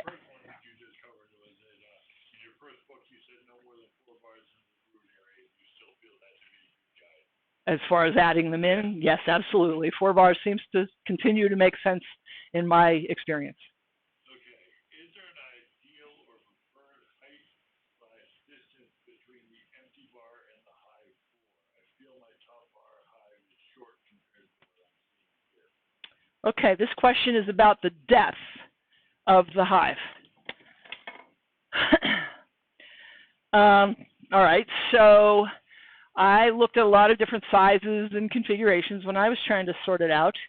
And what I landed on, whether by luck or because I knew anything, is anybody's guess. But this depth with this width seems to create a size of comb with a weight that is well supported by, stay with me, this much area for attachment. And what is that depth and width? I am going to send you out to Google with the phrase, just how big should a top bar hive be? And that will get you me talking about these dimensions and the volume of a trapezoidal tank, which is geometry talk for what we're talking about here. It's really not, I mean, in some ways it is about the depth and the width and the number of bars, but really from the bees' point of view, it's about the volume. Reading a little Tom Seeley will tell you that they like X number of liters and they want an entrance of about 3 square inches that they can protect, and that's what I think we should probably pay attention to. I want to say that there's a ruler in that drawer. Would you hand me that ruler, Jeff, please?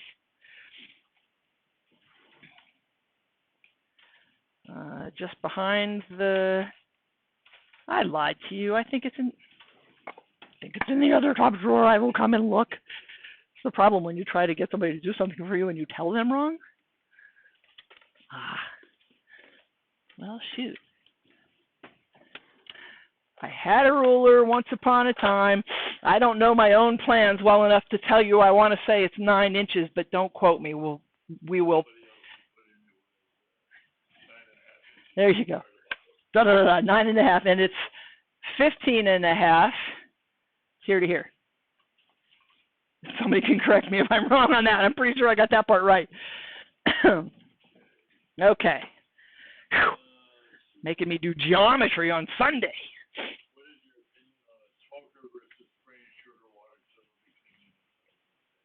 What is my opinion about a smoker versus sugar water? I don't use either one. You could use either. I don't have any strong feelings one way or another. If it makes you feel better, that matters. If it keeps the bees from bugging you, that matters. But typically, when you're doing an inspection in a hive that's like this, let me go back to that little demo. Let's say I've opened up the hive. I'm down to, I got this much room, and I want to show you what's really going on here when it comes to, I would love to have another piece.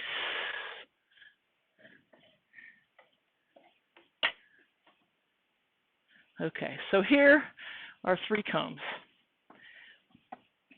And it takes that to sort of demonstrate that. So let me get one more bar out of here just for the working space. Let's say I have just cracked open the hive, and this is my last piece of comb.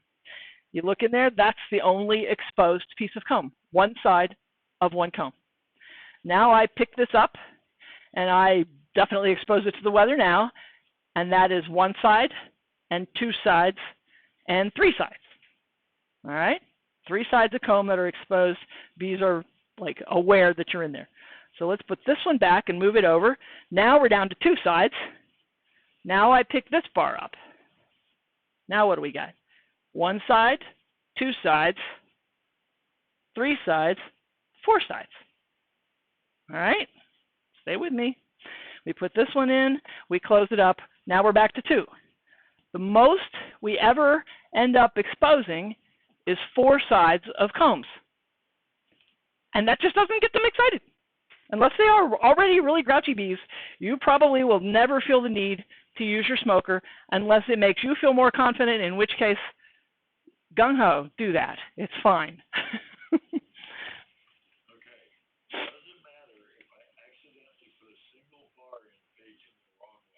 Does it matter if I accidentally put a bar back in facing the wrong way? It depends. If they are quite straight and bland and boring on each side, not very much. Might matter to the bees. They're like, wait a minute, you didn't live over here a second ago. You were on the other side of the road. But what really starts to happen is if the bees make a comb that has a slight curve to it, not that you can't inspect it, but there's a shape to it. And so let's say it goes like this. That means this one goes like this. Now let's pick this one up and turn it 180 degrees. And now they go like this. And that may cause you to be unable to get the bars to touch again. In that case, it matters. Pick it up, turn it around. No harm, no foul. Make sense?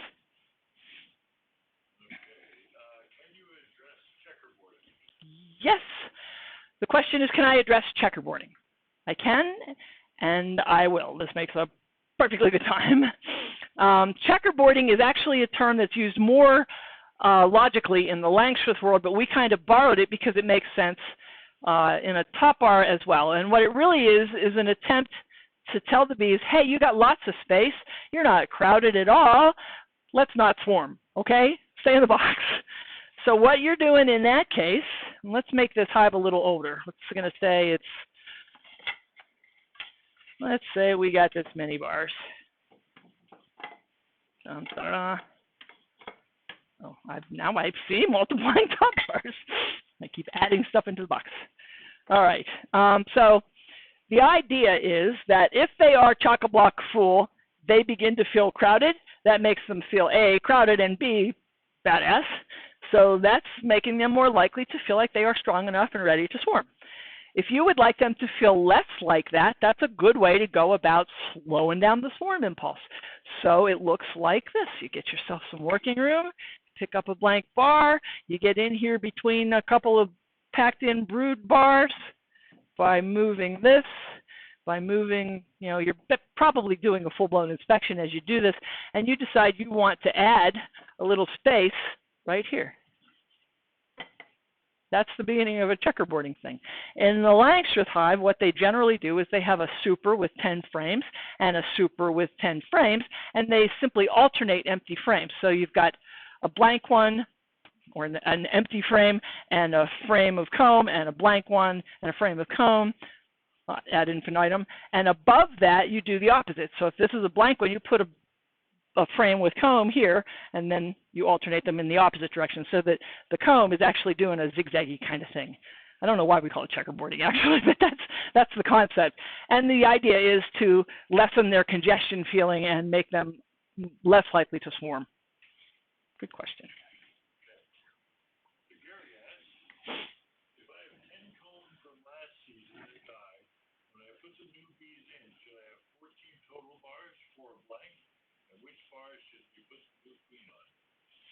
Okay, so Gary's got 14.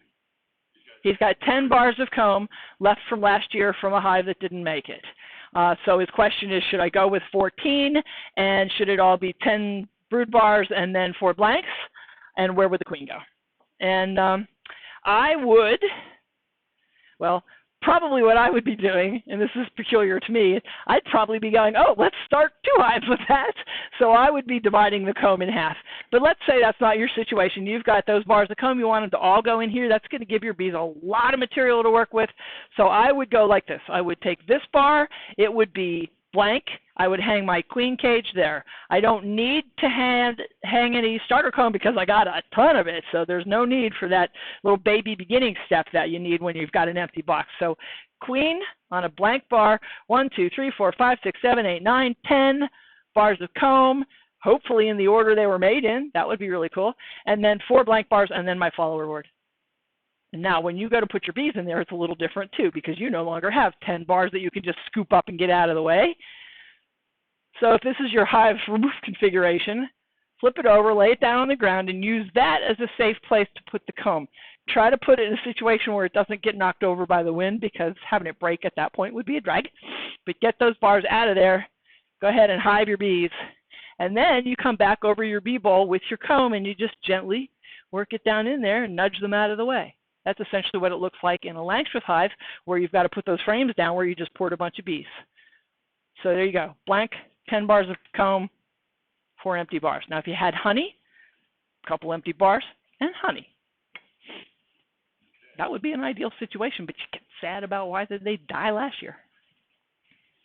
Have you ever tried to go for, or what do you think about larger depressed cavity for a hive for attempting to replicate conditions found before cavity? Okay. What do I think of an eco-floor? I think that first of all, the first time I heard about that idea, it came from Phil Chandler. Phil Chandler of biobees.com is a British curmudgeonly beekeeper who is a friend near and dear to my heart. I can proudly brag that I've even been to his house. So he started talking about the idea of an eco-floor and that it had all kinds of natural just junk like you would find in real life in the bottom of a tree. And I can't say that that's a bad idea at all. It seems perfectly natural. It seems like it would fit perfectly with the idea of your bees propolizing the inside of the hive. I don't have a way to make that happen in a gold star hive. I haven't really looked into it. But it seems to me like it would be a nice natural addition if you were willing to put the effort into it. Good question.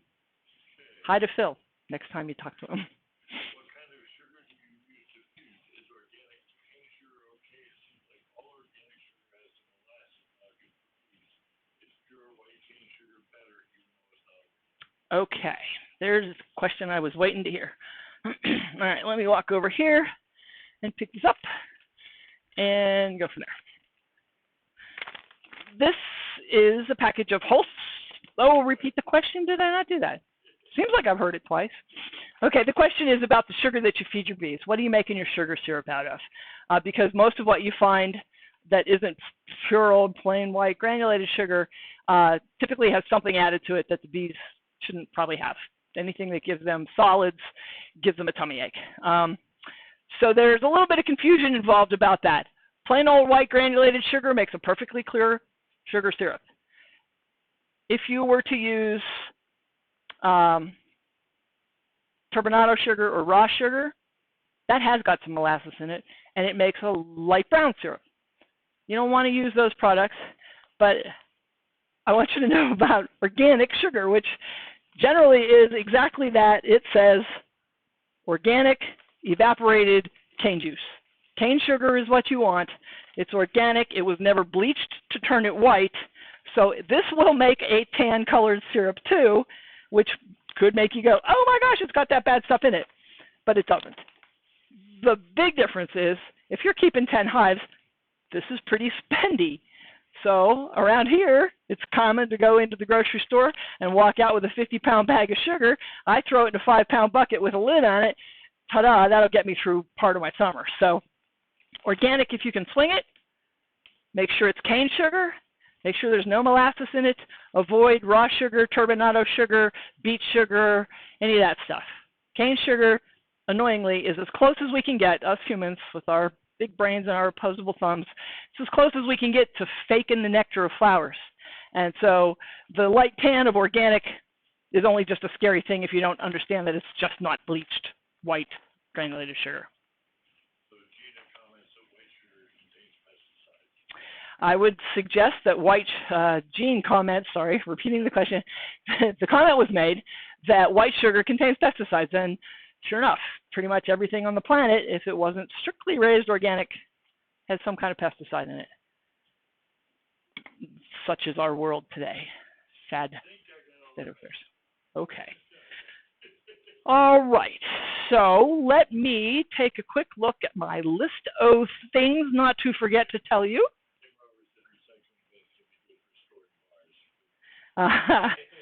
Yes, Tim Roberts has a good suggestion there that your recycling bin is probably the right size for putting your top bars in. Yeah, that's a very good suggestion. Okay, so I wanted to talk about flipping the bar. Let's talk about cross-combing. I want to show you a picture, so let me start here. And this should be simple. Bear with me, because we find that sometimes it is not. Let me in, PowerPoint. There we go. Open that out of the way. Where are my pictures? Things seem to come and go without me noticing. Pictures to share. Okay. This. Sure, go ahead.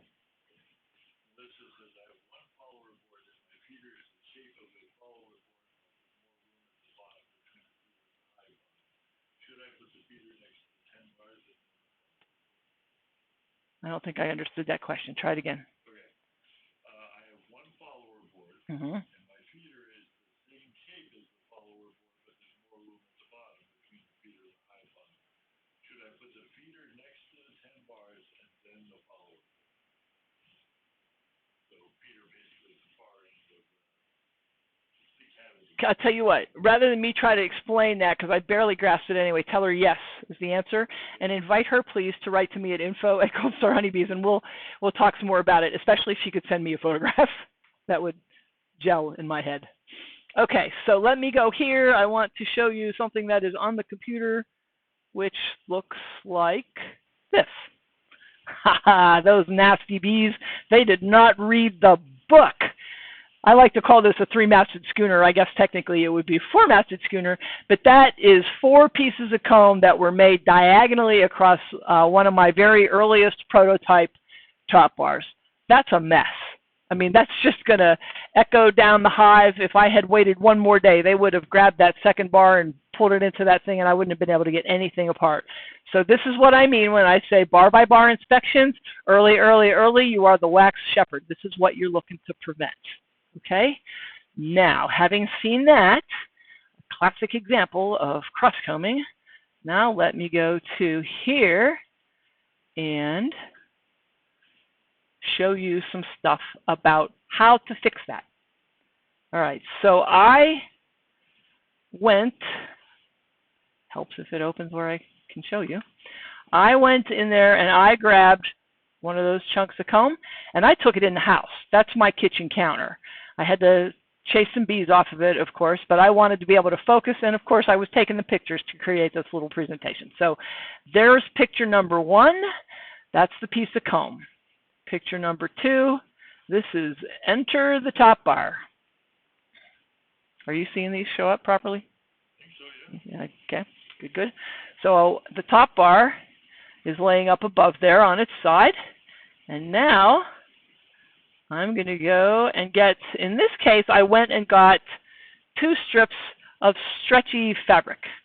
And like t-shirty kind of stuff, twice the length of the depth of the comb from top to bottom, and I laid those down.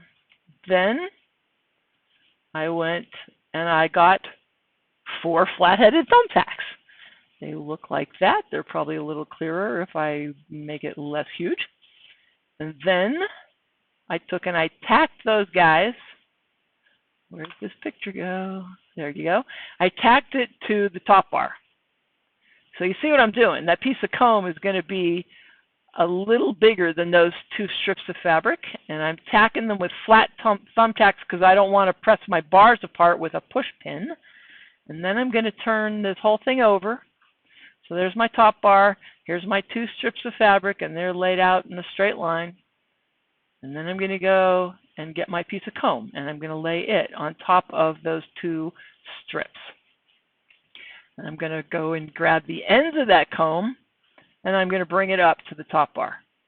So I just created 2 slings that are holding on to that piece of comb from the bottom.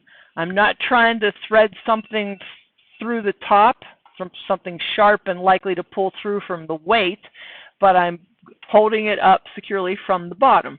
And on this side, then I'm going to go ahead and tack that in place. And then I'm going to go and cut off the excess, and then ta-da, I have got that thing ready to go that it is now. Let me find the one that shows me holding it up. Hold on, mine. Okay. So that is a side view of that piece of comb hanging in the sling. So it's supported from the bottom. I jiggered with it enough to try to get the comb to touch the top bar. And the closer you can get it, the happier your bees will be. And they will put that thing right back onto that top bar for you. And it will be straight. And then if I had 4 of those, like you saw in that 4-masted schooner, then I could put those 4 bars back in the hive, and between them I could put blank bars, and that would get me straight comb in between all of those. So it's a little bit laborious, but that's one way of doing it. It's really more about getting the thing in a sling more than it is anything else. And so now I'm going to drop the pictures. That's much easier in preview than it is in PowerPoint. And I'm going to show you something else that we have in the room. With a shout out to, is it Sherry Ortiz? It might be somebody else that I have mixed up with Sherry. So let me get back to, if I go there, does that work? Christy at desk. Ta-da. Okay. Look at this. This is blue painter's tape. Ever so much simpler than what you just saw me go through with the stretchy stuff in the thumbtacks. It sticks to itself. It makes a sling. Look at that. And this is still sitting there loose, jiggly, but the bees are going to grab that stinker and put it back together. So blue painter's tape is beautiful because of the fact that it sticks to itself really well, and it's also super, super thin. So let's hold this bar by the end, and let's show you that when we do this, I can make those bars touch. This is important to me because we talked about the space between the bars, right? Well, there's another demonstration of how to hang a piece of comb, whether it was from a cutout or from a broken piece of comb, that uses a hair clip. Let me show you what I'm talking about.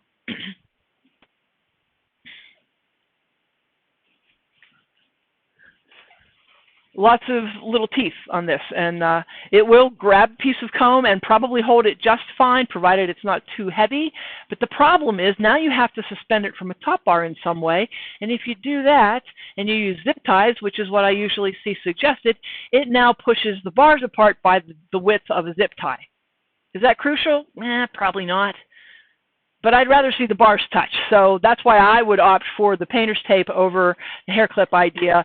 But boy, this idea got so much airplay on YouTube, it blew my mind. So it's out there. You can use it if it makes sense to you. I would rather see the bars touch, so something much slenderer in between seems like the better idea for me.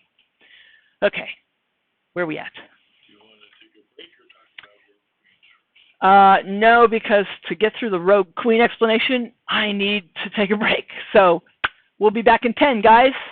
See you in a few. Pump your questions over to Jeff. We're going to be wrapping it up in the next hour and a half, hour or so, depending on how many questions you have. And I look forward to those. Talk to you in a minute. I hope. Break screen. Oh, look at that. We will simply go with the fact that we were on Hive progress number 7. And we will kill my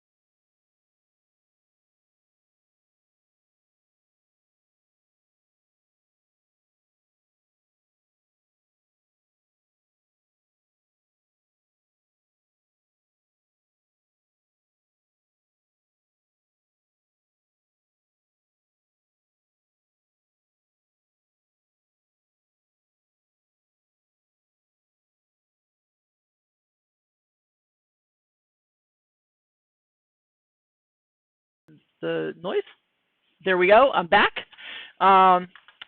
Sort of a seventh inning stretch here. I have toyed with the idea of trying to do a wave virtually, but I guess that would mean that we could all see each other. So not so much, but if we all like stood up and sat down. Okay, back to bees. All right. I want to jump away from the PowerPoints for just a second and talk about something you heard us mention and probably didn't make any sense, and that's called a rogue queen.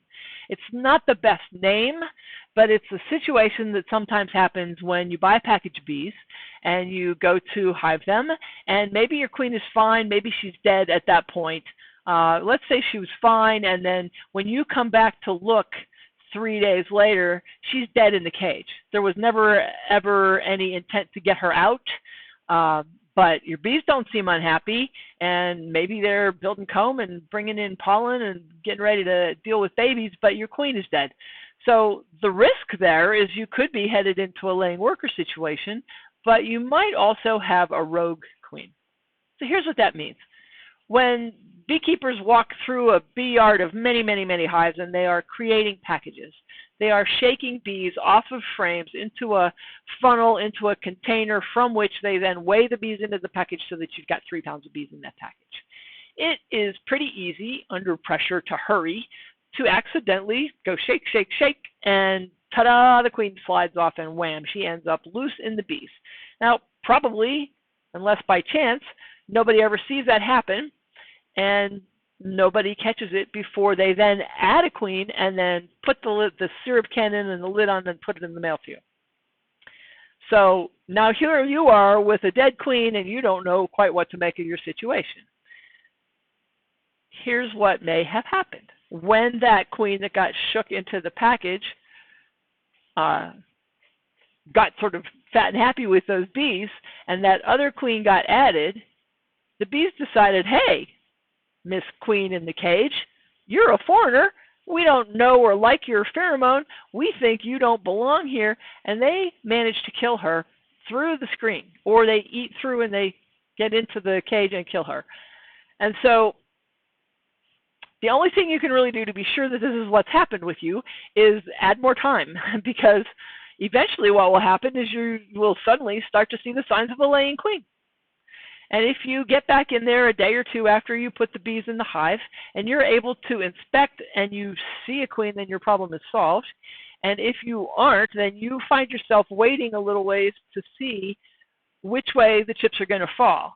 If you buy a queen in that situation and install her in her cage, the bees in the hive are going to kill her. So you are going to be tossing bad money after good or good money after bad, however you want to look at that, but it's going to cost another queen. So the thing to think about is, can I get to a situation where I can tell that there's a queen in the hive? So you either have to see her, or you have to be able to spot eggs, or you have to be able to wait long enough to see larvae.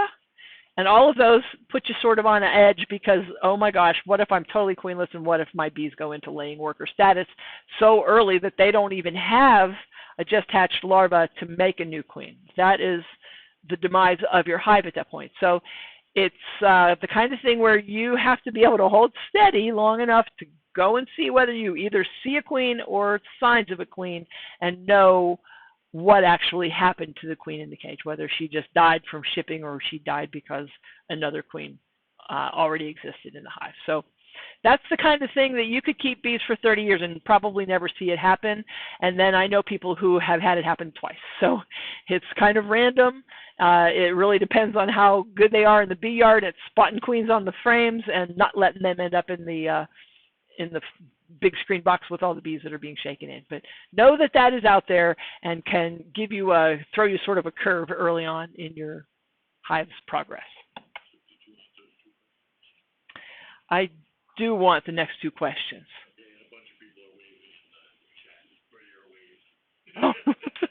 Woo! I miss baseball.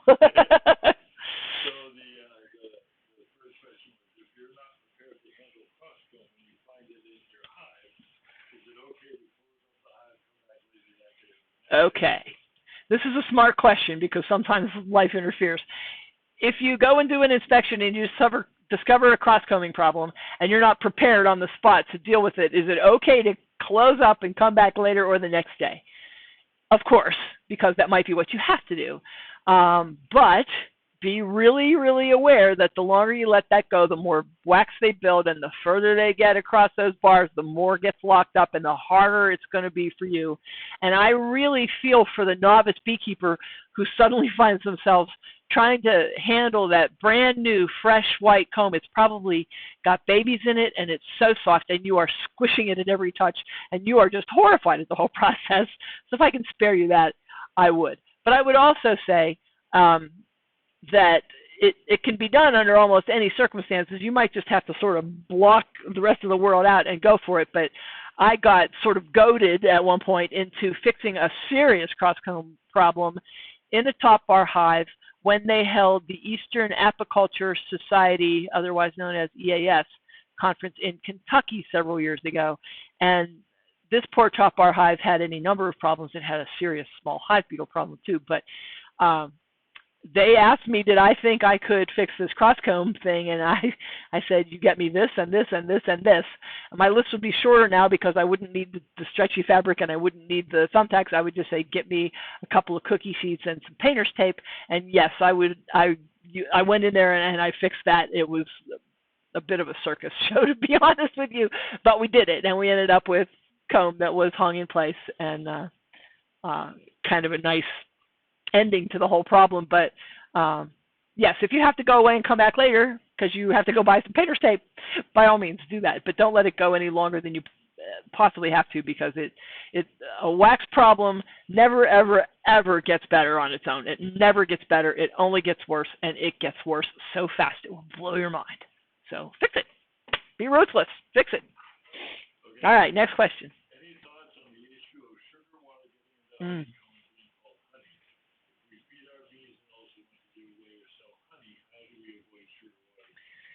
Okay, good question. If you have a situation where you're feeding your bees and your bees are making honey and it seems kind of obvious that they're making it out of the sugar water, then if you wish to sell that honey, what if in that scenario? So the idea would be, and this used to seem a lot more straightforward over the past 5-6 years, this seems to have changed, but used to be that you said, well, you feed your bees until they stop taking it, because they stop taking it when they find real food. We might be giving bees a little more credit than they deserve in that case, because they will sometimes keep right on consuming sugar syrup, and that means that they are probably storing some of it in honeycomb, and it looks like honey. So the thing to do is to be very aware of what's available for your bees to forage on, and you control when they do and do not have food. Now, you are walking a fine line there, because if you're wrong about whether there's any nectar out there in the world and you starve your bees, that was the wrong ending that we were not hoping for. But if you don't want your honey to be, shall we say, diluted, I guess that's the way to look at it, to be made mostly up of fake nectar, i.e. granulated sugar, then those are your options. You got to try and keep them on real sources of nectar and not good old White Death granulated cane sugar. Okay. Did you plant that question? Okay, am I going to talk about honey and wax harvesting? And the answer to that is yes. And the time seems to be now. Do you have any questions piled up behind it? Well, God, you guys could teach this class all by your lonesome. Okay. Let me see. I'm going to change cameras to the top bar hive. Ooh, we messed up the gadget table thing too.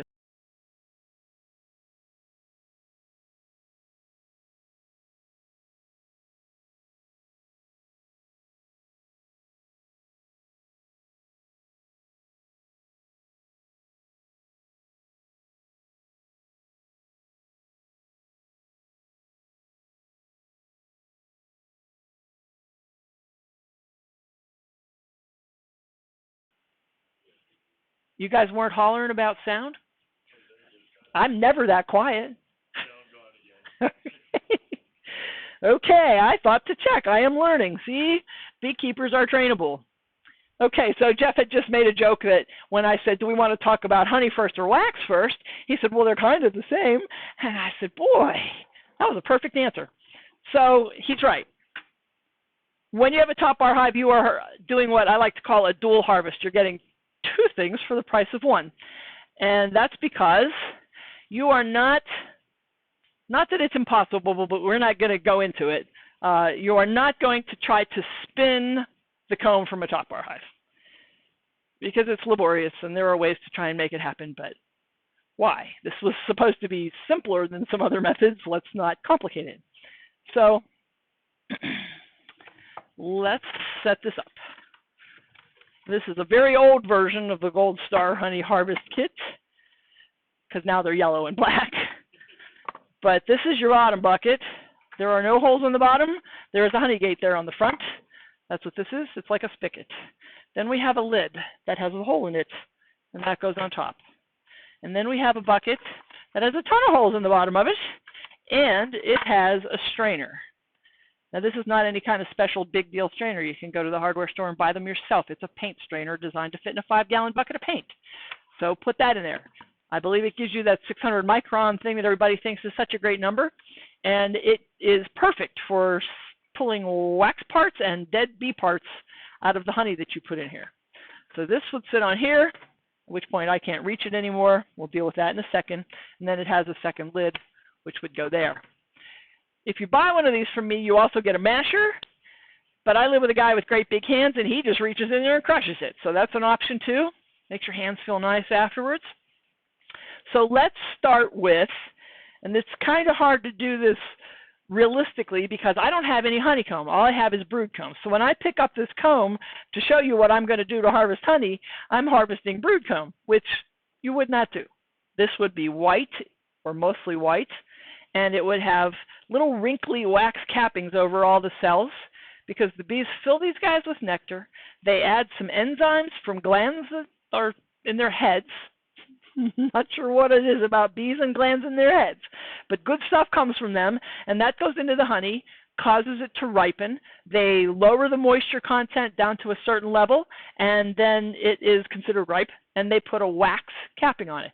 That's different from those fibrous cappings that you were seeing over the workers and drones, and you can sometimes, if it is what they call a wet capping, you can tell that there's honey touching the back of it, because you can kind of see the color of the honey and it's touching the wax. And sometimes you would call it a dry capping because there's a small air gap and then the wax looks kind of white like frosted glass and you don't actually see the honey touching it. So the important thing, the identifying thing is that it's not brown brood comb and that the caps are wrinkly wax looking and not the fibrous stuff that you see on brood. So presto changeo, we just made this white and it's honeycomb and it's capped. And it's fat. It's fatter than the width of this brood comb.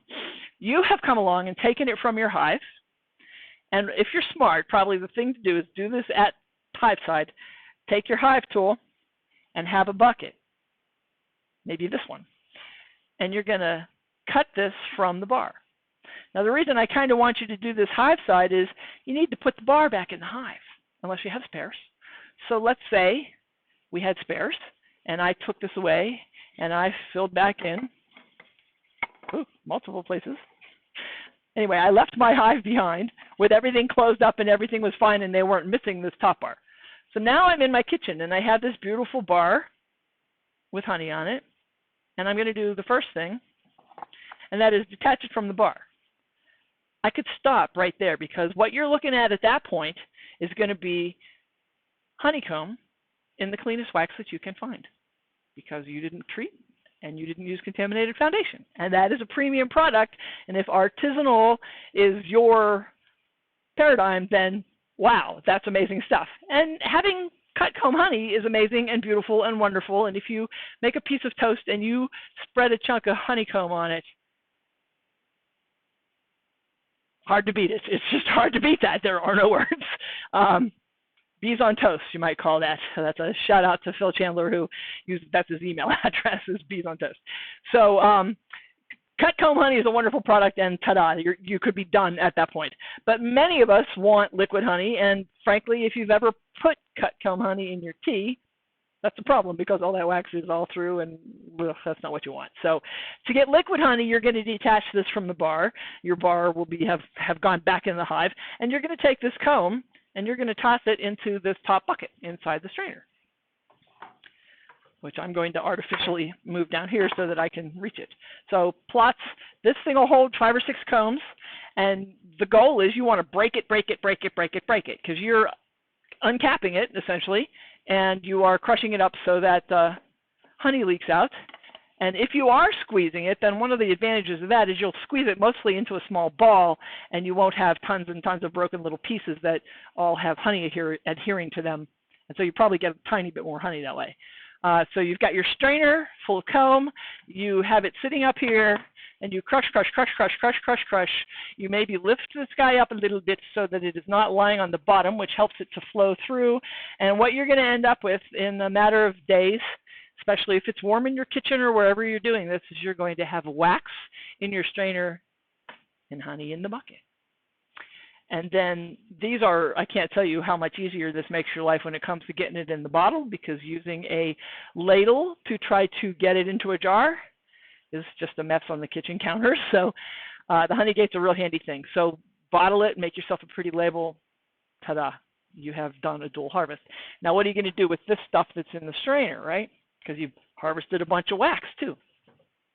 Let's move on to that, shall we? Sure. You got a quick question? We only do the fast ones at this point. I'm kidding. Just bring them on.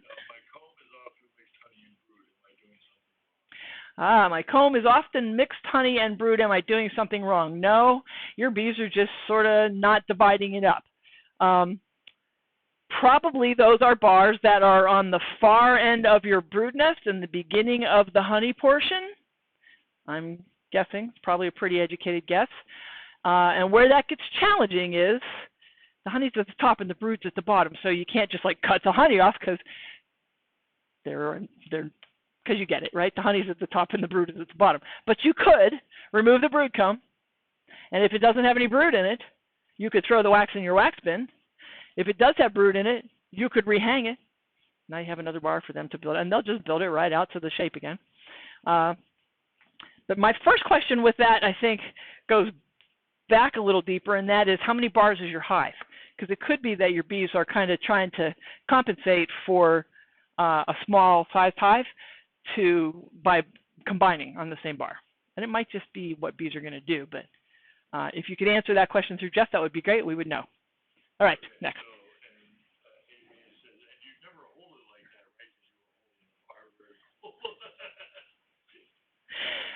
Yes, you are absolutely right. When you see me get sort of casual with this stuff, because one of the things that happens with brood comb is it gets pretty tough, because all that color is coming from a couple sources. One is oxidation. Another one is the cocoons that the bees pupate in. Those are building up inside there, so those make it a little stronger. It ages and gets harder and stronger. It gets brittle. That's why the one that I have that I did the cross comb demo with the blue tape, that one was very brittle and soft up here where it's yellow, and then very brown down at the bottom. So you end up with, you can be sort of cavalier about it because it gets stronger. But it doesn't really get that much stronger where it was honey. So since they usually do put a row of honey at the top, that's why that other bar broke at the very top. But yeah, you unless you're harvesting it or supporting it from underneath, this is not the way to do it. This is a very bad ending. So do as I say, not as I do. This is really just for demo, and I do have my hand underneath it. So good point, though. Thanks for catching that. Tim says he can't remember how he done it. Okay. So, honey harvest question. Okay.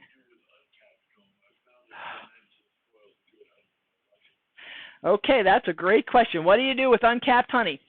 Or essentially it's uncapped nectar at that point, because it will ferment in your jar and spoil the other ripe honey. If you can avoid cutting it off and avoid including it, that would be your first line of defense. I will say that what ends up happening around here is we throw it all in there and just deal with the fact that we know it's going to ferment, so we eat it before that happens. Or we make meat out of it, so it's going to ferment anyway, and that's the end of the discussion. But avoiding uncapped nectar is important, and that's a pretty big deal when you're like a commercial honey guy is going to look for only the capped stuff. And let me just add to that. I'm sure that you've all probably heard about the flow hive, and I want to say a couple things about the flow hive. One, that, oh my God, was that the most innovative thing ever? What a great idea. But the part that they left out when they got started was they did not teach people who thought the flow hive was a great thing how to keep bees. They said, go out to your hive with your jar or your pancakes and turn the crank and ta-da, hot and cold running honey on your pancakes. Which, you know, you're sitting in a beekeeping class, so you get it that there's beekeeping involved, and they sort of blew by that. But super, super, super innovative, really great way to go about it. But you cannot just look at the ends of those flow hive frames and see that that whole frame of honey was capped. So our most recent question about uncapped honey is very valid in that case, because what you're getting when you turn that crank, if you don't know that all that whole frame was capped, it could be anything. It could be capped honey. It could be just runny old nectar that just got in there the other day. So you got to look at it. It's got to be capped, or you are running the risk of putting unripe honey into your beautiful ripe honey. Okay, off of that one.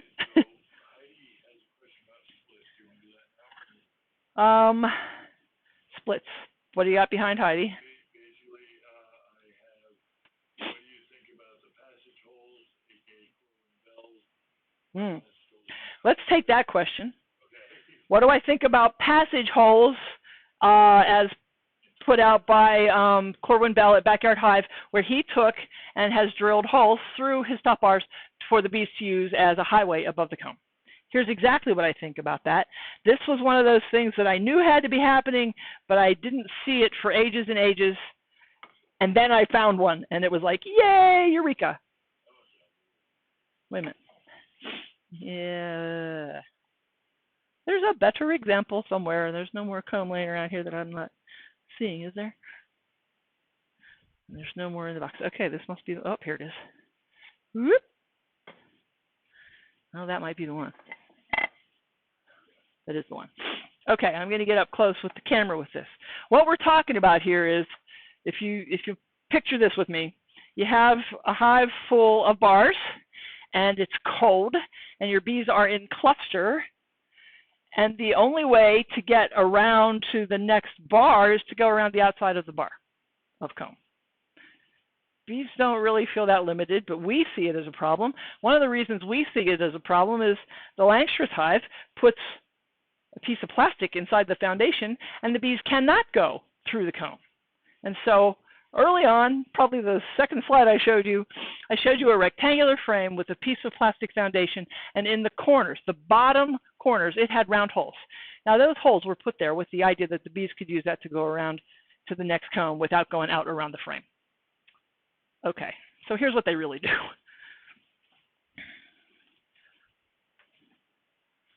I am looking at you. I don't know if you can see me, but I can see you right through this tiny little hole. And that hole is big enough for multiple bees to get through. Can I? Yes, there you go. Can you see the light shining through that? Ooh, I moved. There you go. Bright white spot. Cover it up, uncover it. Cover it up, uncover it. That is a hole big enough for a bee to walk through. Big enough for them to make it bigger, big enough for them to make it smaller, big enough for them to make it go away altogether. And that's what they do.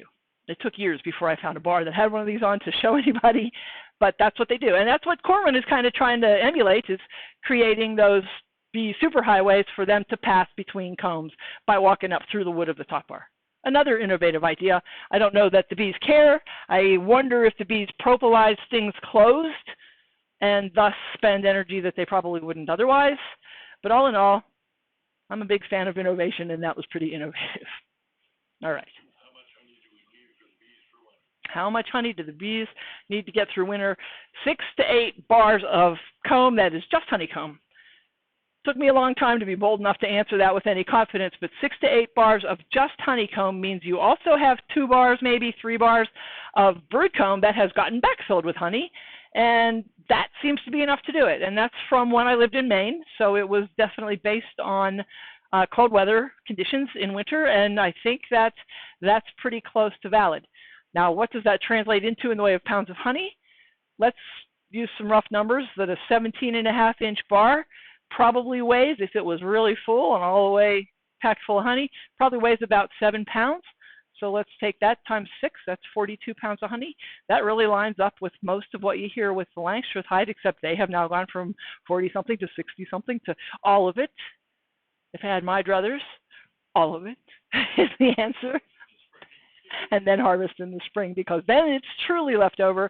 And if you are trying to harvest only the surplus, then you wait until it's truly extra. If they need it and it's, you're looking at fall and you're guessing what they're going to need, then please be out there in January looking to see if you need to give them back some fondant, because you may have robbed them beyond their ability to survive unless you supplement. So I like to leave it all for them. And then if they're still all happening in the spring, then they've got food to start in the beginning with, which is awesome. If it's extra, then I get to have some. And seems to be more in support of their natural systems and less out to thwart the way things go. All right. Would you please explain how to split the hive instead of just letting them? Okay. Let's go back to the PowerPoint, talk a little bit about that, and then we'll do some more demoing over here and talk about swarms and splits. Dun-da-da. Okay. Sometimes I get this to happen, ta-da, right away. That's great. You wait till they're flowers. Okay. All righty. Dun, dun, dun, dun, dun. Well, okay. Hold that question. Okay. So back to the PowerPoint just briefly to sort of keep us going here. We're at Hive Progress number 8 times 7 days. That's got us at 56 plus maybe a few, 55 to 60 days old. To see the signs of swarming at that point is likely-ish. Used to be that we said that bees never swarm in the first year, but that is so not true anymore. And what's causing that change, I wish we knew. But used to be we thought about it one way, now we think about it differently. So here at number 8, you are pretty likely to be seeing drones for sure at this point, and whether they're going to swarm or you're going to split becomes a question. Let me just clean up the PowerPoint situation here. You saw me talk about natural wax. Okay, so let's go back here, and we're going to talk about splits. And I don't have the second book, or I would show them. Okay. After I wrote The Thinking Beekeeper, there was a huge hue and cry about, you never talked about swarms or splitting. Jeff, I know that there are none out there. He's trying to find me a copy of the book so I can pull up and show you. So anyway, that second book, which got called Advanced Top Bar Beekeeping because it wasn't really a beginner book anymore, spent most of chapter 2, which is most of the book, on exactly that subject. So there are ways to split your hive that have a direct correlation to what your goal is. And let's start into some of those. The easiest way to split your bees, you are probably most interested in because you want to expand your apiary. So you want more bees. You are aggressively looking to have more bees and working in that way to get it. So I have another hive, empty and waiting, and I have this one, which is a boomer, and in fact, it just came through the winter, and now, to someone's question, there are flowers, lots of food sources for your bees, and they are zooming along, and you want more bees. So you come through your brood nest, and you take half of the brood, leaving everybody with eggs and open larvae, and then through your honey, leaving some of it here, and then moving the other half into the new hive. I would also recommend that you shake some of the bees off of the combs you're leaving here into this hive, because you're going to lose a lot of your foraging force, because they're going to go right back to where the original hive was. But I've taken half of all my resources and I've put it in my other hive. Now I have paid no attention whatsoever to where my queen bee was, because as long as I didn't drop her and step on her, I know that this hive, probably one of these two hives, has a queen and the other one doesn't. But because I made sure that they also had eggs or open larvae, tiny baby 3-day-old larvae, either hive can make a queen and either hive can have the queen. So it doesn't really matter. So if you want more bees, a walk-away split's the easiest way to do it. Split them up, walk away, end of discussion. The one thing you will see is that the hive that you put into the new hive is going to lose a lot of foragers, because your bees think about home as a GPS coordinate. It's not like they look out at the world and they go, oh, there's my box. They go, I'm flying back to this many minutes and seconds and degrees to right here. And they will do that even if they got moved into the other hive and came out, and then they go, what? Where am I? And they go back home. So it affects your forager population and can look a little scary, because you're like, what happened to all the activity? But that's a great way. If you want more bees, boom, do a walk-away split. Do it before they start showing signs and make them make a queen, and ta-da, off you go. So that's one way. Then there's the, not really a split, but the technique of checkerboarding, more or less like we talked about, of spreading them out and throwing blank bars into the brood nest. That's meant to slow them down and make them less likely to swarm. So you don't want more hives, but your bees are trying to make more bees. That's how you work to avoid that. Now let's say you love your bees, you wouldn't mind having more, you weren't paying a whole lot of attention, and oh, look at that, they're getting ready to swarm. And so we call that the procrastinator split, and that's what this hive is specifically designed to do. And you're going to do the same divvying up, but you're going to make a couple of important differences. So let me shuffle some bars around here. I'm going to get the comb out of here so I don't break it, so I can just demonstrate with blank bars.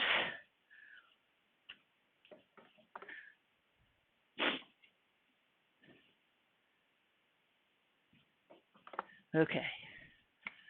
So by this time we have, Jeff, for the list, mid-season shift. Have to talk about that.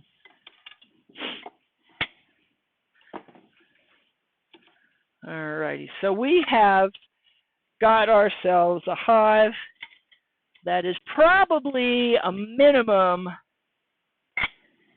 of 18 to 20 bars.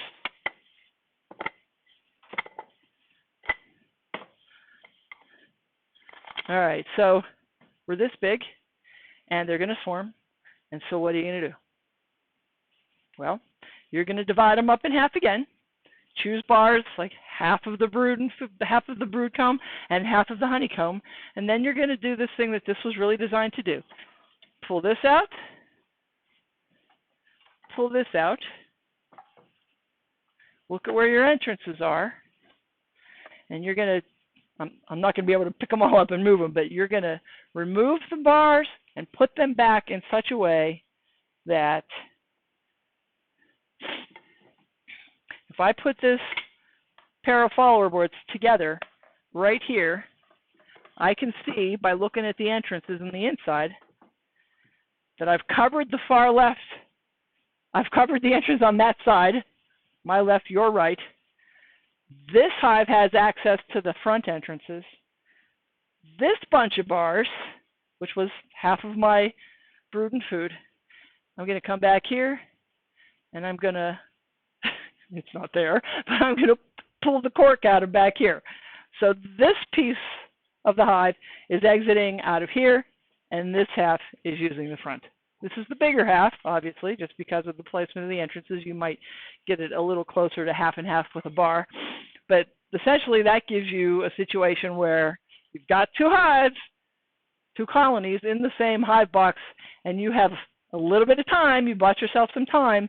But if you are doing a procrastinator split because you'd rather do this than try to chase them down from 80 feet in a tree, that is your mechanism for doing it. All right, I named another one the Honeymaker split, and that's essentially you hold off and you hold off and you hold off and you hold off and you try not to have to split them, but they're just going to go anyway. The thing with the swarm impulse is that they are so determined, so absolutely, utterly, and completely determined to make more bees, that once they get it into their psyche that that's what they are going to do, your chances of stopping them are pretty close to nil. No matter what you do to them, they go anyway. So it's a matter of slowing them and slowing them and slowing them by checkerboarding, adding in the blank bars, stretching them out, making it look like they've got lots of space. And then in the end, they're like, nope, I'm not going to win this battle. They are going to go, or I am going to split them. Then your challenge is you're going to get in there and divide them up again. And just like in this one, which I did not add in, when you make that division, you have to know where your queen cells are and where your queen is. So if you've let it get, in whichever split version you're trying to follow, you have to know where your queen is if you have queen cells. And your queen cells, you'd like to have them stay behind like they would in real life, and you would like your queen to move to the new location. All right? Now, if you're not a procrastinator, you probably have another hive sitting around, and you are able to go ahead and leave all your queen cells in here, find your queen, and aside from working the equation so that the queen cells are part of the equation of brood that stays here, it's pretty simple. You're dividing everything else in half. Mama goes in the new location, half of the brood that has no queen cells, and half of the food. And everybody that stays home is essentially what would be left behind, the remainder hive, if you will, as if they had swarmed. The one thing that you don't get in that instance, and don't be fooled into thinking this is a really perfectly natural process, because it really isn't, because you never see a broodless situation happen in the hive that moved. She keeps right on laying. There's already brood in there. You never see a break. So you don't get the benefit of swarming, even though the queen did move, but you find yourself with 2 hives of bees. And if that was your goal, great. And if it was somebody else's goal, like somebody else that has equipment where this bar fits in your hive and fits in their hive, now you've launched another top bar beekeeper. How bad can that be, right? You have swarmed, right? You have morphed and grown another hive. So let me just stop and ask for questions there. This gets hard to explain, so I don't want to go blowing by people.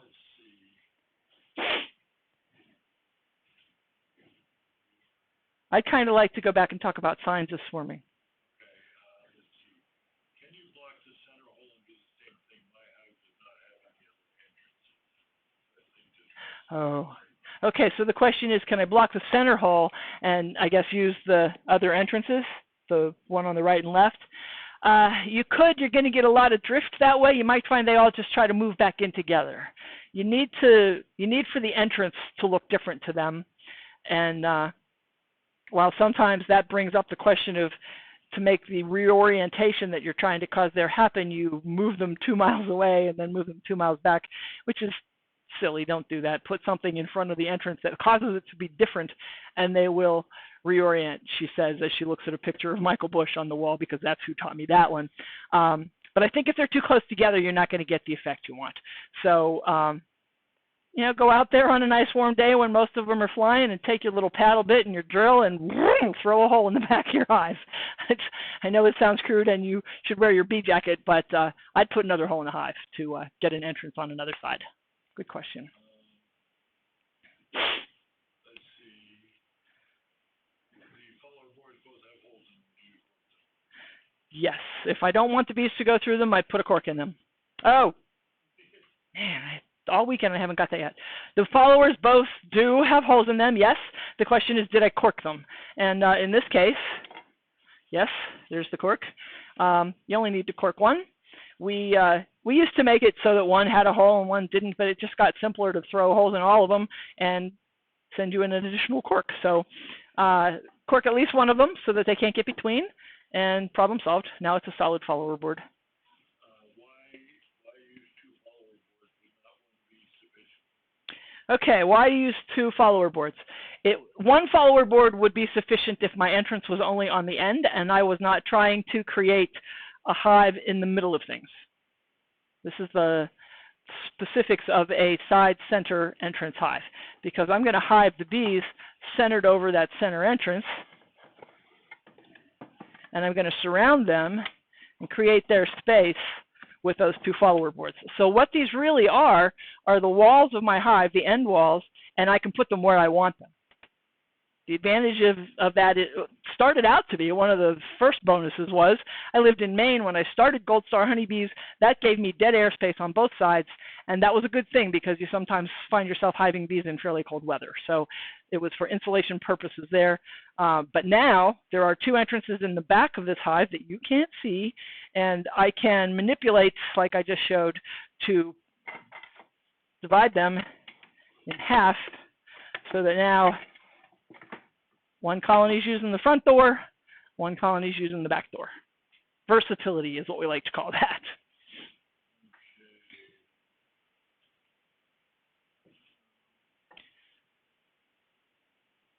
I'm going to jump in right now with one thing that I want to talk to you about, signs of swarming.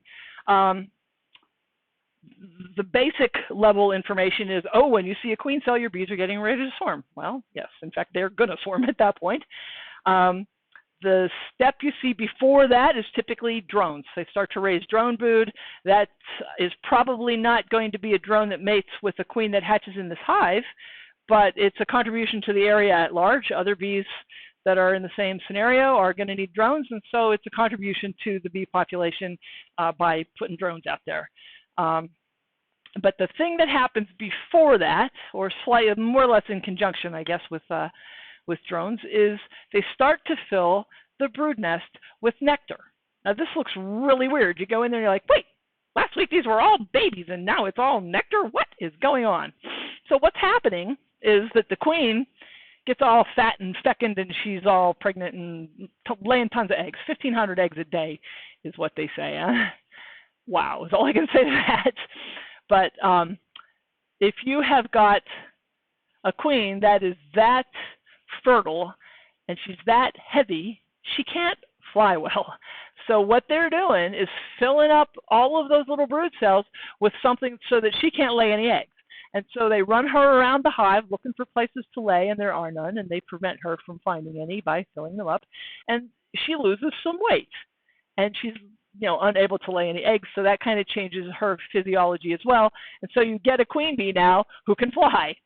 And so if you start to see your nectar, see your brood nest filling up with nectar, be prepared, because if they've got any size and any ability to go at all, that's what they're getting ready to do. And if you are seeing that and you don't want to swarm, blank bars into your brood nest is your right now, do it fast next step. Okay, I wanted to get that out because that's like, I remember how long it took for me to learn that, and I was shocked at how I had never heard anybody else talk about it. Questions? When in the spring do you harvest? I live in New Hampshire. When the dandelions pop? Question mark. Okay, when in the spring do you harvest? If you've been a conservative beekeeper and you haven't harvested in the fall and you're waiting for the spring, do you wait until the dandelions pop? That's a pretty good one. Dandelions come along with pussy willow, sugar maple, all those early season things. It kind of depends on whether your area is reliable and stays warm, or if all that stuff tries to bloom and then dies, and then tries to bloom and then dies. So it kind of depends on how brave you are. If you think your weather's going to stay, early is fine. If you think your weather's likely to be sort of inconsistent for a while, wait a little longer. And but certainly by the time I'm going to guess New Hampshire, June, says the ex-Mainer, because it's been known to snow on Memorial Day. So somewhere probably May, mid-May, late May, sometime in May.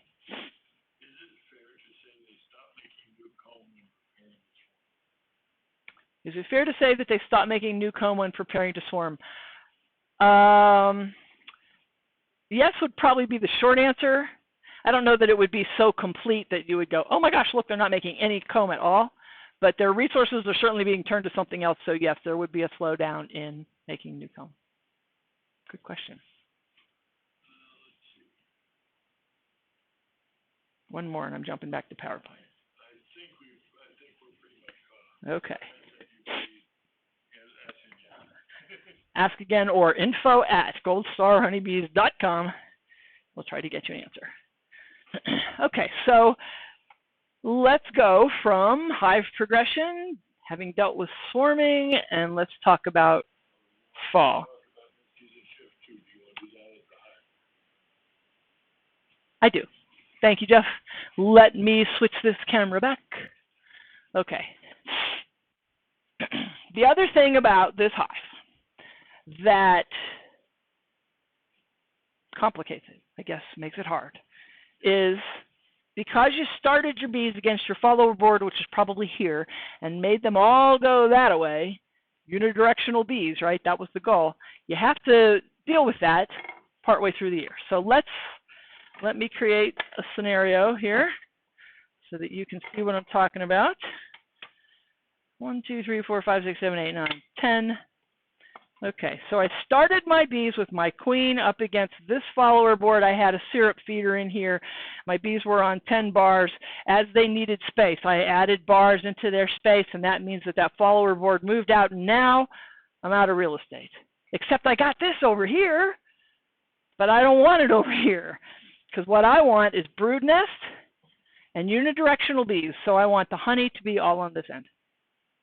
So what do? Okay. You're going to start by going in here, picking up all these bars with a great clatter, and you're going to get rid of your syrup feeder because by this time they probably haven't been taking it anyway. You may have already removed it, but you still have this space and you still want it back. I don't want to see you pick up a bar from here and put it in because you start to create honey on both sides. Not what we want. So now we've pulled these bars out. They are very much in the way because you're going to combine this with an inspection because why not? Don't waste the opportunity. So they're out of the way. I'm going to start this inspection on this end. This is going directly into the brood nest, which is not what I usually do. I like to come in over here. They seem to be happier about that. But I got to move them this way, and this is the fastest way I've found to do it. So I pick up this follower board, I crack it loose, and I probably am having to crack it loose. It's probably loaded with pollen, or propolis. So into that little V and pop, and pop. So now it's loose. Wham, I'm looking at bees. Now I have learned that it's also smart to put a bar on the outside of here, mostly because it makes it easier for me to get that follower board later. So if I don't think I need it in there, I'll put it here. And then I'm going to do an inspection where I pick up this comb and I look at it both sides, do the whole flippy over thing, and move it down here. And the next one, ooh, ah, gorgeous. Look at all those eggs, oh my gosh. And you notice I'm doing this one bar at a time, right? Because propolis, okay? So one bar at a time. If I fast forwarded this scenario for you, it would look like this. We wish it worked like that, but it doesn't. So that's a mid-season shift. Called that because you're doing it in the middle of the season because it took them a while to get built up to this point, and they are still building, and there's probably still a flow, and you need this real estate for your bees to be in. Not all at once, so you bring the follower board up to where they are, and then you go back in here with the bars that you took from the far end that previously were covering your syrup feeder. Now, if you think that you still need to feed, put your syrup feeder on this end.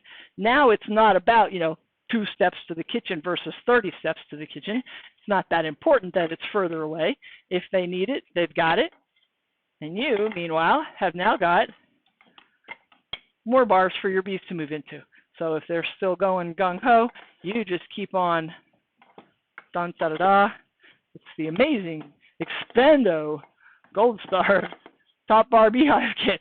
So unidirectional bees, that's your goal, because cold winter temperatures require that the bees be in cluster for them to survive.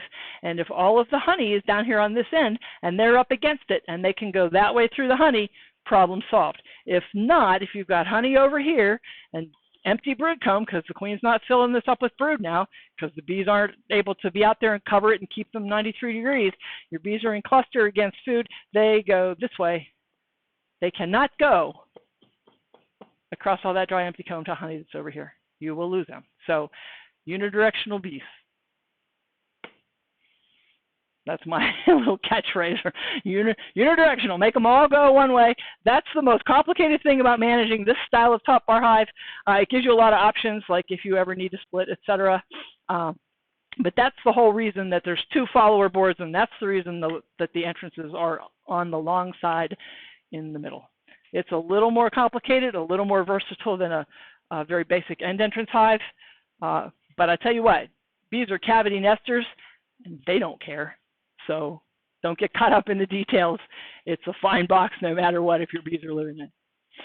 All right, so that was mid-season shift. Did we have anything else? Okay, nothing on your list. Let's check my list, because I think now we're going back to talk about fall. It's 5:05 after 4. We are pretty much right on time. Let's click to here. And let's talk about the end of the season, what goes on at this part of the year. Much of this leans a little earlier in the season than some of you would need to, because I was in Maine when I more or less lined this schedule out. But suffice it to say, really, you need to start thinking about winter when you put the bees in the box. So it's never too early. But in the beginning of the fall, at the end of your summer, you want to sort of take a look at what you got. Inside your hive, you hope to see plenty of brood combs still, and they should still be caring for brood and bringing in pollen and acting like they're still expanding. You should also see some honey. The fall forage choices in your area will dictate the timing of what you're doing now, and it will also be dictating the colors of the pollen that you're seeing, and at this point of the year, it's kind of fun to see the different colors. So what you'd like to see before things really get shut down and start to get cold is 6 to 8 honey bars, nice and fat and full. If your whole hive has 20 plus some bars, that is a pretty good scenario. You should probably be pretty happy, and you should write that in your bee log book, and then you want to think about what you're going to do about inspections coming up, because it's going to start to get cold, and you're going to start to break that propolis seal every time you touch your hive. So in the interest of avoiding that, you start to assess the situation early. So here it is. If you're in Maine, it's probably Common Ground Fair time. So that's the end of September. You're moving into October. You're starting to see the temperatures fall. You've had a frost. It's fall. Summer is over. So things you want to check into. You want to see that your bottom board is up, if indeed you ever moved it down. You want to maybe close up an entrance or 2. You can certainly bring them down to 2 as it gets colder, down to 1 by putting the cork in. And then you want to add a mouse guard. Mice are pretty amazing. First of all, they're acrobats, so they can get just about anywhere. Second of all, they can get through a space smaller than you would believe. It's got something to do with their ability to sort of dislocate their shoulders and squish through a small space. So 1/2-inch hardware cloth is big enough for a mouse to get through. So don't use that. And I would say use 3/8, but I can find no one on the planet that makes 3/8-inch hardware cloth. So 1/4 inch is effective to prevent mice and to allow your bees to continue to go in and out. It will catch your drones. So you're trying to time this so that your drones have already been tossed out, but the mice have not moved in. That would be the perfect time slot if you could gauge that. But consider those things as you make these decisions. You're going to space your follower boards probably where they were, unless you have some dry, empty comb on the far left. If you've got extra comb that has nothing in it, I would put that on the outside of your follower board. And so that might bring a follower board in a little bit. If there's any comb that doesn't have anything at all in it, it can be on the outside. Back to this breaking your propolis seal. They can't repair it at this time because they can't go and gather the resin that propolis is made out of. So try to get these things done before you're in there breaking that propolis seal. And when I say that, I have a very vivid audio picture in my head of what that means. Because when you go with your hive tool and move those bars apart, instead of them just slowly and easily moving over because propolis is gooey and soft, it goes crack. I mean, really, it's loud, a little rifle shot. And you don't want that because it's brittle and can't be mushed back together. So as you see these things need done and you accomplish them, write that in your bee log book, because that's going to tell you basically how your winter began. Very helpful to know that when you look back. Alrighty, This was my 3-4 letter words of winter. There they are: wind, food, and cold. Wind, you can start from the very beginning to put your bees in a good place so that there is a great windbreak and they are not sitting all winter long in a constant prevailing wind, which is just really drying and chilling and hard for them to deal with. So something that breaks the wind and keeps it from just banging against the hive is useful. If it's a natural windbreak, so much the better. If you have to create a windbreak, whether it be hay bales or rigid foam insulation or a tarp skirt, or where you place them behind the garage so that the wind goes around them, something like that. Think about those things and think about that when you place your hive. Then you want to see them have enough of their own natural food. If they don't have enough of their own natural food, you are looking to provide them with supplemental food, and that's what we talked about when we said fondant. So fondant frames are a real good idea to have on hand just in case it turns out that you do need them. And the third 4-letter word is cold. And you know what? You can't do anything about that one. So take care of the other two. And bees don't look at the world like we do, where we have to turn the thermostat up and heat the whole space of the interior of our house. They are managing their temperature control by being in a ball, close together, eating honey, shivering their little wing muscles, and staying warm that way. So it's just the ball that's heated, and that's the only place that's got a warmer temperature than the outside temperature. But you, like I said, you can't control what's going on with the weather, so give them every other advantage that you possibly can. All right, where did we get to here? Wind. I've already said most of these. Food, 6 to 8 bars of honey. Generally, that seems to be enough. They will backfill into brood comb. They will have to stay in clusters. They have to stay in clusters. So think about that. When you talk about time and temperature and cluster, know that that is a survival thing that matters like you would not believe how much that matters. Okay, food, cold. A moment on moisture. One thing that you often hear in the Langstroth world is about moisture in the hive and what to do about it. But there's a big difference between the way the Langstroth hive is designed, because you've got a landing board and then you have all these frames that have slots between them, and then you probably have several boxes stacked up, and then you have a lid on top of that. Warm air or cold air comes in, it gets warm, it gets moist by being, involved with your bees, and it gets to the top where it's cold up against that metal covered lid, and that moisture condenses there. And that's fine as long as it stays frozen, but the minute that thaws out, it drips down probably onto your baby bees. So that's why in the Langstroth world, moisture is a very big problem. In a top bar hive, you're not faced with air moving up between your top bars. It doesn't happen. All your top bars touch, your air moves horizontally, your bees use their wings to move it around, or there might be a small draft. But you're not faced with that chimney effect of air in, up, condense, freeze, drip. So you just aren't faced with that. There have been some oddball studies and some interesting comments anecdotally about beekeepers who have found situations where their bees did have moisture in the hive and they need it. They use it to digest the honey, because you're probably, if you're feeding them, if they don't have honey, they need that to dissolve up the sugar that you're feeding them. So water in the hive, if it's affecting baby bees, it's a huge problem. Water in the hive for the bees' use for food and helping with their consumption of food is a plus. Mold happens for the folks in Seattle, where mold is probably an everyday thing. Hi, Seattle. It is not likely to kill your bees, but here's what happens. The beekeeper goes in and looks at their hive and says, oh my gosh, they're all moldy. Well, the fact is the bees have a whole lot of moisture in them, and when they die, all that moisture comes out and it molds. That's one reason that you see mold inside the hive when your bees have died. And then the ventilation question becomes a question. If you need ventilation because it's very wet where you live and your whole climate is very humid, then you might want to consider more entrances open. Some people do add some ventilation holes. I have never done that, but if I found myself in a humid enough situation, that might make sense. So there's on moisture. Now we're waiting for spring. Probably the thing you're going to most likely see the most of is you get that January thaw day. That's the day when your bees go out and they are ready to do a cleansing flight. That's the day that you want to check on their food source. If you were worried about it, you want to go out there. And let's switch the camera. Dun, da, da, da. Okay.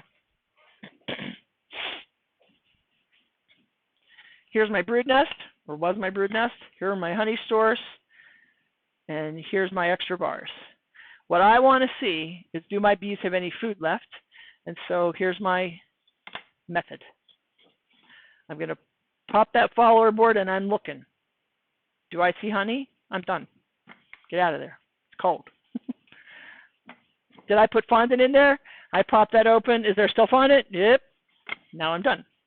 If I open this up and I see bees on the last comb, I have a problem. A big problem. And I hope that I was already prepared with some of this. Either some of this, or perhaps you have a honeycomb resting on its head on your kitchen counter. This would be when you want to go and get that. But if you're going to supplement their food situation, this is when you do it. And you come out here and you go, uh-oh, bees. Blam, food. Slam, cover them back up. Let them go back to being bees. Make sense? Somebody say yes. Okay, so that's what you want to do with checking food stores in January. You want to be quick and you want to be ready for them. The depth of the snow, most of the time what I see is the wind causes a bit of a drifting thing underneath the hive, so you see more of a bowl under the hive. I've never seen the entrances on a top bar hive up as high as this one is on its legs be a problem. So if your entrances get covered, deal with the snow, but probably you won't see much of that. I have a remark here about April cruelty, because your bees might overwinter and you'll see them in March and you will be celebrating. But I'll tell you what, from a person who sells bees, I know the sales bump I get in April because it looks like they were going to make it and then they don't. And so you lose them in April. They say it's the cruelest month in beekeeping. I have to totally agree. What's starting to happen is food supplies are starting to increase. The bee population is continuing to drop off because those winter bees are wearing out. They're 4 or 5 months old now. And you're watching for the increase in brood and the increase in food and the attrition of the older bees to match up at an intersection where all is well. And if it misses, that's why you lose them in April. It's an iffy time because so much can change and the weather can be so crazy. So that's for April cruelty. Starting into year 2, if your bees lived, yay. Please write and tell me that, because one of the things that I hear the most of is you can't keep top bar hives over winter, which is not true. And those of you who have done it successfully multiple times can share that information and you will cheer up some people who are worried about their bees. But if your bees don't make it and you want to restart, then we've spent some time talking on what to do with that. Start with follower board, queen cage, last year's comb, some space, if you have honey, some honey, and put more bees in there and go. That's your restart. So I wrote it sort of cryptically in the book where it's like, your bees lived, yay, your bees died. Well, that's kind of also yay, because think about it. When you started and you had nothing but an empty box, that's all you had. And now you've got how many bars of beautiful, natural wax? And what's it all about? Yeah, it's all about the wax. So it's not something that you had before, and it's a beautiful resource. Whether you're making candles out of it or you're starting another hive, you've got good, clean, gorgeous wax, and that's a big plus. All right. So I tend to get kind of emotional at this little moment. I like to say things like, beekeeping, it's a journey. I am proud to be a part of yours. Here's some funny beekeeping pictures. This is a good thing to do when you're looking at your bees. Tuck your jeans into your socks. It keeps them from getting up your pant leg. And you doing a funny little bee dance.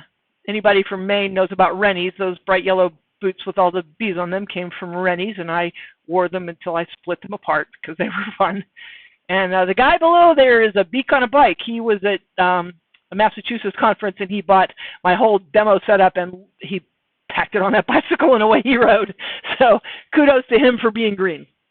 So that should be, hold on, that should be the question card. Okay. All right, let's wrap it up with questions, and I have little pictures and gadgety things that I'll show too, as long as we want to keep on going. It's 4:20, by the way, for anybody who gets that. So, from Tim Roberts. Tim Roberts says, First we say yay, because I have a hive yay, that overwintered. yay, Tim. Doing a season shift. What do I do with it now, early in the season in the shifted state? Should I be planning to split the hive? Okay, Tim is a success story. He has a hive that has overwintered. He did a mid-season shift last year, and ta-da, he's second-year beekeeper with bees in his top bar hive. See, told you it could be done. So his real question is, what do I do now? Should I prepare to split? Is that correct? Yes, because you are about to have more bees. The things that are affecting whether that is successful for you is what does your forage look like, what do your temperatures look like, and how many bees are in there, and are you seeing any nectar in the brood nest would be the next thing to watch for. Also, are you seeing any drones? If you're seeing any in your own hive or you know any beekeepers nearby, ask them. If there are drones around, then queens can mate, and that is pretty good indicator that it will happen if they are so inclined. Congratulations, by the way, and thanks for letting us know. Okay, maybe 2019, as when you open another entrance. I don't know if this is after split or just after. Okay. Well, Maine Bee 2019, hello to Maine again, is asking, when do you open another entrance? I watch the population expand. And I do a little math involved with that, and that involves how long does it take to make a baby bee. So if I hive bees on day 1 and my queen were able to start laying that day, which she's not, but let's add 5 days, and now we're at day 6, and now it takes 3 weeks for that baby bee, plus that initial 6 days. We're 4 weeks pretty much into it before you start to see an increase in traffic, because there has not been an increase in your population until all of those things have fallen into place. So I would say 3 to 4 weeks in, as you start to see that it's harder for them to get in and out of the entrance, pull another cork. And there's no reason you can't go ahead and open them all up. What you're really protecting against by not running it wide open from the beginning is temperature and the possibility that a pest might get in there, like a mouse, if it is still cold. So one at a time, as you see it go, there's not a whole lot of heavy-duty rules involved. When you move the bars of bees from center to the end, don't you want to use the end hole instead of the center hole? So you've done the mid-season shift. Okay, when you do a mid-season shift and you've moved the bees down, knowing that your front doors, if you will, are in the center of the long side, and that there are 2 more in the back this is really crazy to do with this camera, on the back on each end. There's no reason that you can't open up an end entrance. I typically don't, mostly because I think of them as only involved in swarming and splitting, but you could. I probably wouldn't necessarily go exclusively in that way, mostly because your bees are already oriented to that center entrance. They know where it is. They know where the world is from there, so I would leave that be. But nothing to say that there's anything terribly wrong with doing it the other way. You could move them and make them use a different entrance, no sweat. When you split the hive, would you also checkerboard both halves of the hive? When I split the hive, would I checkerboard both halves? Each of the split would be checkerboarded. If I've split a hive, no. I want them to be back in build-up mode. So if I have moved them and now they are a half-size hive in 2 different locations, then I want them to stay where they are and start expanding again. Because they're smaller now and they're going to feel that pretty keenly, and one of them doesn't have a queen, so spreading them out too far to me is not a good idea. They really are quite scientific little engineers about how those combs are placed next to each other, and that really affects how heat and ventilation and all of that is managed. So I try not to disturb the bars at all. When I start talking about adding in blank bars and checkerboarding, I'm like, ooh, kind of don't like that as much as I wish I did, because they intended for those to be next to each other. Okay. Should I plug 2 of my 3 entrance holes after installing the new bee package and then open them up after we Okay, should I plug up 2 of 3 holes when I install a new bee package? Yes. Start with only one entrance because they're just a tiny little pile of bees, and you don't want them to get beat up by a bigger hive that's in your area, and you don't want more wind coming in through all of there. There's all kinds of reasons to sort of limit their exposure at that point. And what was there a second piece to that? And open them up after a week or 2. Yes. I would open them up as you see the traffic increase, like we were talking about. By the time there's been brood hatching 3 weeks after your queen starts laying, then that's a good reason to open it up because the traffic is more. But I also wanted to, shoot, did I lose it? We were talking about 1 and then, yeah, there was a segue I was going to add, but I lost it. So if it comes back, I'll go, oh, wait. All right, what else you got?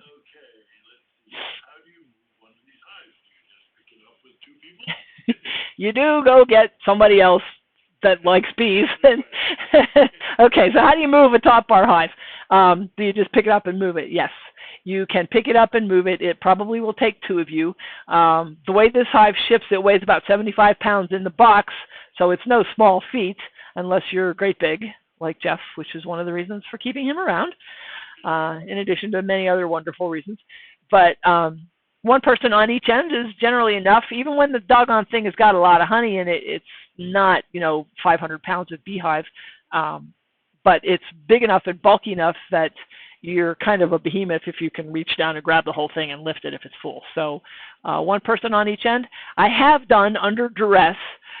I needed to turn it, so I picked up one end and moved it about 6 inches, went to the other end and moved that. You could do that if you are totally a solo beekeeper. You can make it happen. But if you got somebody that likes bees, get them to help you.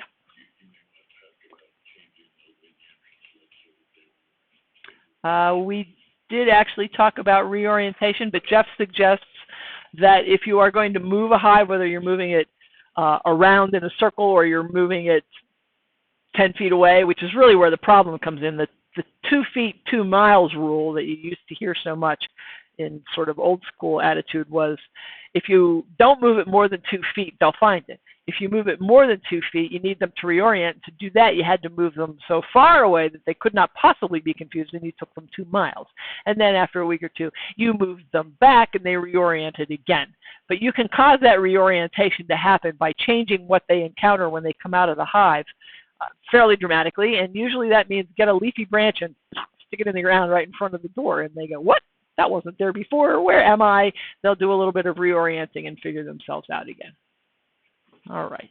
Gina says, our winters are chaotic. Sometimes it's just roller coaster fall, moving into roller coaster spring with no discernible winter at all. With the fun at work. Okay. This beekeeper lives in a place where the weather goes, and let me tell you, I feel for you because that is very hard to deal with. Because the perfect winter for a bee would really be beautiful summer, tons of forage, packed full of honey, fall.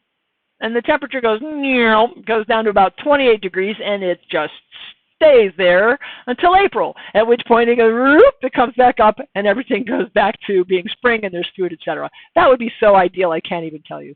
But very few of us actually live in that, and seems like the longer I keep bees, the more weird stories I hear about climate change-related stuff. And so when you're in a situation where your bees get warm, and they break cluster, and then they get cold, and they got to get back into cluster in a hurry, the risk that you're encountering there is twofold. And yes, to your question that fondant is a very good idea for them. I would have some made and ready to go on the off chance that they eat all their good stores because it got so warm and now they're out and wham, it gets cold again. But the thing that's really risky there and the thing that probably causes more bee loss in an uppy downy winter like that is brood. They break cluster, it gets warm, everybody moves around, the queen makes babies.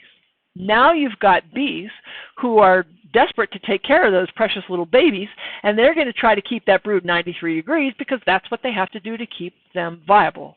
And so what happens is when there's brood and then it gets super cold again, some of those bees are going to stay on top of that brood, and they're going to try to keep it alive, and they're not going to survive the cold because they are not in cluster. That's really the risk. The only thing I have ever heard that was successful in solving that problem was a commercial guy who had lots of hives, and he literally went into the hives and he took out all the brood. Ouch is all I can say to that. That's a tough scenario. So, but yes to the fondant question. That's a great idea to have that in any situation where you're worried about your bees' food supply, and that would certainly be one of them. If we're adding top bars at the honey end, does this mean the bees reuse brood comb as needed? That's why we don't need to add top bars on the bees.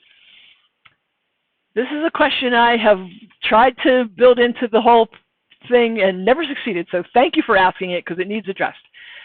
Let's go piece by piece with repeating the question.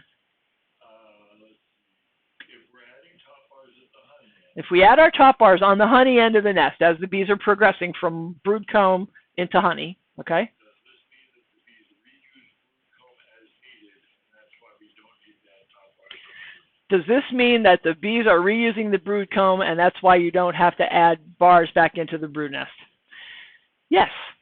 Somehow in all of the explaining and flipping comb around and talking about this, it never actually gets said that she lays eggs in that comb and it hatches and she lays more eggs in that comb, and it just, the cycle keeps repeating. That's why it gets darker and darker brown as time goes on, because more and more brood has been laid in there, and more cocoons are stuck in there, and more oxidation is happening as well, so it gets darker and darker and darker.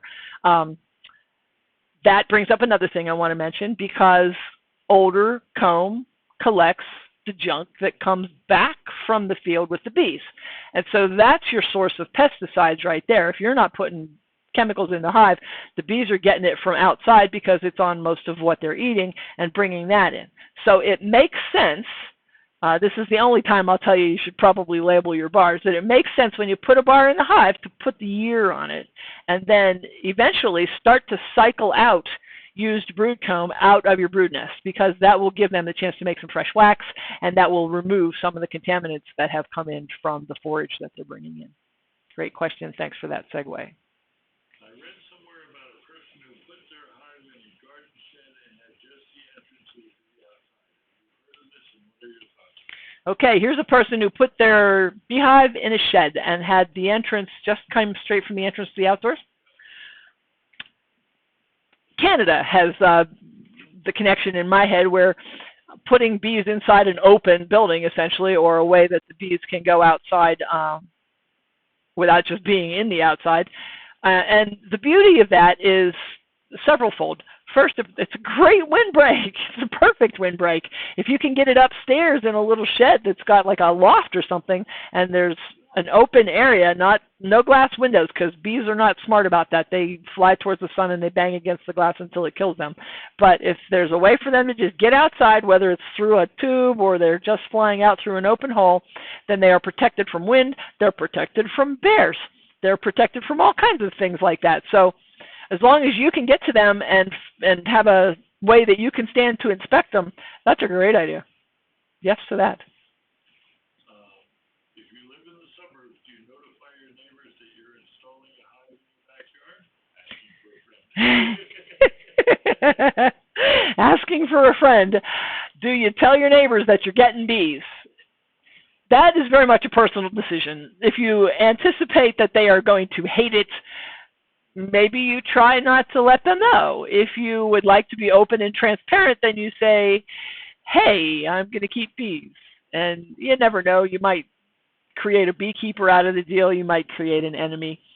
Go with your conscience on that one. As long as it's legal in your area, then there's no real reason for them to do anything but be gripey about it. But if you don't want to live with a gripey neighbor, then maybe you don't tell them. Your mileage may vary.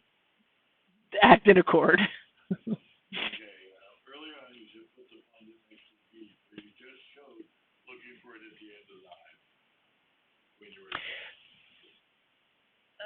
Put the fondant next to, okay. Okay, so if I understand the question correctly, basically, if you put fondant in your hive because you're sure that they're short of food, then you're going to put that beyond the honey so that they eat the honey first and the fondant is the supplement. If they're completely out of food, then you're putting the funnel right up against them.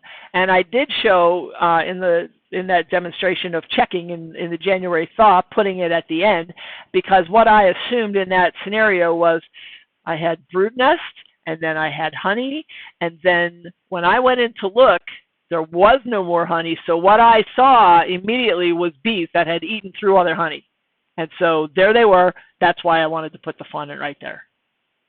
I think I answered your question. If not, let us know, and we will go further into that.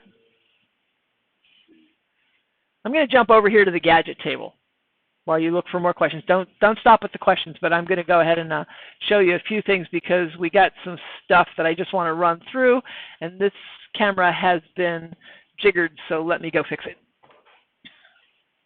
Okay. The jacket. Oh, we never talked about rendering wax. Okay, camera. Gadget table? This one? No. Look at what the gadget table is doing. Better? Oh, you have to wait. Huh. Where is this? There's my head. There's the... Okay, gadget table. Here's what we're going to do. We're going to use this camera because I know where to stand for that camera.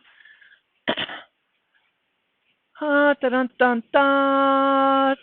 Top bar trans. Yeah, but I think this is going to work because if I stand right here and hold things up like that, we can show you.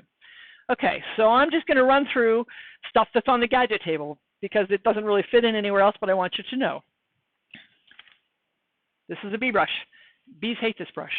I only use this under duress because it just pisses them off endlessly. When I need bees to get off of something, then okay, this is a tool, but they really do not like it. So just brushing them out of the way with this, not the best way to go about things if you can avoid it. This strange wiggly thing, I know what you think it looks like, but what it really is a hexagonal paper candle mold made of silicone. So it's very flexible. So you run your wick through the end of it here, down through the bottom. You fill it up with wax. The wax cools, and you twist it because it then pops off your candle. And what cooler shape to make a beeswax candle in than a hexagon? So that's for beeswax candles, which I adore. Here is a small hive beetle trick.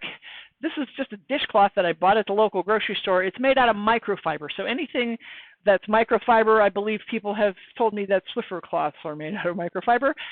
These are small hive beetle catcher-uppers because those little spines on their legs get caught really easy, and then you come in, you throw a strip of this down in the bottom of your hive, and you come back and you go, ha, look at those little buggers, caught them. So then you can throw it away, put another piece in there if you're looking at a small hive beetle issue. There's that. This is a small hive beetle trap for a Langstroth hive. Because you don't have a space between frames to drop this between, it's not that effective in a top bar hive. You could sort of morph it by bending up one edge and trying to attach it to, like with a staple gun, maybe to the inside of your hive. Not a great adaptation, but the idea is there's all these little holes, small hive beetle sized holes, and they fall through there into oil. So a container that small hive beetles fall into filled with oil takes care of them. Mechanical. We like the mechanical stuff. We talked about that. We're going to talk about this in a second. We talked about the grinder for granulated sugar to make powdered sugar that does not have cornstarch in it. Think about that. Here is a nylon strap. These things are worth their weight in gold for a couple reasons. For anybody who's moving a top bar hive around, if you throw this around, put the roof on it, put the legs up inside it, throw the strap around it, one at each end, and carry it off. We do it all the time because, of course, I move a hive in and out of my car all the time to do stuff like this where I take it to demo. They've got a little alligator clippy dealy bop here going on that makes it so that you push down and it tightens or loosens. Just super stupid handy. And then when you add it to this, bad joke warning, this is what we call a dog corkscrew, which we do not want you to use to open your dog, all right? But we do want you to put it in the ground underneath your hive, slightly off the center, so that when you put it under the hive and run the strap around your hive and go through said dog corkscrew, you are not blocking the entrance. But now you have anchored your hive to the ground, and you will prevent the lid from blowing off. I laughed. I said, oh, that lid weighs 20 pounds. It's never going to blow away. And then we had 90-mile-an-hour winds at the Portland airport. I lived 42 miles away in Bath, and I came home to 2 lids laying off upside down in my bee yard. So anchoring things down, better safe than sorry. And you just get in the habit of loosening it up, sliding the strap out of the way, take your roof off, do your inspection, put it all back together. Then you never find yourself wishing that you had anchored your bees down while the wind blows. Okay, this is an EpiPen. This is also a prescription drug, but it's a prescription drug that you might find that your doctor is willing to let you have because you are a beekeeper. This particular one is the testing demonstration model, but epinephrine is the antidote to an anaphylactic allergy, and so if you have or someone you know has gotten stung and is going into anaphylactic shock, this is what you want to have on hand. Keep it in your bee bucket or your bee toolbox is a great idea.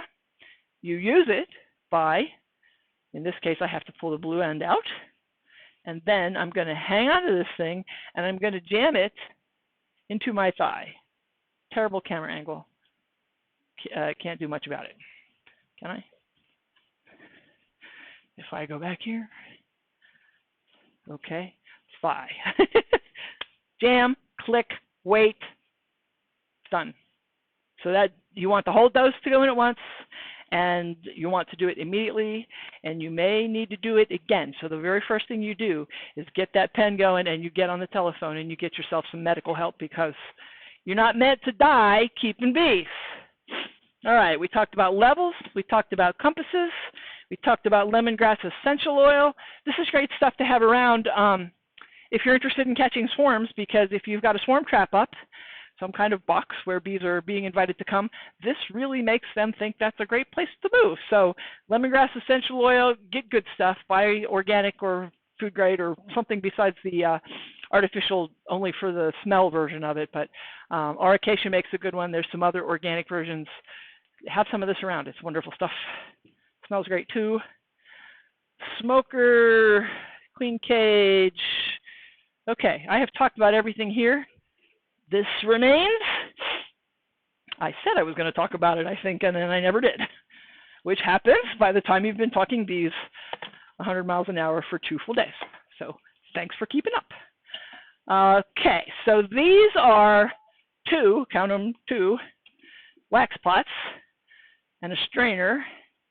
And this stuff will get you divorced if you pull it out of your wife's kitchen. So get something from the thrift store, from somewhere that you are never, ever, ever, ever going to try to use again for anything other than rendering wax. Because it's messy and it doesn't come off well, and you will not be forgiven if you grab the nice stainless steel kettle from the kitchen to use. So essentially, and we've messed with various ways of doing this, you'll probably come up with your own. But I have a 2-burner propane camp stove, and I crank it up with this on top of it with about 1/3 of it full of water. And when the water starts to boil, I start to add wax. Now, one good way to do that is to throw your wax from the get-go. You can just take that wax and throw it into one of the strainers just like you were harvesting honey through, except you will never use this for honey again, so remember that. But if you throw the wax in there, put it into the boiling water and let it boil and boil and boil and boil, and then you take the strainer out, what you've got in the pot now is very hot boiling water combined with very hot boiling wax. But the cool thing is wax floats. So if you've used the strainer in this way, it's covered with wax, so it's quite strange and rigid. If you've used the strainer like that, what you've got in here is pretty close to clean, and you can just pour it into a 5-gallon bucket, let it cool. The wax will float to the top, and then you can come around the bucket with a sharp knife and cut it loose, because it does tend to stick. Push down on one side, grab that plate of wax, and pick it up. Another alternative, if you don't have a strainer like this to do it through, is to pour it into the 5-gallon bucket through this, what is now quite crusty, yucky strainer, and that will catch the big stuff. And then when you go to pour it into your 5-gallon bucket, you can run it through either a strainer bag if you've got it, or through this again, with the idea that you've gotten out the big stuff. You may need to render it again more finely, and one way of doing that, it's a little archaic at this point, is to layer cheesecloth, alternating angles, and pour it through that, and that'll catch a lot of the rest of the dreck and the fine stuff. Here comes a bunch of beeswax. Thank you, Jeff. Ugh. This is a bunch of natural clean wax. It is, like I say, all about the wax. It tends to crack when it's this big as it cools. I don't even know what this thing weighs. This is probably 15 or 20 pounds of wax. This is a lot of beeswax. Sometimes when you get it built up this thick in the bucket, it gets really hard to get it out. So if you do a little less, that's a plus. But yeah, that's some of the best natural wax you could ask for. It's heavy. That's a lot of wax. Yes, let me hand that to you. Okay, another thing to do with your wax. See my little block that even identifies itself? It is beeswax. That was poured into a mold that on the bottom says beeswax, and this works out to be, I want to say, a little over a pound. There are other molds that are small little like ingot looking things. They also say wax on them. And you saw the candle mold, which, man, nothing beats a beeswax candle. We love that. Wonderful stuff. You can use beeswax for rubbing it on the side of a sticky drawer, something that squeaks as you try to open and close the drawer. That'll solve that. Seamstresses will use it by running it down the thread they are sewing with. It helps to prevent tangling and helps it actually be a little stronger. You could put it in lip balm, any kind of hand lotion, any kind of preparation that is oil-based that you need it to get thicker, like salve as opposed to a liquid oil, can be thickened really easily with beeswax. And you can add a little, let it harden up. Oh, that's not enough. Melt it down again, add a little more. Very forgiving, very easy to work with. Fly fishermen flying their own ties, they use it as well. And there's probably some other things that people could toss in as things that you can use beeswax for. You cannot give your bees this and help them out, because now we go show them a picture that I've been waiting all day to show, because I want to show you how bees actually make wax. And that means we are going to go to, out of here, back to pictures. I don't know where these things go when I'm not looking. It's very confusing. All right, get out of there. Where is my pictures? Oh, there it is. Come back, Finder, and class materials. This is one of those things that I just really find just sort of profound to see this in real life. Let's go transition to video from computer, transition, picture, wrong picture. Can't get rid of the PowerPoint either. Go away. Okay. Here we go. Wax flakes. Let's bring that onto here. You see that white stuff coming out of that bee's belly?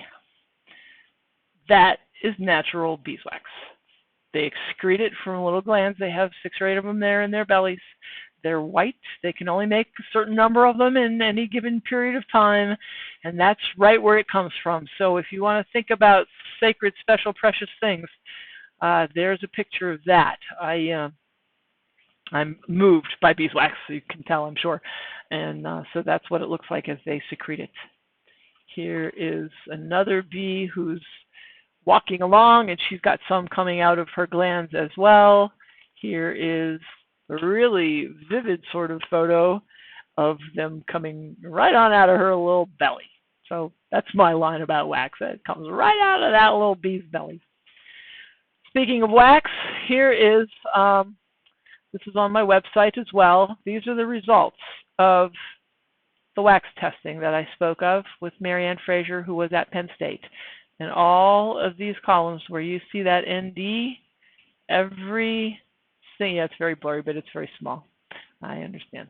But it's on the website, so I can aim you to there. But every one of these, 170 different chemicals, came back not detected. And some of the limit of detection is literally like 1 part per billion. So none of that stuff was found in that wax, and all of this stuff was found in foundation. So that's a pretty big vindication, if you ask me. All right, here's a quick one on drones. For anybody who's into the Grateful Dead, we like to call this, these are the eyes of the world. On this side, female bee, look at her eyes. They're way out on the side, way out on the side. And here is our drone bee with his eyes are his whole head. He is nothing but eyeball, and that's pretty dramatic. Here is another one. He's in the hive, and his eyes have a different sort of shine. They're also sort of fuzzy. You notice they must be really young drones because they're just kind of fuzzy young bees. If you ever see fuzzy bees and you go, oh my gosh, what's wrong with these bees? It's just because they're babies. And in this case, this guy is hatching right out of the cell, so he's brand new and he is very fuzzy. And look at them eyeballs. Holy mackerel. Okay.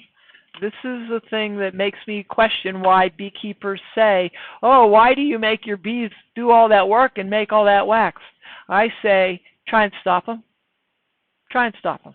That's a Langstroth outer cover that the bees were not prevented from getting to that cover, and they just went to town making freestyle comb. And they are not interested in making it straight in most cases, and you can't blame them because as from an engineering point of view, that straight line comb has very little structural strength as far as preventing any kind of hinging.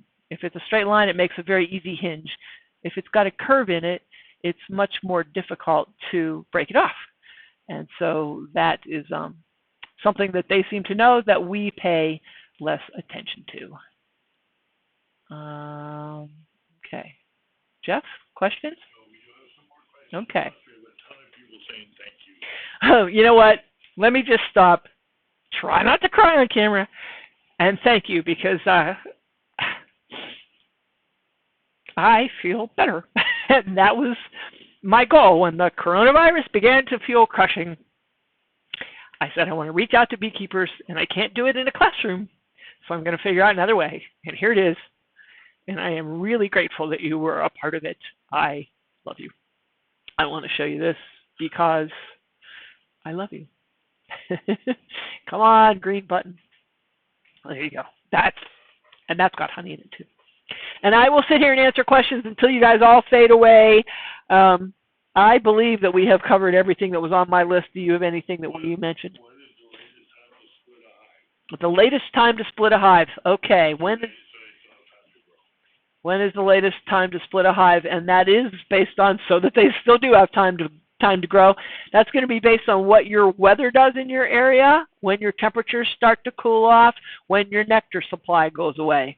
So I would say, if I were thinking of Maine, I would say I would not split any later than the 4th of July. Some people might say that's pushing it. It depends on how your summer goes. Down here in the south, you could probably get away with it a little later, but you still would want to not rob your bees of the better part of the nectar flow in the summer. So watch for that. That's really your, really your driving factors. How much season is left, how much is still in bloom, and how much can they pack away? And is it appropriate food? Because if it's not nectar, pollen doesn't do them a whole lot of good when it comes to needing the carbohydrates that it takes to make wax. So bear those things in mind, and you will probably be able to make a perfectly thoughtful decision. Oh, I can talk about robbing. That's not something that we got to. Robbing is a phenomenon that I wish just didn't happen because, oh my gosh, is it a pain? What usually happens is a weak hive or a new hive gets discovered by a big hive, perfectly capable of going out and getting its own honey, but they say, no, look what we found, we're going to take it. And so they get started going into the hive, tearing open the honey cells, stealing it, and going back home away. and putting it into their hive. The way that you start to notice it is you start to see a frantic amount of activity at your hive.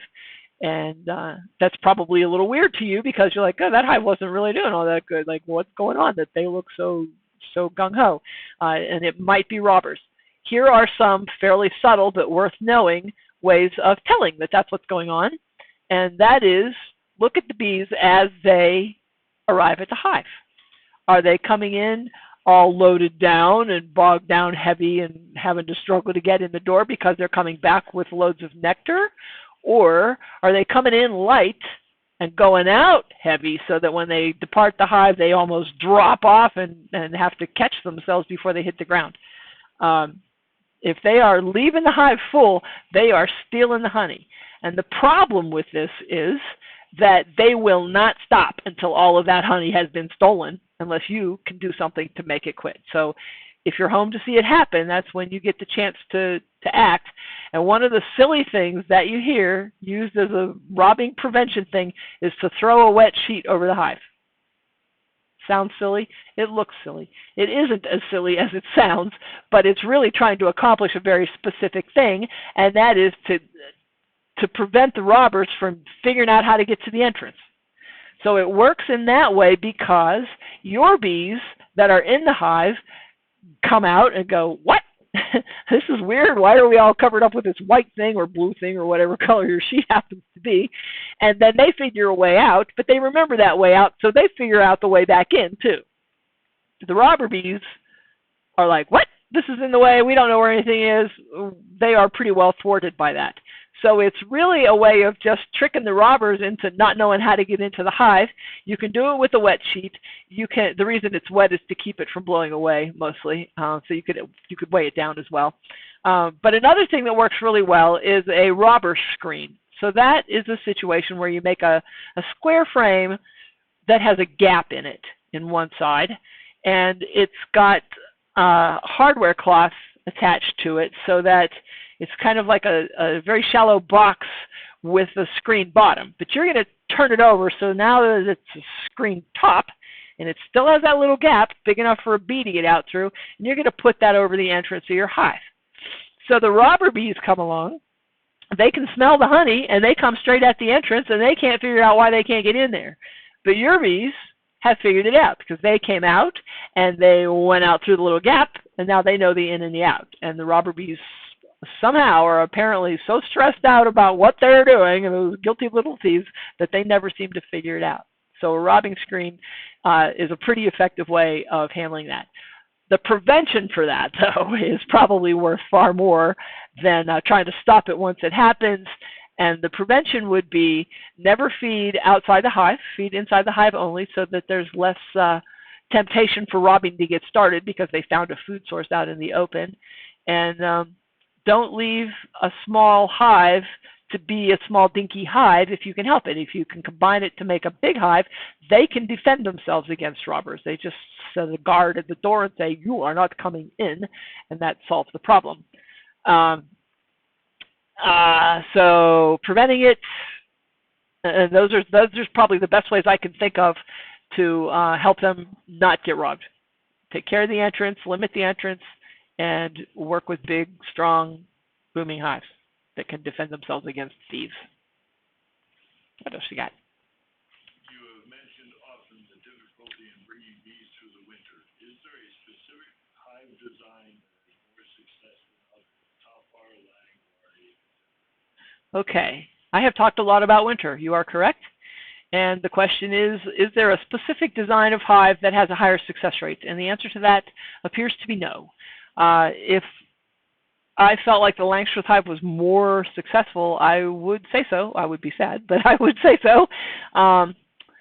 There is a skewing of the numbers, though, I will say that, and part of that is because there are sheer numbers of Langstroth hives, like unimaginable numbers, and a more limited number of top bar hives. And so a percentage becomes an interesting thing in that case. The overwintering of bees has, I would say it had started to be discussed as difficult when I started keeping bees, so that was 2007. And it has just gotten progressively worse, whether that's climate change, whether that's the chemicals we are putting in there, whether we are somehow breeding weaker bees that do not survive changes in the climate. I don't have an answer to the why, but it certainly seems to be a problem. And you know, when you go to your local bee club, as I have done, and we go around the room and everybody says how many hives survived the winter, you are just as likely to hear 100% total failures from a Langstroth hive as you are a top bar hive, and the opposite is also true.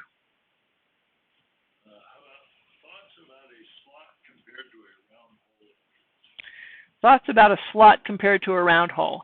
I can get corks that match the size of a round hole. I can't get corks that do a slot. You can take a piece of wood and use that as an entrance closer or reducer. So that goes on my list of things that are beekeeper's choice. I don't think the bees care one way or another, but you might have a preference, and you might just have a familiarity thing that's worth paying attention to too.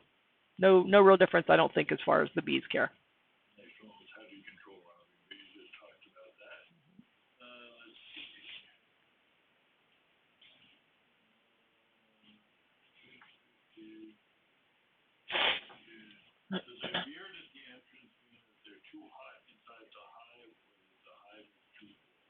Does the beard that you see outside the entrance mean that they're too hot or that the hive is too full? Bearding is kind of the opposite of clustering. Clustering means we're going to get closer together because we're cold. Bearding means, hey, it's hot in the house, let's go hang out on the porch. So it rarely corresponds to swarming unless the hive is just so big that it was getting ready to swarm anyway and you saw them on a hot day. It just means that they're trying to get less heat inside the hive, and so they do that by going outside.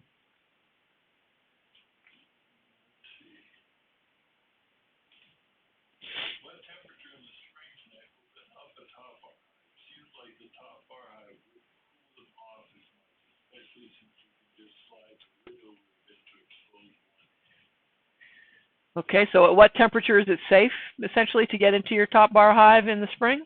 Is that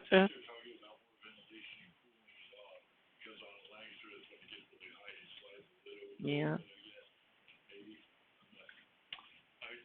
Sorry, I'm not real clear on the question. I would, to give you a benchmark with a number on it, I would say that at 65, you're starting to get into a temperature that's not so great for your bees to want to be open, and certainly below 55, that's really risky. But you're right, the top bar hive does allow for less exposure. When you take the lid off your laying box, everything goes. When you open up just one end of your top bar hive, there's much less exposure. So bear that in mind and realize that a single bee by herself at 46 degrees is paralyzed and unable to move. So avoid that. I live in South Carolina. Will not be able to have my new hive ready until June, moving to a new house. What options do I have for starting a hive this year? Okay, here's a beekeeper that can't get a hive started until June due to various circumstances. Your best bet is set the hive up. If you've got a chunk of comb, put that in it. If you have a couple drops of lemongrass essential oil in it, put that in there. Cross your fingers and hope for a swarm. Then go out to your local police, fire, emergency people. This is assuming that we're all moving around by that time, but go out to those folks who get nuisance calls about swarms of bees and say, I'd be happy to come and collect a swarm. And tell every beekeeper you know and every bee club you can find and everybody you can find who will listen that you're into keeping bees and you'd be happy to come and get a swarm of bees if they should happen to know the whereabouts of. This is why beekeepers get accused of talking about nothing but bees. But your best option is going to be either a swarm, you luck into a swarm, or you find a top bar beekeeper who has got compatible equipment interchangeable with yours, and they need to split. So if there are people where you are, and you said South Carolina, correct? Then South Carolina people, there's somebody who would like to start and is going to probably miss package bee season. So y'all ought to jump out there on the top bar hive beekeepers list and say that to each other. Because if somebody wanted to split and you could do that, that's really a beautiful goal. It's something I would love to see happen every day for people. Okay, my hive only has 3 holes on end, no landing board. Can I just Okay, so here's somebody with an end entrance hive, no landing board. The entrances to the hives are round holes, and the question is, can I just set food out somewhere nearby, since obviously you can't put it in the front entrance because you don't have a slot?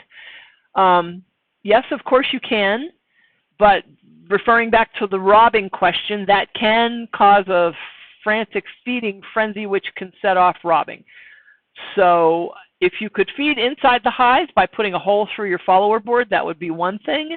And the other would be just go ahead and chance it. And by the time they get to robbing, if you've got a big bad hive, they'll be the ones doing the robbing instead of the other way around. So act in accord. Okay.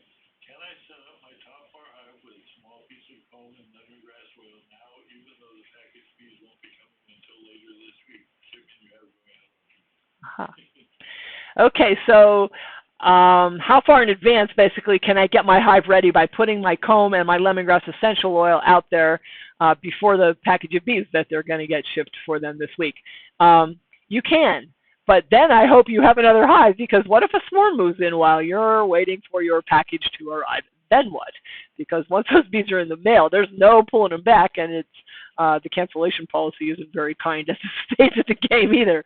So yes, you can put it out there as early as you want to, but be forewarned that if you attract a swarm, you're already going to have a box full of bees. And to that I will say, congratulations, I'm sorry. That's a fun question. What else you got? Where do you put a swarm trap? This is a great question. Let me mention Dr. Tom Seeley's name here, because he has done tons of work on that and what the bees prefer and where do they put them. You want to put it up in a tree. So as high up as you can get it without risking your life.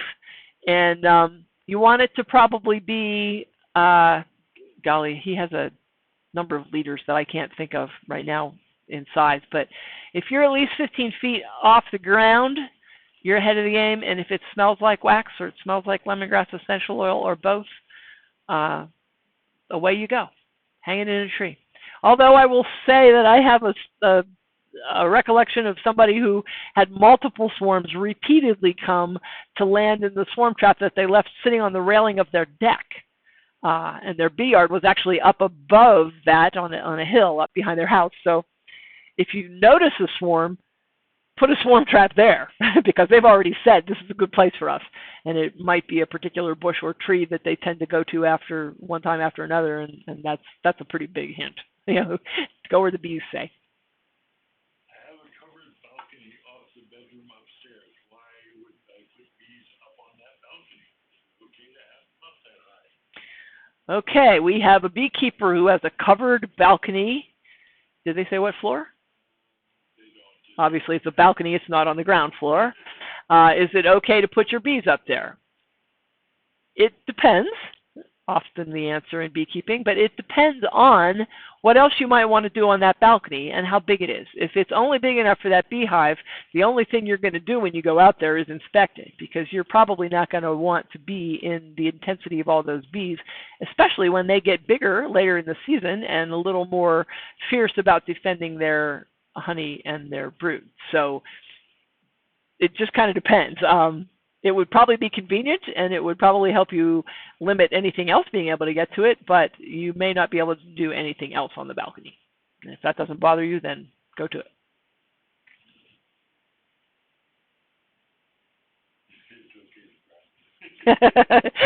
Thank you for telling me it's okay to cry. I don't seem to be able to stop anyway, so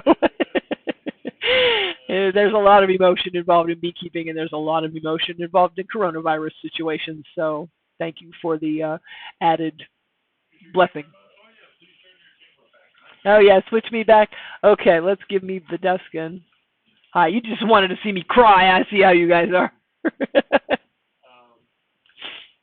know Michael Bush and a few others using dry sugar to feed sometimes. Is that something you've ever tried? Okay, Michael Bush and some others, many Langstroth Hive beekeepers, will use dry sugar to feed, and that is a perfectly valid way to do it.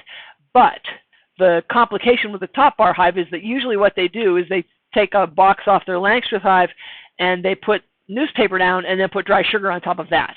And then they put a box around it above that. That's a hard configuration to get in the top bar hive. But aside from that, there's no reason not to. It's just, how is your equipment going to lend itself to doing that? It's a fine idea, and it doesn't have to be made into fondant or anything. The whole reason we make fondant for in a top bar hive is we have to emulate a comb, and so we build it into the fondant frame, and it fakes a comb that way, but it has to be solid for that to work. What are your thoughts on the different breeds of bee? What kind do you have? What are my thoughts on the different kinds of bees, and what kind do I have? I have a lot of opinion about that. None of it in favor of one species or another, because first, let's go through this. There's Italians, generally known for being easygoing, sort of light-colored, maybe a little lazy. Not the first ones up in the morning, not the most industrious. Then there's Carniolans. They're a little bit darker, generally. All of these are generalizations. They tend to work harder, a little more industrious, start a little earlier in the day, start a little earlier in the season even. And then there might be Russians, and they are kind of known for being winter hardy, and sometimes they are known for being aggressive and hard to get along with. Then there's some other names that you probably are not going to encounter, like Cordovans and that stuff. Oliveras Bees out in California has started claiming to have a Saskatraz bee, and I don't really know what they're claiming that has for traits. But here's what I will say about that. Remember when we laughed yesterday about what sluts queens are? I thought you might. I certainly do. Because you have no idea and no control over who she mates with high in the air when she does that, you don't really know what your bees are. We play at saying that we do. But the only time you really know that is if you know the genetics of the drone sperm you took out of this drone and you artificially inseminated this queen with. And that's the only time you have any control over it. This is not a process that we're really supposed to have any control over, so the thought of a purebred anything bee, pardon me for being skeptical. There you go. Our bees, we call them mutts, because really all bees are mutts, and we say that they are a mix of Italian, Carniolan, and Russian, and we like that mix because, first off, it's a mix, so you don't have all of the strict breeding things that come along with purebred anything, but Italians for easygoing, Carniolans for industrious, and then maybe that counteracts the laziness of Italians, who knows, and Russian for the winter hardy, and that mattered a lot more to us even when we were in Maine. So we've been selling that same strain of bees for about a decade now, pretty close, and I get lots of great reports about how easy to get along with they are, and then, you know, the overwinter question is just an ongoing thing. I don't know why the copier just started.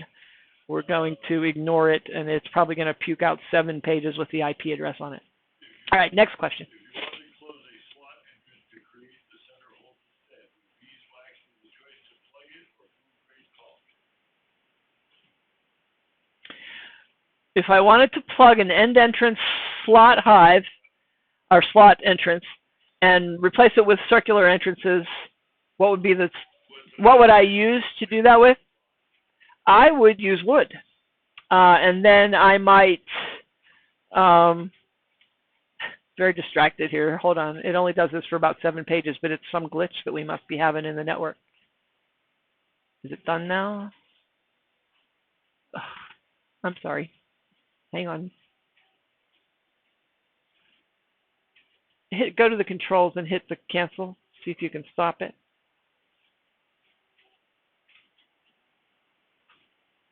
I don't know why it did that. That was a very weird tech thing. I apologize for the interruption. Okay, get me back on track with the question. Oh, plugging the slot entrance. I would put a piece of wood in there, and I would hold it in place with anything that seemed logical, whether it was a fastener like a nail or a screw, or caulk, a non-toxic caulk. By the way, non-toxic caulk, there's some stuff made by Safecoat, AFM. Go to Safecoat, or go to Green Building Supply, I guess is the place I've seen it most available for sale. Green Building Supply, look under Safecoat brand for their non-toxic caulk/adhesive. That's what we put the windows in the Gold Star Hive with. We love the non-toxic aspect, and it is adhesive like you would not believe. So it would probably do the trick for your entrance. Yes. Do you ever provide a small water source inside the hive during the summer? Do I ever put a water source inside the hive in the summer? No. Not that you couldn't. I can't think of any reason that you couldn't. You might replace your sugar syrup feeder with some water, but I think the more typical thing, and it's just more typical, not right or wrong, is a bird bath or something flat and shallow with something for the bees to walk up to the edge of the water. Because one of the places you see bees getting water in nature is at the end of a muddy creek, and so they can walk across the mud, come to the water, and yay, that's a good place for them to get it without falling in the water and drowning. Preventing them from drowning is part of the equation there. So give them something that floats or something that extends above the water, whatever container you use, so that they don't have to fall in. I've seen an interesting sort of Z-shaped piece of hardware cloth that sat in a Tupperware container, and that gave them the hardware cloth to walk up and down on and reach the water level, whatever it was. That was ingenious. Will swarm traps attract other wasps and yellow jackets? Will swarm traps attract other wasps and yellow jackets? The answer to that is possibly. It's just as possible that is attractive to them as any other location that they're likely to build in. My first thought about that, though, is that generally when you see wasps, yellow jackets, and hornets, you see them out in the open. They're hanging from the roof line somewhere, and because they create the outside of their nest, so they don't need to go inside something. That would be my take on that. Bees are cavity nesters. They are going to get inside something. The other guys make their cavity or their whole nest entire, and that would be the difference. So I don't know that you'd find them any more likely to be in a swarm trap, especially if you think that they are attacking your bees, and if your swarm trap does not yet have any bees in it, there's probably very little there to make it interesting to them. Interesting question. How far away from your current hive should the swarm trap be? How far away from your current hive should the swarm trap be? If you'd ever seen a swarm come out of your hive and go to a particular location, there's the answer to that. If you have never seen that happen, then probably a minimum of 15 feet, and beyond that, all bets are off as far away as you feel like carrying it, and wherever you have a location to put it that's appropriate. It's probably less involved with how far away it is than it is involved with the conditions that the bees are looking for. Okay, I think we've gotten all the questions. Might want to do a last call in case I missed some. Okay, last call for questions. Jeff has been fielding these and doing a great job. I think we just got another one. How far apart do you keep your hives? How far apart do I keep my hives? The answer is far enough apart that I can walk between them so that I don't have to go all the way around a long string. It really isn't crucial either way. If they touched, that would be fine, but that would make you have to walk around the long way. I like to just have enough space that I can get between them, room for me to take the lid off and then turn it over and lay it down beside me. And if you're working like you would here in North Carolina inside an electric fence, that's going to drive your equation too, because you can only get so far apart if you are in an enclosed electric fence. Anybody else? Okay, this has been a wonderful weekend. It is 18 minutes after 5 o'clock, so I love the questions part, but it can be a little random. But I got in all of my little details and the things that sometimes get forgotten that matter, and I just have to say a great big thank you to all of you guys for being here. And love you all to pieces. Be well.